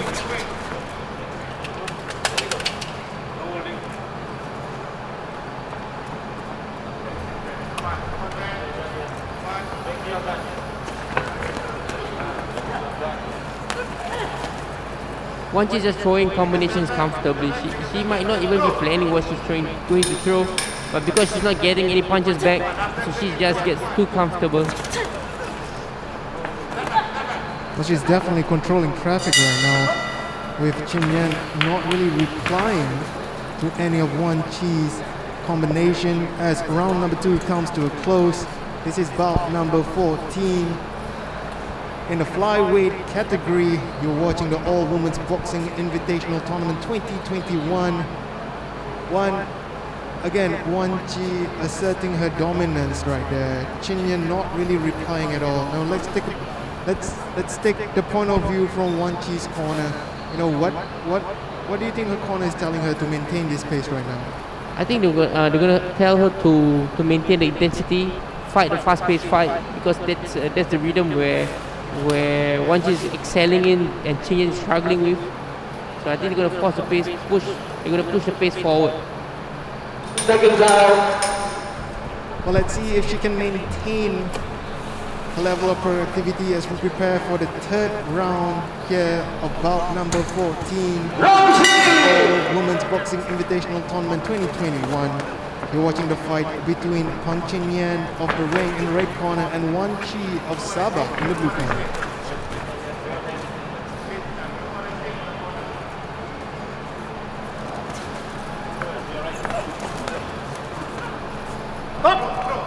Chen Yan's a bit more active at the beginning of the third round here. Some urgency in her punches and in her movements. I think she's been asked to push the pace a little bit since the last round, with nothing to lose.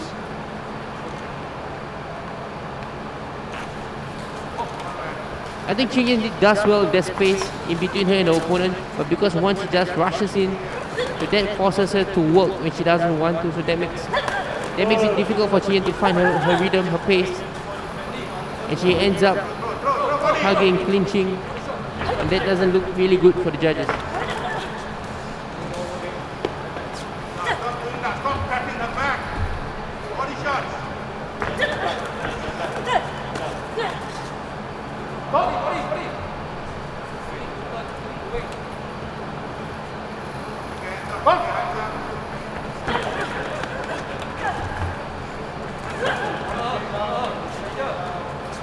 Definitely a lot more aggression by Chen Yan here in the third round, but Wan Qi seems unfazed by it. She's still walking her opponent down. She is doing a lot more clinching than punching, so she needs to really punch. This is when she needs to punch. She needs to punch, whether it's a close range, mid-range, long range. She needs to let her hands go. She's got to punch now even. Until the referee says stop or break, that's when you still need to be active, you still need to be mentally aware. And one of the reasons she isn't able to punch is because she has her right arm or elbow over Wan Qi's head. That prevents her from punching herself. And Wan Qi is really good in closing the distance. It doesn't look pretty, but it works.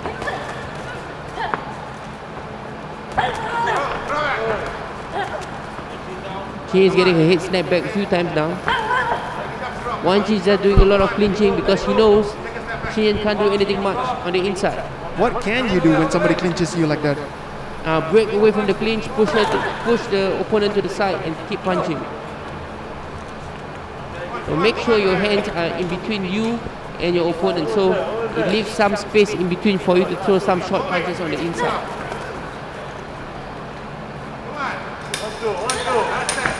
Last few moments of the fight here between Wan Qi and Chen Yan. And that is the end of the third round of bout 14 here at the All Women's Boxing Invitational Tournament 2021. The fight between Wan Qi of Sabah in the blue corner and also Chen Yan of the ring in the red corner. One that was sort of impressive from Wan Qi, wouldn't you say? But Chen Yan really put out a good fight. Yeah, for sure. I think Chen Yan really did for herself in the gym really well. She's got nothing to be ashamed of. She should be proud. I've seen Wan Qi improve since the past few years. She's even fought one of our boxers before, and she's grown so much. And I look forward to an opportunity to fight her. I mean, not me, but my boxer to fight her in the ring again. Confirmation of the result there of bout 14. The winner in the blue corner, Wan Qi of Sabah. And like Wan said, it was a great effort by Kong Chen Yan of the ring in the red corner. Well, thank you everybody for tuning in since the beginning of the event itself at 2 o'clock just now. We are approaching bout number 15. This is going to be the last fight of the event. You're watching the All Women's Boxing Invitational Tournament 2021, organized by SG Women's Boxing Community, supported by the Singapore Boxing Federation. This broadcast is brought to you by Legends Fight Sport and also Habit SG. We're going into the last fight of the afternoon. It's been 14 fights so far. How would you summarize the 14 fights that we've witnessed so far? The 14 fights have been exciting, a lot of skill, a lot of grit, a lot of determination. Everyone, all the lady boxers are trying to do their gym proud, themselves proud. And I am very, very impressed with what I've seen. And we definitely have a lot of talent. And if the organization is not doing anything, it's a waste. Well, you've heard it here first, straight from the mouth of the 3-time SEA Games bronze medalist and multi-time world boxing champion Muhammad the Chosen One Ridwan. The boxers are now walking into the ring. This is bout number 15 at lightweight. That's 60 kg for you. In the red corner we have Chan Yun Sin of Spartans, and in the blue corner we have Tan Wei Ki of Aries Fight Club.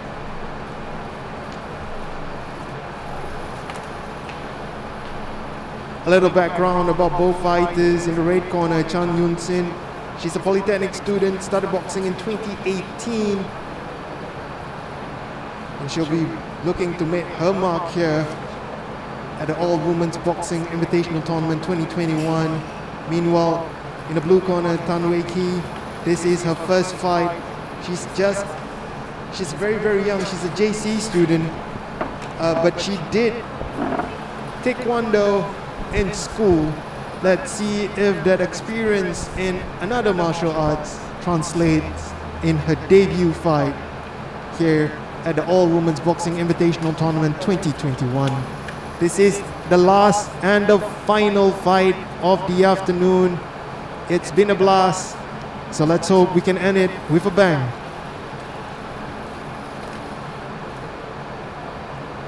It takes slightly longer down this time. I don't know why. Well, both boxers are now ready. Let's get it on. Bout number 15, the last fight of the afternoon between Orthodox versus Southpaw. Tan Wei Ki in the blue corner and Chan Yun Sing in the red corner. Take it away, one. We've got a Taekwondo girl trying to measure distance with her lead hand. She's really good. That's a very Taekwondo thing to do, isn't it? Yeah. It's a good habit for now.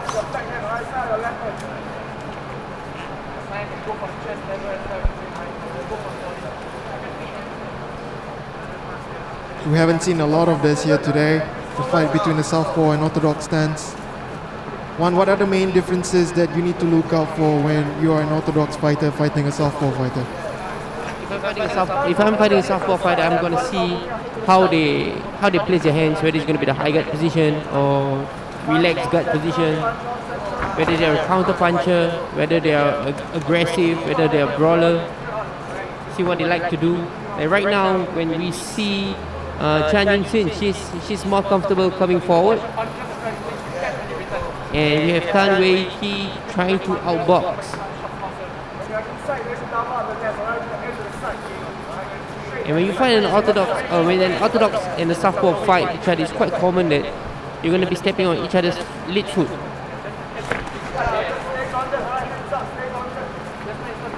Both fighters still measuring each other. No really big exchanges just yet. How do you break this passiveness, one, when if you're fighting and your opponent is not willing to engage? I'm going to throw a lot more feints. I'm going to make my opponent confused whether it's going to be a real punch or it's just going to be a feint. And when I disrupt their rhythm, that's when I'm going to explode in with my punch combinations. Well, the first exchange there between the two, Wei Ki seems to have gotten the better of it. Wei Ki could have used the jab a little bit better, but her jab is just more of like a touching jab. But she could have used the jab to score points, to hurt her opponent. She's not using her reach really well right now. But maybe she's going to change that in a few seconds. Tan Wei Ki is trying to move to the left. I mean, that's a standard protocol when you fight the Southpaw. Yun Sin is trying to go to the body a bit more, while it's warned for going a little bit low. Of course, the height disparity between these two fighters is very obvious now. If you're in the red corner, if you're Yun Sing, you know, how would you fight a taller fighter? No, Yun Sin is trying to get inside. But then when her opponent Wei Ki comes forward, she moves back together. She should have just stayed because she wanted to get close. So when your opponent gets close, you don't run back, you don't move back. She's doing the work for you. So you just stay, find another angle and attack again. So that's the end of round one here of bout number 15 between Chan Yun Sing of Spartans in the red corner and Tan Wei Ki of Aries Fight Club in the blue corner. One, Wei Ki had, you know, the more dominant exchanges in the first round. What do you think Singh must do in order to change that in round 2? To be honest, I'm not sure if Wakey is more dominant, but really, I just feel like Wakey is a little bit more active. I'm not sure whether she's being efficient, and I can see that Yunsin and the corner is coming out with some plan where they want Yunsin to be a bit more active in the lead hand. So we will see. Let's see if you're right and if you can really lip read the corner, even though they're wearing masks. I'm that good. As the second round of bout number 15 gets underway, you're watching There. the All Women's Boxing Invitational Tournament 2021. This is the final fight between Chan Yun-sin in the red corner representing Spartans and Tan Wei Ki in the blue corner representing Aries Fight Club. Yunsin is trying to circle, use her lead hand to circle, quick small circles, probing jabs to get Wakey to be distracted, and slowly she creeps in. As her lead hand is moving there up and down as if she's going to cut, she slowly creeps in to get close, and then she landed across to the body. And there she goes again. The active lead hand is a really good strategy, but it takes a lot from you though. Because you have to multitask, you have to think of when you want to throw the proper punches, when you want to just move your hand for the sake of it, when you want to feint. And clearly Tan Wei Ki don't want to fight going forward. She stays there, she stays where she is, she doesn't take a step forward. She wants Yunsin to come forward and fight. See the space between them.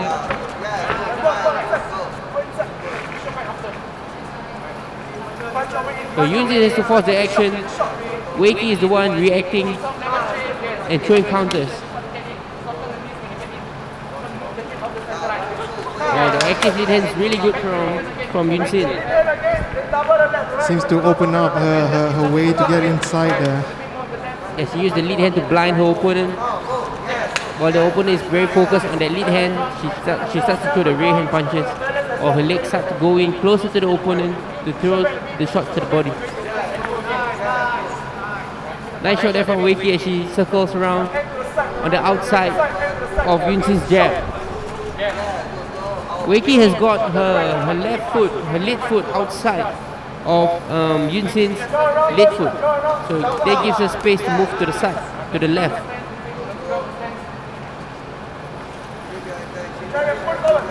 A lot better from Yun-sin in this round, wouldn't you say so? I would say so.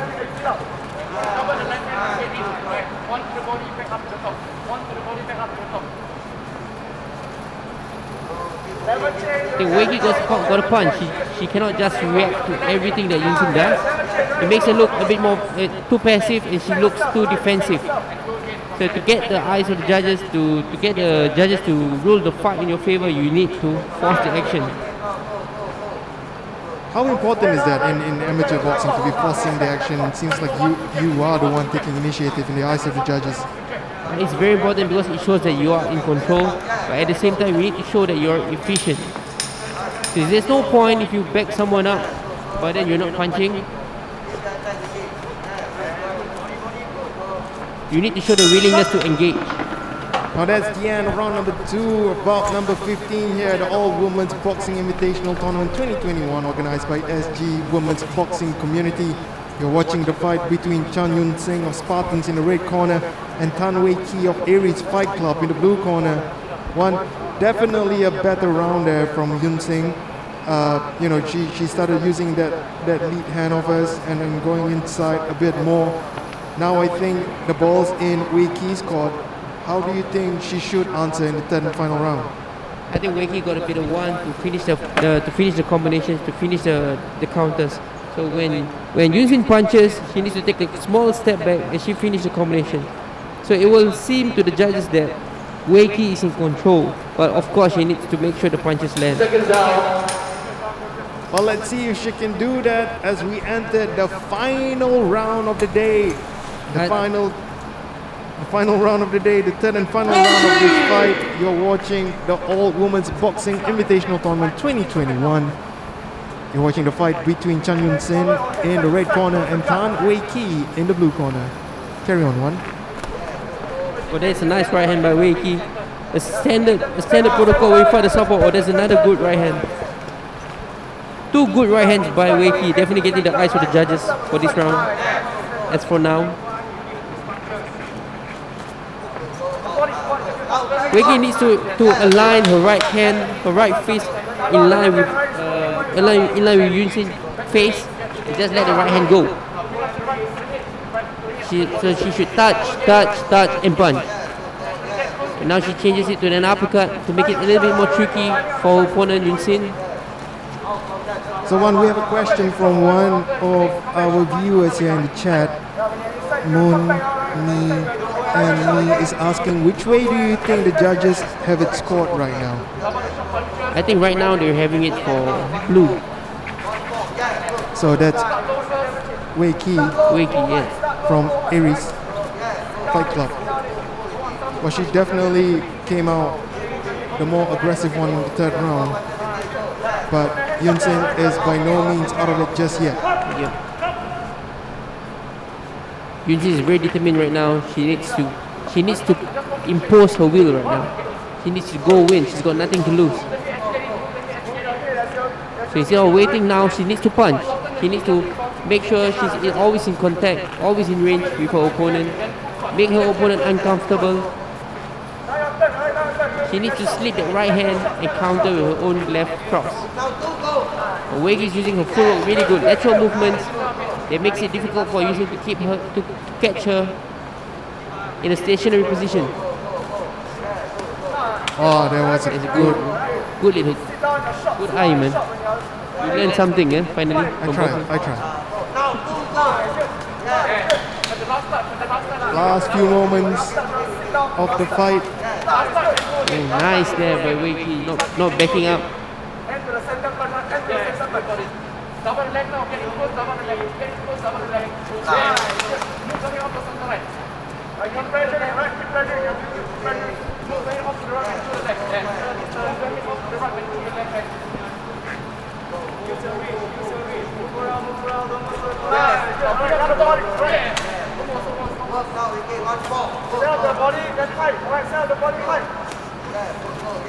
Really great heart shown by both the fighters here. Going to the last 10 seconds. We'll see if Yun Sin is going to make any difference. She's definitely trying to take the initiative, but it might have been too late as the round comes to an end. The final and third round of bout number 15, the final bout of the day here at the All Women's Boxing Invitational Tournament 2021. You've just witnessed the fight between Chan Yun Sin of Spartans in red and Tan Wei Qi of Aries Fight Club in blue. We shall now await the decisions from the scorecards.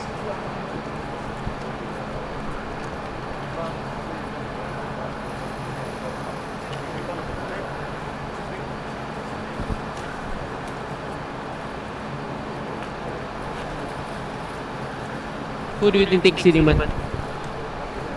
I have no idea. By unanimous decision, Blue. blue corner, Tan Wei Qi. And confirmation of the last and final fight. Winner in the blue corner, Tan Wei Qi. And that brings the end of all the fights here at the first ever All Women's Boxing Invitational Tournament 2021. Boxing Invitational Tournament 2021. Now, before we go off, we have a very special guest with us here at In conjunction with the commentary table. The one and only, the mastermind behind this event itself, Leona Hui, has joined us finally. Leona, you're a very busy woman. Congratulations on setting this up, setting up SG Women's Boxing. We've just witnessed 15 amazing fights from our ladies. How do you feel right now after watching that? I mean, you've put all this together from day one. Tired. No, really, it's, I kid. It's been wonderful actually. It's just great seeing so many girls take part, in this competition. We've actually had more. Unfortunately, we had some pull-outs due to injuries, but no matter, this is just the first step of the way. Long way ahead. I'm just really glad. We've had some good, solid rounds. and proud of everybody for, just having the heart to step into the ring, put on the fight. Now, I don't know how much you've seen of the fights so far, but could you, maybe tell us, if there's any highlights that you've managed to catch? I think I've been in and out of the venue, but several pretty big fights the whole way. Really proud of the girls, and just wanna say huge thank you to everybody. A couple of set-up fights I felt possibly surprising in the year's fight. I think that was quite a nice, surprising, fight that went on because we all know Sabrina is pretty experienced and Leah comes from a completely different background and she did speak to me before the event to say that it was a steep learning curve for her transitioning from the heavy boxing, and she held her own. I think we were all very pleasantly surprised by how she did. Now I'm gonna bring Ridwan in here for his thoughts. One, which performances were stand-up performances for you? It's hard for me to say because saying anything will get me into trouble, I think. But I think I'm very impressed with all of them. All of them showed a lot of skill, a lot of heart, a lot of discipline. I think speaking to all of them, they want to do Leona proud. They want to show that Singapore women's boxing is here to stay. This is just the beginning. I said this before to them. I'm gonna say it here again in public, here on record. Singapore women's boxing is gonna be the next big thing. Oh yeah, definitely, most definitely. Well, you've heard that from Ridwan himself. Leona, we're coming towards the end of this broadcast right now. You've started SG Women's Boxing Community a year ago, and it has grown, and we've seen the fruits of that labor right here. Now, if there's any lady boxers watching the stream right now who wants to take part in SG Women's Boxing Community, where can they go? Multiple channels actually. I'm probably not going to broadcast right now here. Hit us up on IG. We're on SG Women's Boxing, or drop us an email sgwomensboxing@gmail.com. We'll respond to you, I hope, immediately. And what is apparently I attached to my phone. And what is next, Leona? We are looking forward actually to running our tryouts. This is probably the first place you're going to hear it from. Right now we're planning for 8th January. We're going to have a pathway development team tryouts. This is actually an initiative under Singapore Boxing Federation. We are on the lookout for potential and upcoming boxers who want to dedicate themselves to training and take competition to another level. And Ridwan, of course, will be our appointed coach for this program. And it's January, so ladies, if you're listening out to this, keep that date free. Come on down, and we'll be looking forward to having a training session for everybody, and in the midst of it, selecting a bunch of you who are hopefully our next bunch of boxing champions.